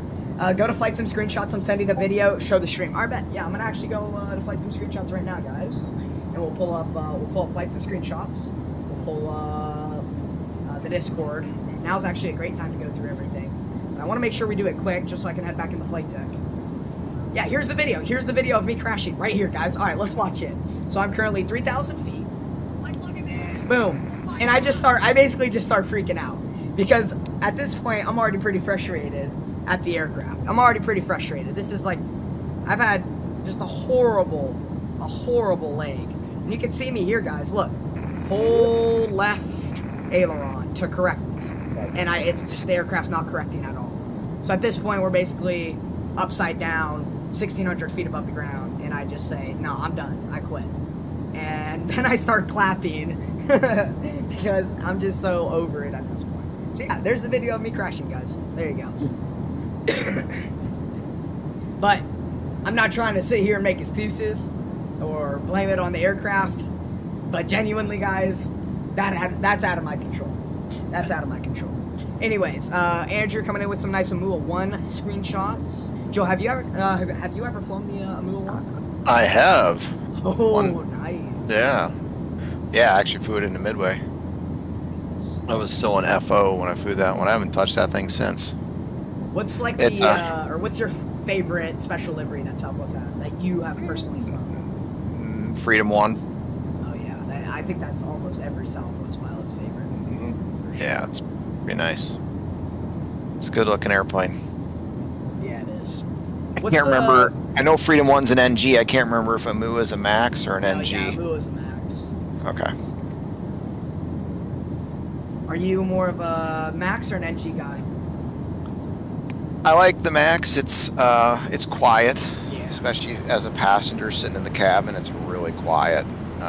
You got some noise canceling earbuds or something at cruise, you can't hear a thing. Yeah, you're gone. That's great. Yeah, it's nice. They fly nice. They don't perform quite as well as the NGs. They don't climb quite as good. But, you know, the fuel efficiency is great. They're quiet. They're nice. They handle well. They're all pretty new, you know, so they're not beat up, and yeah, they're nice. So this is, I'm assuming, your flight down to Troll Station, correct, at Green? This is when you flew down to Antarctica? I think so. That's actually a great screenshot. Yeah, Troll Field. 74 shots out of this air. Alright, so we're about less than 80 nautical miles, so I would say now's a pretty decent time to get ready for our approach. This time, we're going to have a lot of time to go over everything on approach instead of getting slammed. So let's do everything. First things first, I want to grab our approach briefing. And Joe, I just want your input here on the flap setting again. We've got IFR conditions, and we got rain, and we got temperatures at 10 degrees Celsius. Would you say flaps 30 or cool? So wet runway, overcast at 600. I doubt that has anything to do with it. Winds, that has something to do with it. 120 at 9, so about 10 knots. I mean, you could easily get away with 30 on that one. It is wet, so you're gonna have to use auto brakes. Now, if auto brake 2 comes back negative, you don't get a number for auto brake 2. That's one of the conditions at which they say flaps 40 are recommended, not required, but recommended. Okay. I am getting auto brakes 2 with 1454 remaining. Yeah, then flaps 30 will work fine, just fine for you. Another criteria where 40 is recommended is in low visibility situations. But what was your viz? Let's see here. 4 statute miles. Oh, you got plenty. Yeah, I don't remember the exact number. I think it's. I'll look it up. But nah, in that situation, you got plenty. You're good. I would go for 30 on that one. And you could even use brakes too. You got lots of margin. Whatever. So you're still looking at close to 3,000 feet for your latest touchdown point. You know, the runway's pretty long. I'm sure it's longer than 9,000 feet. So, or it's about 9,000 feet. Yeah, just over 9,000. Just about, yeah. So your LTP is probably going to be just shy of 3,000 feet, maybe 2,800 feet. Actually, you know what? I'm going to make the decision to kick it over to auto brakes 3. The reason why is just for the taxi in. Yeah. That's a great point, too.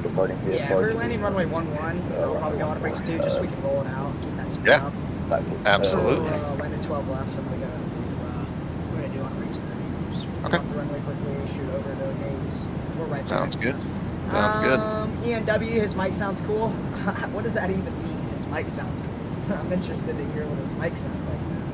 I've seen a Amula 1 in person, landing at St. Louis. Such a beautiful plane. It is, man. Southwest with a great ABCs. It's quite nice, man. Has he? Surprisingly, I've only seen. I think I've seen Illinois' one before. That's really it. That's the only one I've seen. So if he hasn't sent you a contact me yet, I would start getting through your ABCs. Try to get that all taken care of. All right, ABC. So ATIS, weather, performance. So we got our performance. Let's go and grab the ATIS. Right now, St. Louis ATIS Kilo. Let's see here. Runway 11. Condition codes. What does that mean? 555 at 11. So RCC runway condition code. So 6 is going to be dry, right? 5 is good but wet. Okay. That's your braking conditions, and then it goes 4, 3, 2, 1, where 1 is essentially nil.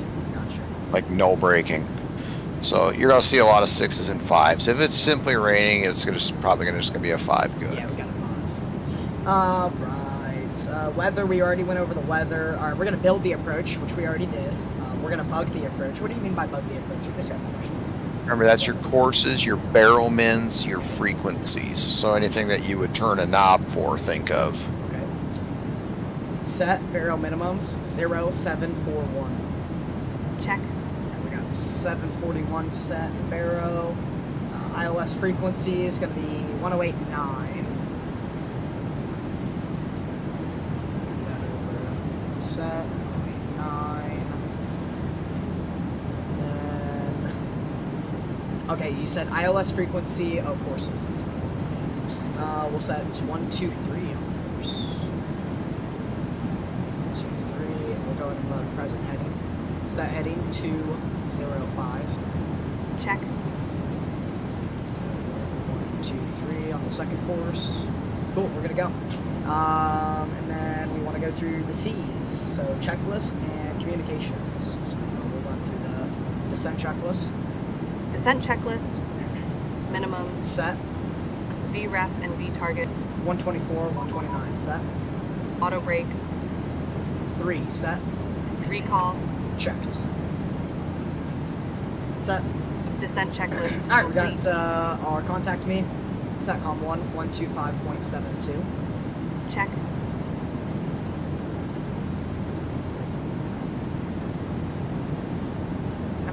Go now. Kansas City Center, good evening. Southwest 2940 flight level 280.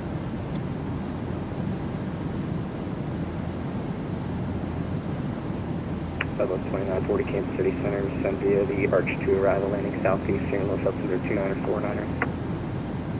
Arch 2, southeast, 2949er, southwest,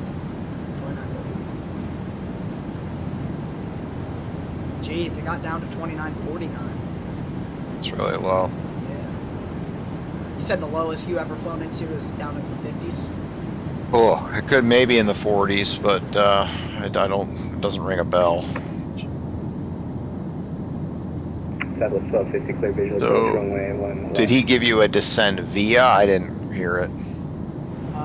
Southwest 1691, turn left heading 210. 210 on the turn, Southwest Got top 1691. drop coming in at just above 30 knots, 31 nautical miles till top drop. Yeah. So should I just say like Southwest 2940 request lower or ready for descent? Oh well, it's gonna. If you look at that chart, the Arch 2, it's gonna be a descend via. He should give it to you. He actually did. My bad. He did say descend via. Yeah, Okay, yeah, so then take a look at your chart. What do you think you want to set for an altitude then? Probably the last hard altitude, so probably 5,000. Exactly. Exactly. I learned that from one of your videos, by the way. Just wanted to- And I have never seen a chart not match a database like in the real world, but I mean procedurally we always take the chart and then look at the legs page and verify every altitude and speed across against the chart just to be sure. Left approach. Set altitude, 05. Runway 1 left, clear to Check. land. Southwest 1250 wind 31024. And of course that's something that you want to do, you know, go through as far as build, bug, brief, all that kind of stuff. That really kind of falls into the briefing. You're going to load that up. Actually, that's really part of the build. You're going to load that up. You're going to load your approach, and then you kind of look at the charts and sort of verify everything, and then once you're satisfied, you've got all the information, you got your data for landing and everything's, all that stuff is checked, boxes are checked, all that stuff is complete, then you can do your briefing.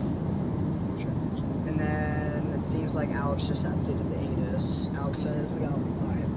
I'm gonna pick up the 2949er. Yeah, jeez, man, that's low. Let's see. I want to go through the briefing. That's what I want to do, because like I said before we started the stream, I'm gonna definitely start prioritizing. Not really prioritizing, but more or less starting to include my briefings, because I know that's something that's realistic at the moment. Can you repeat the heading? I'm sorry. And I appreciate you. 1691 fighting 1. Let's go. Alright, /transition. So the 140 of the low Southwest 67. Romeo Bravo Sierra transition, which is the Roberts VOR. The altitude and speed restrictions. So if we pull up chart 10-2 here on stream, you guys can go through all of the altitude and speed restrictions. So I'll pull it up here, but I want to double check mainly in the FMC that all of our altitude and speed restrictions are corresponding with the chart. So we'll just double check that right now. So Arch 11,000 after. Yep, 11,000 after. Southwest 1691, 5 miles from Ferris, cross Ferris at or above 3,500 from there to so Island. here's this is a bit interesting.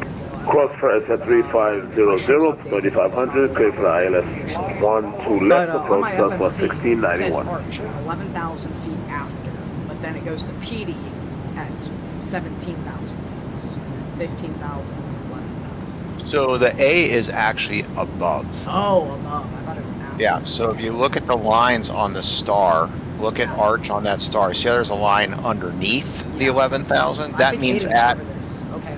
That means at or above. Oh, got it. So look at honk, or UK. There's a line above it, so that's going to be at or below. As long as so you could cross honk at 27,000 feet.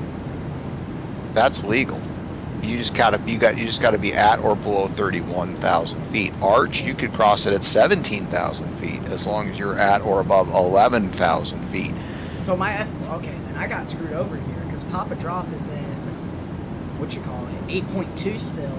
Yeah, I'm supposed to be at or below. Oh, never mind. Hold on.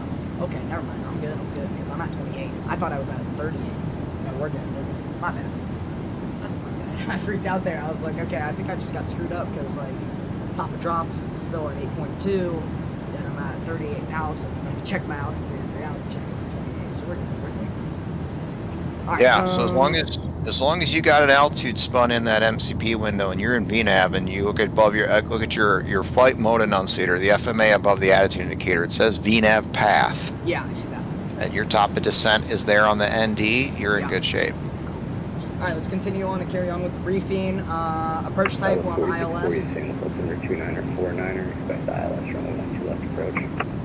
29er, 49er, 12, correction, ILS 12 left, southwest 29.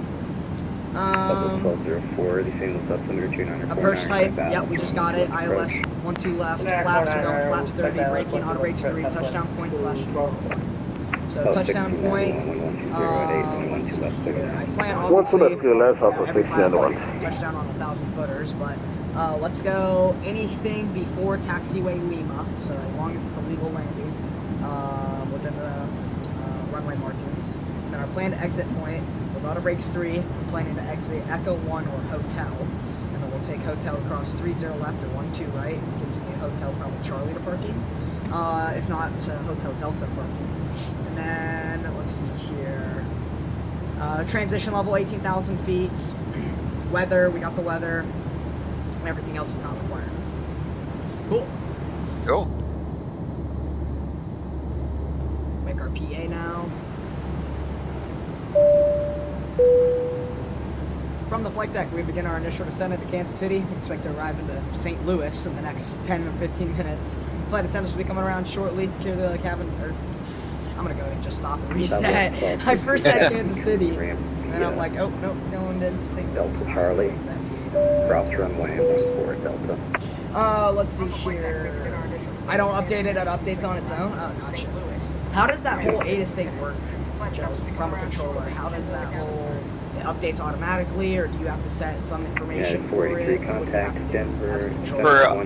As far as the controller is concerned, there's a little external program. It's called VATIS, and it just pulls a METAR, and we've got some stuff that we can add onto the back end, like which runways you're going to expect for landing and departing, or any NOTAMs.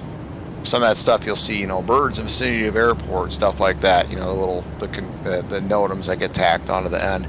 We basically just have a drop down box where we can select which runways, IMC, VMC, to advertise either ILS or visual, and it just basically pulls the METAR, and so it's got the weather and then all the NOTAMs and stuff attached to it at the end. So it's just a program that we use. All right, let's go here to PA. From the flight deck, we have begun our initial descent into Kansas City. If I say it one more time, I swear I'm gonna freak out. No, we're not going to Kansas City. It's St. Louis. Come on. Come on. The other Kansas City. Yeah, the other Kansas City. From the flight deck, That was 1502, San Luis altimeter 2949, expect ILS runway 12 approach. Not Kansas City. All right, third time's a charm. St. Louis. St. Louis.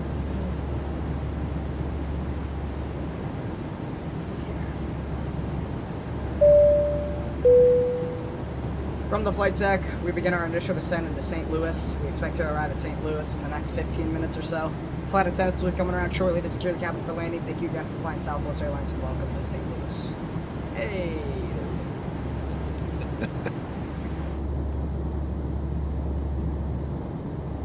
Are you doing another leg after St. Louis? Opposite one, or correction, opposite whatever everyone else does. People call St. Louis, or people call it St. Louis Center. I don't know if I'm doing if I do another leg, I'm gonna probably go back up to Midway just to redeem my landing. Midway's a very, very fun airport, and honestly for me, I'm sure for Joe as well, it never gets old. It's always a fun one. So I'll probably head back to Midway. This flight actually went by pretty smoothly, and I think next leg it's gonna be really, really good, just because I'm obviously gonna watch this stream back after I end it and learn from my mistakes that I made on the first leg and some of the few mistakes I made here on this leg. And because, like Joe said, every leg is gonna be better than the leg prior. So it's something that I definitely want to look forward to, is just making sure that I continue to progress as a pilot. And making sure I learn a lot from this live stream. So obviously I'm gonna watch this live stream back, and I wanna probably do another leg here and go back to Midway, just for the sake of me being able to understand where I'm at, how much I learned from Joe. And That was 2940, St. Louis altimeter 2949, expect ILS. all right, we're through 18,000 feet. Let's go approach checklist. We're gonna toss on the fix. Approach checklist. Altimeters. That was 1469 fly, present heading final approach course, Hit that attendant one time. Please no laptop Start computers switches. and Left similarly continuous. sized electronic Approach devices. checklist complete. So why do the All both portable selectors electronic devices may continue to be used why do the in most airplane selectors, mode, but must be secured for the go remainder of the to flight. left continuous at 18,000 feet on the approach? That was 1469, to maintain 3,500. I don't know. I don't know why they chose 18 for that. I'm assuming because we don't really do anything else at 10,000 feet. Previously all we did was the attendant button one time, but now that that's there, I think it's just to combine so that you don't have another flow at 10,000 feet. But honestly, I don't really know how or why they chose to do it there. I mean, other airlines, turn some of their lights off at 10,000 feet. We go all the way to 18,000 feet. So it's just, I don't know. It's that altimeter, 29.47. Check. Actually, hold on, that's not right. It's 49, I believe. Yeah, 49. Set altimeter, 29.49. Check. There could be something to do too with, more of your turbulence and weather is below 18,000 feet, as opposed to say 10,000 feet. I mean, and even in the climb, I mean, if you're in heavy rain or it's turbulent, you don't have to turn them off at 10,000 feet. You can turn them off when you're comfortable. But, if you're doing the climb checklist, you see start switches, it says as required. So even in the climb, you may do the climb checklist and it might be pressurization check, start switches left continuous, APU off. So. We'll leave the boards out, guys, but we're back on profile now, 280, and we're right on VNAV path, so we're doing pretty good. actually excited to land 1-2 left into St. Louis. This is actually my first time dropping into 12 left. We usually shoot the approach in 1-1. Kansas City Center, American When you 1580, fly to flight Kansas level City, do you usually 300, fly trending the 6 runway to the 1-1 a lot, or is it centrally of the OR. I've had both. Had a lot of 1-1s when they were doing the construction on 30 left, 12 right, but now that that's reopened, yeah, it was closed for quite a while. They completely redid that runway. It's been open now for several months, but yeah, when that was closed under construction, they did a lot of 1-1s. You know, they would use. Gosh, let me think here. They'd still use 30 right, 12 left, but I did a lot off 2911 while that runway was closed. 3,500, sorry, just noticed that. Level 1469. Let's see, even Real World, let's see what they're advertising here, because they got that D8S website that you can go to for Real World stuff. And most of your controller guys will use, you know, D8S and just basically mimic World. Yeah, so even right now they're advertising 12 left and 11, departing runway 12 right. I left 12 left approach. I guess in this case it's a bit different. Yeah, I mean, your guys from, the way I would look at it as an approach controller, if I had a guy coming from the northeast, I'd put him on 12 left. Yeah, because that's actually, on Navigraph, and I'll pull it up here on stream so you can briefly see what I'm seeing.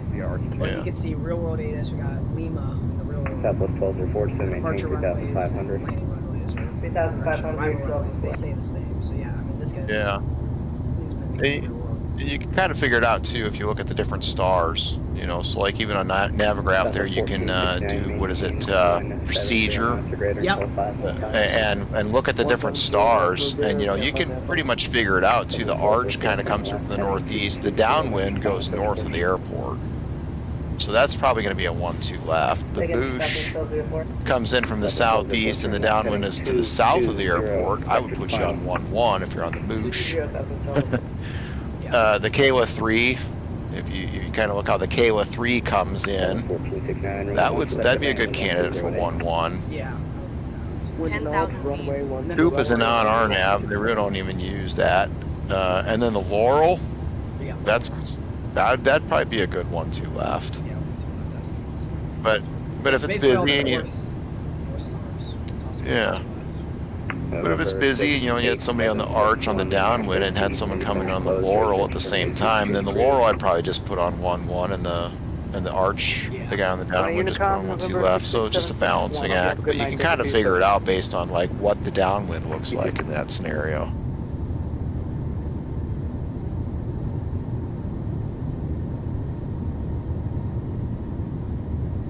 Yeah, I know it's. I know, but I think of the beer commercials. He says it's Bush, not Boosh, and I know. but the beer commercials. I don't know if you remember where they would crack the beer and they'd go Boosh. Anyway, that's why I say it like that. I think it's funny, but yeah, it's Bush because obviously Anheuser-Busch is right there on the south, on the river south of downtown. Oh, it's actually 5 miles from like Ferris, turn left heading 150, maintain 3,500 until established on localizer. Milwaukee's where it's at as well, right? Y'all got a lot of 150. Milwaukee's got the Miller, yeah. Clear island, 12 left approach, southwest 12.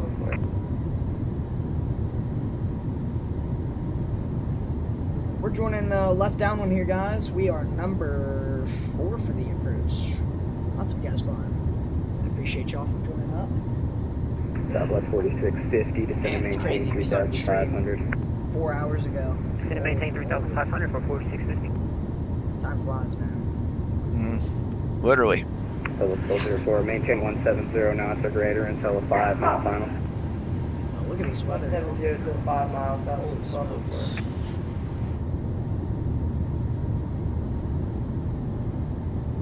It's pretty good for once. It's realistic as well. Because I know Matt. Southwest 1204, 5 miles from travel, Boeing 737, runway 12 left, clear to land number 2. It's pretty good here. Number 2, South 4650, turn right heading 050. Correction 040, right heading 050 for 4650. People screw up pronouncing the quiche, the she departure somehow. I mean, I even messed it up right there. Is the K silent? Is it just the she departure? I'm not even sure how you say that one for sure. Let's get the boys back. Southwest 29. Correction, Southwest 150260. Never mind. Probably about to get called on a Oh, little bit. she. Okay. Southwest 2940, reduce speed to 210. 210, 29.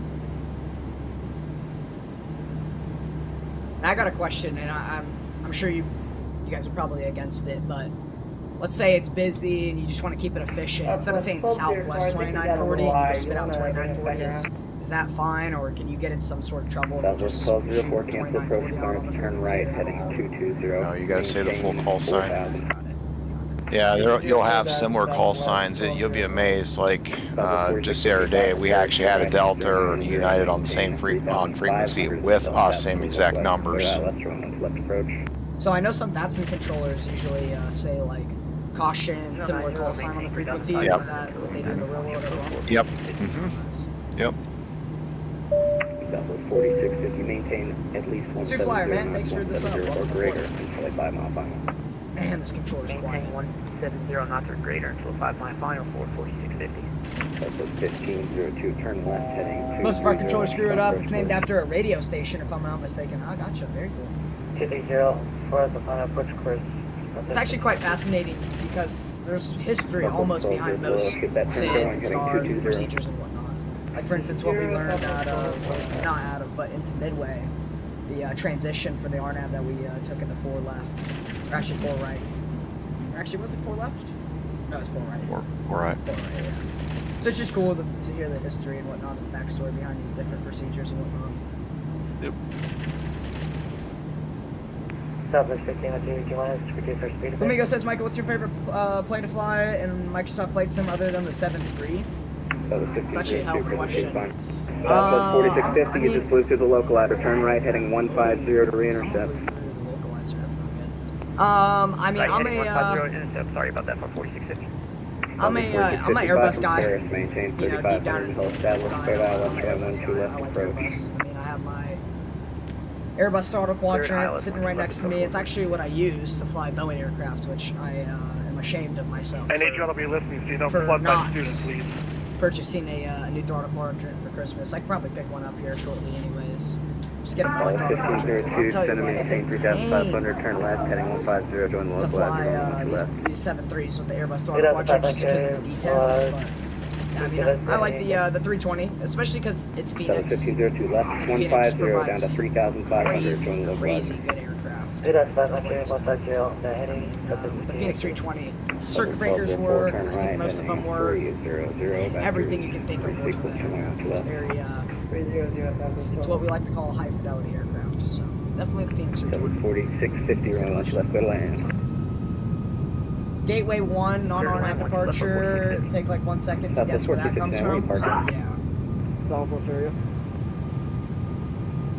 Okay, you exited the wrong direction towards the gate. Taxi Foxtrot. That's a layup. Kilo, hold short of runway 12 left. But do y'all have anything about the arch? St. Louis Arch? 14. Unless that's it there. 1469, short of 12 left. Over at 12 left. That was 1502, 10 from Ferris. No, it says you can remove the detent, so can I really? I did not know that. Approach. Interesting. Cleared for the ILS, 1 left approach. Nice to know. Might look Southwest into 4650, maintain 170 knots or greater until 5 mile final. What do you use for Flight Sim, Joe? What's your setup? Until 5 mile final for 46. Well, 1502, if you haven't already, reduced speed to 170. I got, well, those guys had that, the TPR rudders and that Thrustmaster Boeing sent to me because I did all those videos, so yeah. Yeah. Oh, so you're balling then, okay. That's what I've been using since, yeah. Prior to that, I basically had a Wing joystick that I used for playing DCS. I was just using that, but now I don't have much of an excuse to not use the Thrustmaster. Set heading 180. Check. Southwest 15025 and trail, block 737. But I'm, I actually got two. to talk to the Wing guys at Flight Sim Expedition. They actually sent me a nice. Sight 6. Southwest 1204, turn right, heading 0. There you go. 0, vector to final. Send and maintain. Yeah, you strike me as a big DCS guy. Is that right? Is that true? I do enjoy it, yeah. Southwest 2940. By the way, you can expect to stay with center until you cross 1-2 right. Well, yeah, I mean, that's common sense. You stay with the center controller, whoever. Yeah. Let's say a tower controller or whatever until you clear all that. Southwest 2940, I need you listening, fly heading 150, intercept runway 12 left localizer. 150, 12 right localizer, Southwest 194. Set heading 150. Check. The localizer. Southwest 1502, reduce final approach speed. Actually, probably want to drop down to 3,500, so let's go. Southwest 1204, 5 miles from Ferris, Altitude fly heading correction. 09 or 0 in. Maintain 3000, let's go manage speed now. localizer, cleared ILS, runway 12 left approach. It's 210. 290, maintain 3,000, you said, is still established. Affirmative, cleared for the approach. Roger, cleared for ILS, 12 left up to 30. So we'll knock it down to 3,500. We're going to set the localizer, 12 right. Oh yeah, literally Arch 2 arrival, the one you're on right now. Alright. My bad, Green. Southwest 29, play reduce speed 170. 190, Southwest 2940. Set speed 190. Check.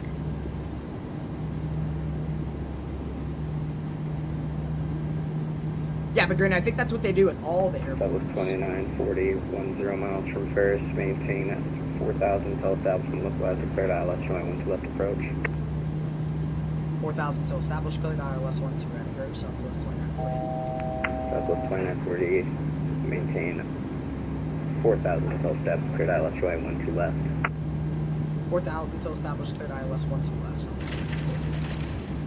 Southwest 1204, 5 miles of travel, going 737, runway 12 left, go land number 3. And we're picking up the localizer, we're going to pick up the flight slope here, we're going to maintain 4,000 till established, that's 1204, maintain jumping. 170 or greater till 5 mile final. 170 or greater till 5, Southwest 1204. Southwest 2940, 5 in trails, Boeing 737, runway 12 left, clear land number 4.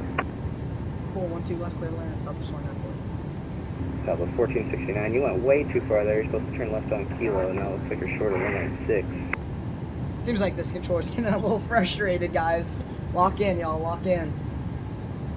Southwest 1469, cross runway 6 at Foxtrot, taxi, Victor, Flaps hold 1. short of runway Flaps 1. 12 right.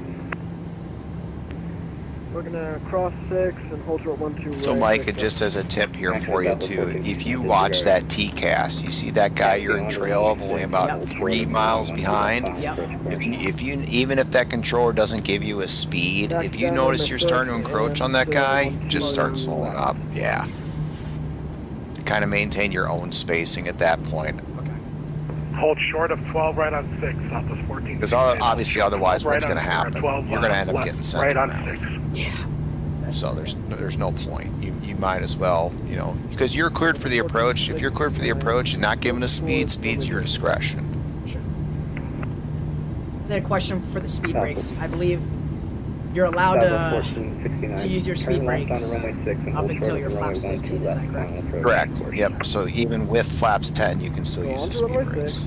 Flaps 5. Flaps 5. That was 4650. Welcome to St. Louis. Taxi to the ramp. Gear down. Via Hotel Charlie. Landing gear down. Rise Hotel. To the ramp. To the ramp via. And then how far out are you, like in total? I usually ground port 9 the other side. From the runway. Okay. I got Flaps you. 15. Flaps 15. Kansas, Giant 3644, climb to flight level 360. So if you didn't have traffic, if you were just kind of doing this on your own, I would again be looking for 210, flaps 5, about 10 out, 2000 AGL, so say 2741's about where I'd go, landing or down, flaps 15, or 2541. But you got it bugged for the ILS correctly, properly. Flaps 30. Set target. Flaps 30. Yep, I like it. Southwest 1469, cross runway 12 right, runway 6 on the other side, contact ground point 9. Speed brake. Armed green light. Landing Cross gear. runway Down, 12 green. left and Flaps. go all the way down. 30 green light. Before landing checklist complete. If we pull up the chart here momentarily, we can grab the missed approach or go around altitude, which is going to be 3,000 feet. We'll set that in the control panel. Who was that calling? We're going to toss the taxi light and wheel well on. It's something we didn't do in the midway, and I wanted to fix on this approach. And we did, so I'm happy with it. Now it's time to actually have a nice landing, Micah, instead of slamming the aircraft into the ground. Good evening, Delta Let's do it, though. I'm excited. 449 This flight has is been 60 miles southeast of Forest Hill, 280. Someone missed their taxiways by like 4 taxiways. Oh, jeez. Someone missed their taxiway by like 4 Southwest taxiways. 1502, taxi straight ahead on hotel, cross runway 1 to Rabbit Hotel, ground point 9 on the other side. I believe we make the 1000 call here as soon as we see the top of the white bar, correct? Correct. Yep. FO would normally lead with that 1,000 feet, and then you would taxi follow straight with ahead the on pilot hotel, flying. cross runway 1 to right, ground point 9 on the other side. And that's just that white bar being 1,000 feet. That's where you need to be stabilized.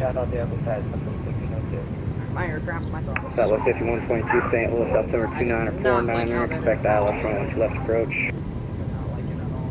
Seems like the aircraft's about to skyrocket on us, so. Alright, let's get it.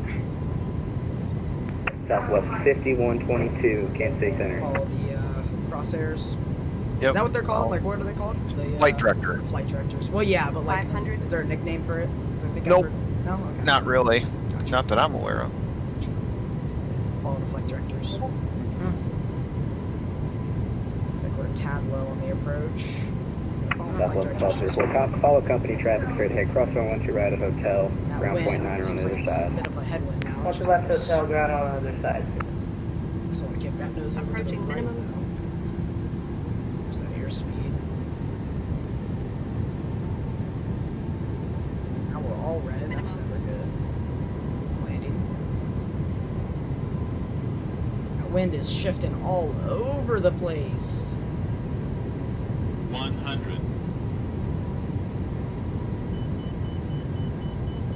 50. Those pappy lights are not. 30. 10.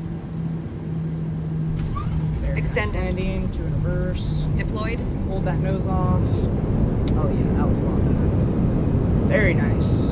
Southwest 5122, Kansas City Center on the Reverse. street. Green. Sorry, Southwest 5122, So Southwest 5122, expect ILS runway 1 to left approach.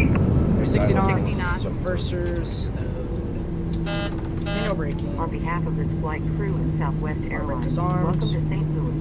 Please remain seated with your Keep the speed seatbelt up. fastened, seat back and tray table in their full upright Oh, man, that and was locked position, so much and better. all carry-on items completely under the seat in front of you. When the captain turns Get off off to the the right. fasten seatbelt signs, please be careful Oh, when chart opening the 10-9 here. overhead bin. And we made our Items plane may exit have point. shifted Let's during go. flight and could fall Nice. out.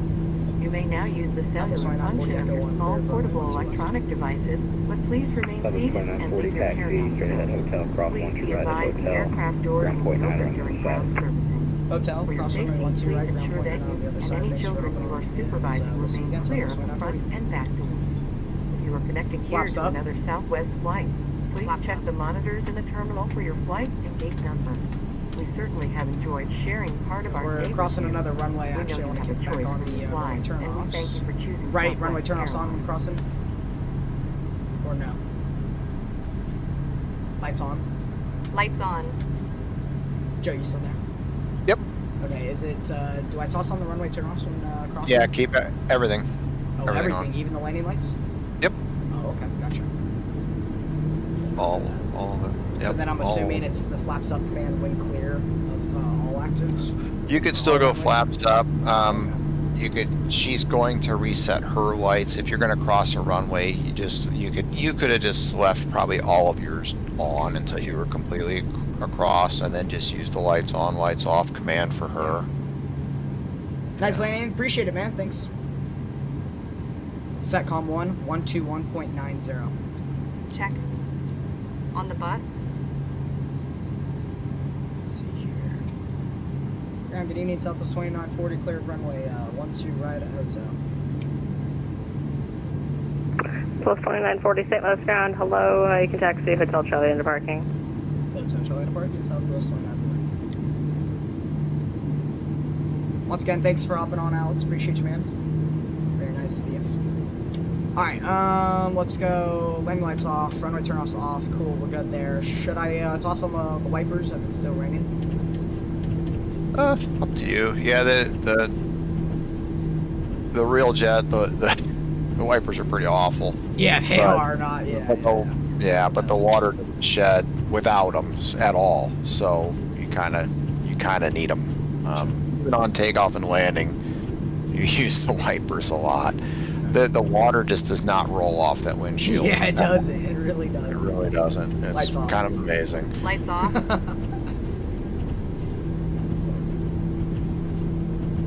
We're going over to Echo 4. It's not already taken. We'll probably just take this left here. Mark out next to some of our swab buddies. But, let's see here. There's Echo 10, Echo 8, Echo 6. I'm assuming Echo 4 is over there. I'm not going to go to Echo 4. I'm actually probably just going to take Echo 12 here. Although, obviously, in the real world, you'd go to Echo 4, but flight sim, thank God. And, Echo 12 it is. Since I didn't get GSX to work with us, this shouldn't just gonna do it. The manual when we'll go into exterior camera. Park our aircraft. We'll be our own marshal. A little bit, maybe on the brakes, but whatever. And there we go. Cool. Alright, Echo 12 it is. Parking brake set. We're on the bus. We'll go start levers cut off. And I have a question with the shutdown procedure, as we didn't really get to go through that at Chicago. Let's just say I know nothing about the shutdown procedure and my flow on the shutdown, because essentially I really don't. I want to know, because I'm sure I've been doing plenty wrong in the past. I want to know basically step by step what to do. So start levers or to cut off. Engine shutdown procedure complete. Okay. Yep. So you're gonna go one fuel pump, one on. Okay. You just leave one of the number left side tank pumps on. Okay. Kill the seatbelt sign. Okay. That's pretty much it. Oh, okay. It's actually a lot simpler than you thought. Gotcha. In reality, what we do, or what I would do, is, and you kill the wipers too, of course. Oh, yep.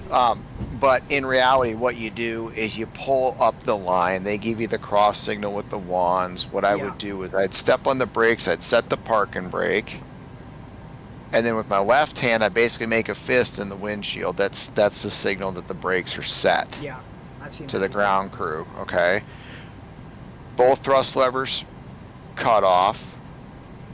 Seatbelt sign off. One pump.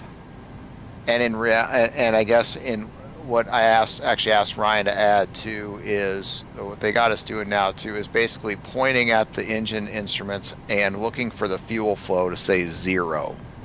Okay. All right. So we would and then we both verbalize fuel flow 0. And then once the FO reaches up and flips off the anti-collision light, then we basically give like a hand washout signal to let the ground crew know that the engines are cut and that they can enter the safety zone. Sure.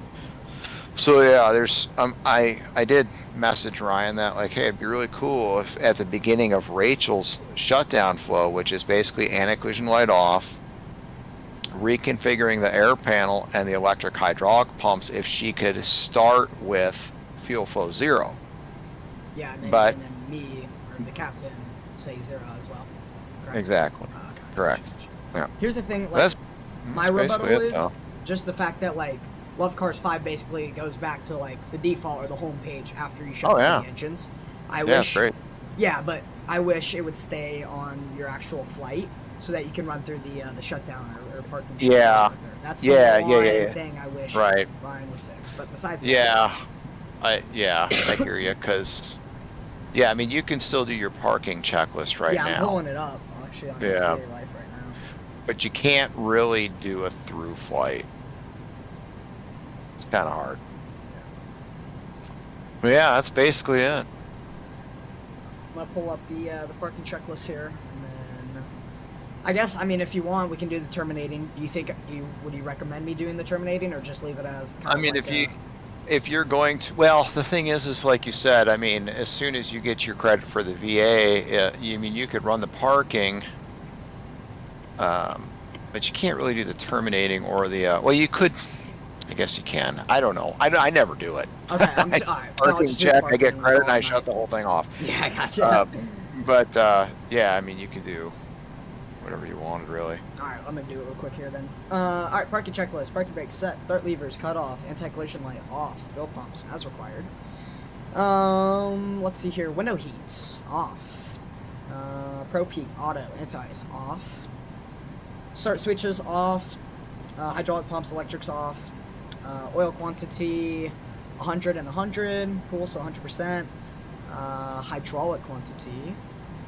Actually, sorry, hold up. Oil quantity 92 and 97%. And then for the hydraulic quantity, it's 100%. Radar test. And for the transponder, standby on zeros, which Rachel set for us. Sweet. Alright, well, that's gonna be it. I'm gonna go ahead and disconnect from the Vets and Network now. And I'll give you your proper send-off here. Well, I appreciate you a ton, man. Thanks a lot for first off, bringing this idea to me. That means a ton to me. And I appreciate you for showing support towards my channel. It's awesome to have someone like you hop on this channel and this stream and do such a huge favor for not only me, but like you said in the beginning, those who I have an impact on and those who I influence. And so I really, really had a lot of fun this stream. First of all, learned an absolute ton on the first leg and learned even more on the second leg, and I'm just super, super happy I was able to implement everything we learned on the first leg into the second leg. And obviously it was a hell of a ton better, so I'm just super, super happy overall with this stream. I appreciate you so very much for hopping on, genuinely. I hope you enjoyed your time here with the channel. I hope you enjoyed some of the questions that the guys asked you, and just much love and respect towards you and what you got going on, and taking time out of your busy schedule to hop on the channel. It means a lot. It really does. And then also, if you guys are interested to hear more from Joe, check out SWA Virtual or Southwest Virtual Airlines TV, and he is the man behind all of the wonderful videos that us pilots get to watch. So yeah, I appreciate that's very respectful out of the chat to say thank you to Joe. Guys, if you haven't already, please say thank you to Joe this live stream. And yeah, man, Joe, thanks a lot, man. I appreciate you a ton. Yeah, no problem. I mean, obviously, like you said, I mean, you do a lot of streaming, so it's good if the people that are doing the streaming are doing good streaming, yeah, so right. that people that watch the streams can understand how to properly do things. So that's obviously important.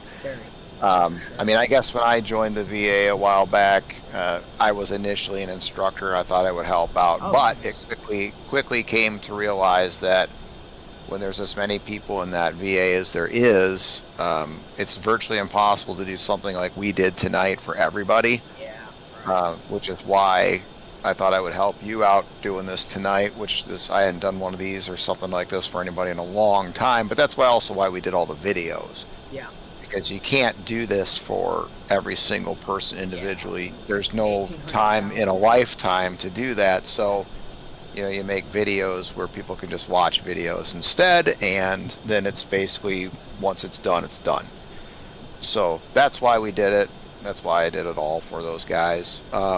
But yeah, no, it's all good. You're welcome. Just whatever. Chat does as well. You bet. All okay. Right, Joe. Well, take care. Have fun with another flight. But yeah, I think I'm probably going to shut it down here as well. Okay. It's all right. pretty late, so. All right. Well, y'all have a good night. I'll see you later. You as well. See you, Joe. Okay. Bye-bye. Yeah, I mean, that was awesome. That was ideal, honestly. Like, once again, you could just tell how professional he is, how much he cares, and, yeah, I mean, that's unbelievable, honestly. Just soaking it in right now and recapping the fact that I just got to talk to a real-world Southwest captain, and all of you guys got to hear and have a conversation, essentially, and ask questions with a real-world 737 captain, and that is something that you can never take for granted. I personally will never take that for granted, man. This opportunity Joe gave us as a community, me as a person, me as a pilot, and this channel, it's unbelievable. So, huge shout out to Joe, man. Super, super kind, super, super nice of him. I hope I didn't mess up too much, man. But no, definitely on that first leg, just speaking here to you guys as basically man-to-man here and speaking as a streamer to chat. First leg, I gotta be honest with you guys, it wasn't my A game, and then everything's, you know, I got more comfortable talking to Joe and more comfortable with him in the VC, and after that it was game over. I was just myself. I was the pilot that I am, and it turned out to work in my favor, because this last leg, man, was bread and butter. So the first leg was just learning. It was a learning process. It was a good first learning leg. Second leg, man, it was let's see where I'm at as a pilot. Let's test my abilities. Let's see how much Joe helped out. Let's see where I am and how much I've been able to really soak in and how much I've been able to retain. And the second leg was so much better. So I'm very, very happy. Learned a lot of really cool stuff. I hope you guys did as well. We got some replays to check out here, so I'm going to go ahead and disconnect the ground power unit and disconnect our chocks, throw it into final approach state, and we'll end stream. Now, I'm not sure if this is going to be the last leg of 2024. If it is, you can most definitely expect possibly a video, or you can most definitely expect me to make an announcement in my Discord. If you haven't already, please join my Discord, !Discord in the chat, if you'd like to stay up to date on some of my live streams and some of my messages I have for the community. But if it is my last live stream, you can most definitely expect an announcement. You can possibly expect a video recapping 2024, the year that we had, how much growing we did, and just basically stats as a channel and just how much fun we had and some of our favorite moments. So, yeah, just expect some sort of content before the end of the year, whether that is an announcement or a message from me, whether that is a community post with a graphic, whether that is a video. But I'll give you guys something, obviously, and we may even do another live stream tomorrow. Honestly, preferably, I would love this to be our last live stream of 2024, because I think it recaps 2024 perfectly. Start of 2024, a little bit shaky, right? The first leg, we started off 2024. I thought we were just going to go like this, the start of 2024. I thought the channel was going to blow up more than it already did, you know, and at that time we were doing really well as a channel, and I thought it was going to blow up more than it already did. Past few months I was creating content, and it didn't, and it was a humbling process, and it was a Micah, just stay true to the grind, stay true to yourself, put your head down, provide content, and it will work. And guess what a way to finish the freaking year, y'all. Like, Flight Sim Expo literally skyrocketed this channel. It was unbelievable. It was unbelievable what FS Expo did for this channel. So ever since Expo, man, we really killed it as a channel, which I'm so happy. So happy for us as a channel and just how well we did. And yeah, guys, thank you, moderators. If I don't see you guys again, which I probably won't on a live stream basis, I probably won't live stream again, just to end this year off with this live stream. Moderators, guys, thank you so much for just a hell of a year. Y'all have been it, man. Y'all have been so much fun, so much help. Nolan, exclusive message for you, man. Thank you so much for helping out and making my year so much fun and so much better with you in it than it would be without you in it. So thank you a lot, Nolan. Your help and your support towards the channel, it will never go unnoticed, and we deeply we deeply appreciate you and respect you here on this channel a ton. So thanks for everything, Nolan. I appreciate you a ton, man, for just such a great year. So happy I got the opportunity to showcase my channel to someone like you, and got the opportunity to be seen by someone like you, because you really helped a lot this year, and you really skyrocketed my year for me. So I appreciate you. I hope you had a fun year on this channel, watching and flying and chatting and hanging out with the community.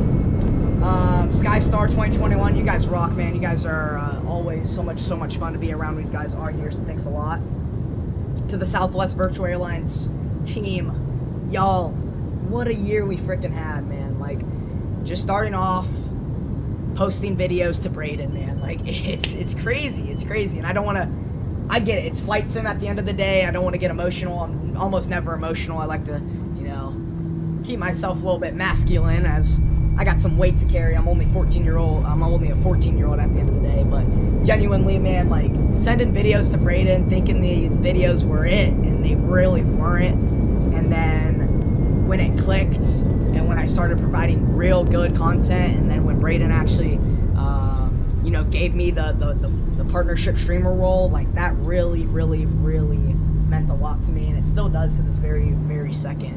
Just being able to be so lucky to be a content creator for such a big organization, for such a great virtual airline, is something that definitely doesn't just graze over my head, and it's something that I definitely take a first off accountability for, and something that I'm very thankful for. So shout out Braden for that, and shout out Braden for such a good year, man. Braden's now a moderator on the channel. Braden's helped out a ton, not only for me as a pilot, as a person, but also he's helped a ton around the VA, and so much so that he's now the upcoming and new CEO of the virtual airline, which is a huge role for him, man, and I'm super happy for him. So congratulations, Braden, and to the rest of the SWAT virtual team. Thanks for everything you guys have done for me. Joe, thanks for hopping on this live stream.